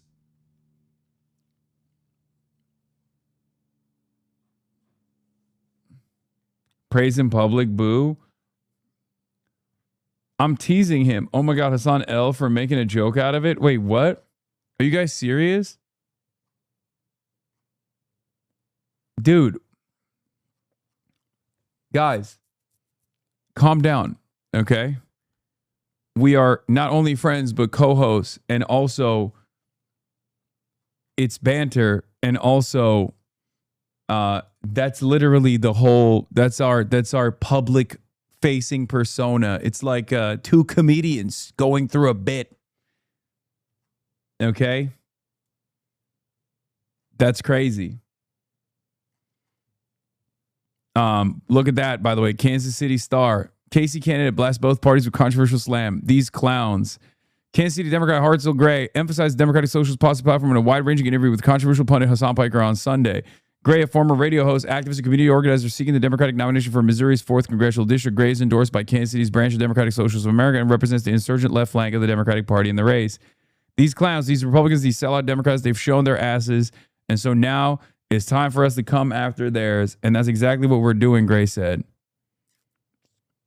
When we say run candidates everywhere, run socialist candidates everywhere, we got to make sure that we run those that are going to be red to blue flips, Gray said. Gray's one of the 7 Democratic candidates seeking the nomination for the newly gerrymandered 4th District. Alfred Cruz's victory in 2024, securing 71% of the vote. These margins will likely be tighter after partisan gerrymandering cut Kansas City into 3 districts, but Republicans still hold a 10-point advantage according to Princeton University's gerrymandering project. Gray championed policies popular with the progressive left, like Medicare for All, abolishing immigration and customs enforcement, and ending diplomatic ties to Israel, which he called an apartheid state.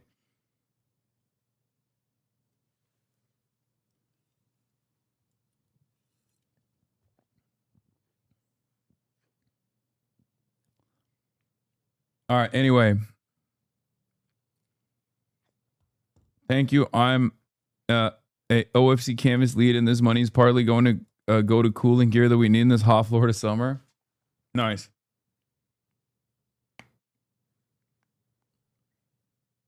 HasanAbi bump ain't shit compared to the Austin show pump. He raised $15K in 5 minutes on screen. That's crazy. Anyway, the virtual rally will continue. You guys can go watch it on your own. I'm going to end it now. I'm going to end the stream right now because I will be live from Denver, Colorado tomorrow, ladies and gentlemen. Very excited for that. I'm going to do a canvas lead and do a canvas call in Denver, Colorado 1 for Maylot Kiros tomorrow, alongside the GOAT, the man, the myth, the legend, Chris Rabb. He will be there as well. That man is a good luck charm. Okay, so inshallah, it will pan out for us. And yeah, I'll be there. The rapture is taking place. He'll be there. He's a lot cooler than me, obviously. I cannot believe I learned so much about European climate-related incidents right before I got on that rally. Same time as always. Yes, that's right. 11 a.m. Pacific. I think. Let me see. I think so. I think it's going to be 11 a.m. Pacific is when my start time is. And then, when are you playing Balatro? Don't think I forgot. Okay, you're crazy. Yeah, 11 a.m. is when we start. And, yeah, 11 a.m. Pacific.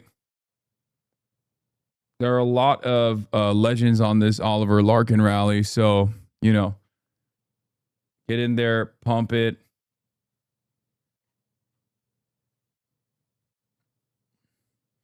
You say gaming this month. Tomorrow's the last day. Shaking my head.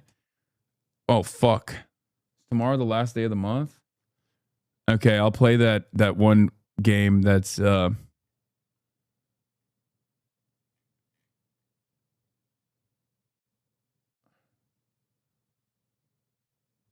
I'll play that game that is about figuring out what kind of socialist you are, and I'm in it. That's a game. We'll do that.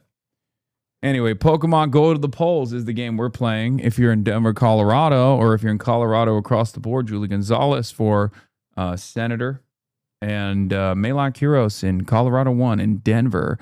Anyway, ladies and gentlemen, I will see you tomorrow as always. Love you all, and good night.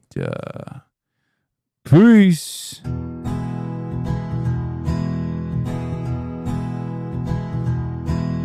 Stunning Rofi introduction, starting off the day. All the chatter's trickling in, hostile people hate. Sunny Los Angeles, California, says Hasan. Stun luck to the stun luck to the topic's just begun. 'Cause there he is again, Hasan is streaming. Hasan is streaming. There it is again, Hasan is streaming. Hasan is streaming. Reviewing a Chinese train, telling Kaya place. Sun and Asmin chatter loves, giving Grinning's grace. Zoran winning NYC, woke two back with the force. The Rogan of the left, to me a dumb himbo still of course. The Charlie Kirk assassination, the Fear and Online show. 8 full fucking years of this, and plenty more to go. Doing fun stuff tomorrow, throw PBS up on the screen.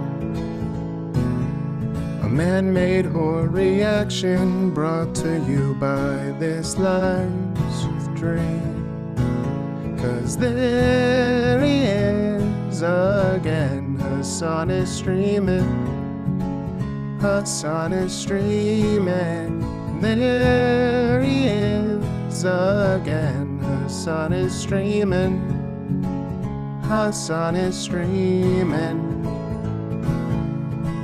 Kicked out of the DNC, IRL we march the goat. Combating the propaganda that shoved down people's throats. CBS Israeli news, a coup, a regime falls. A full-blown fascist takeover, and still the duty calls.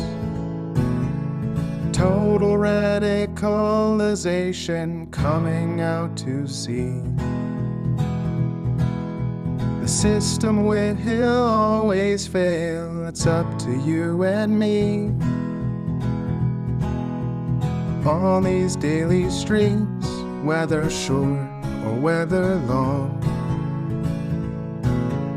have helped millions of people keep it moving right along.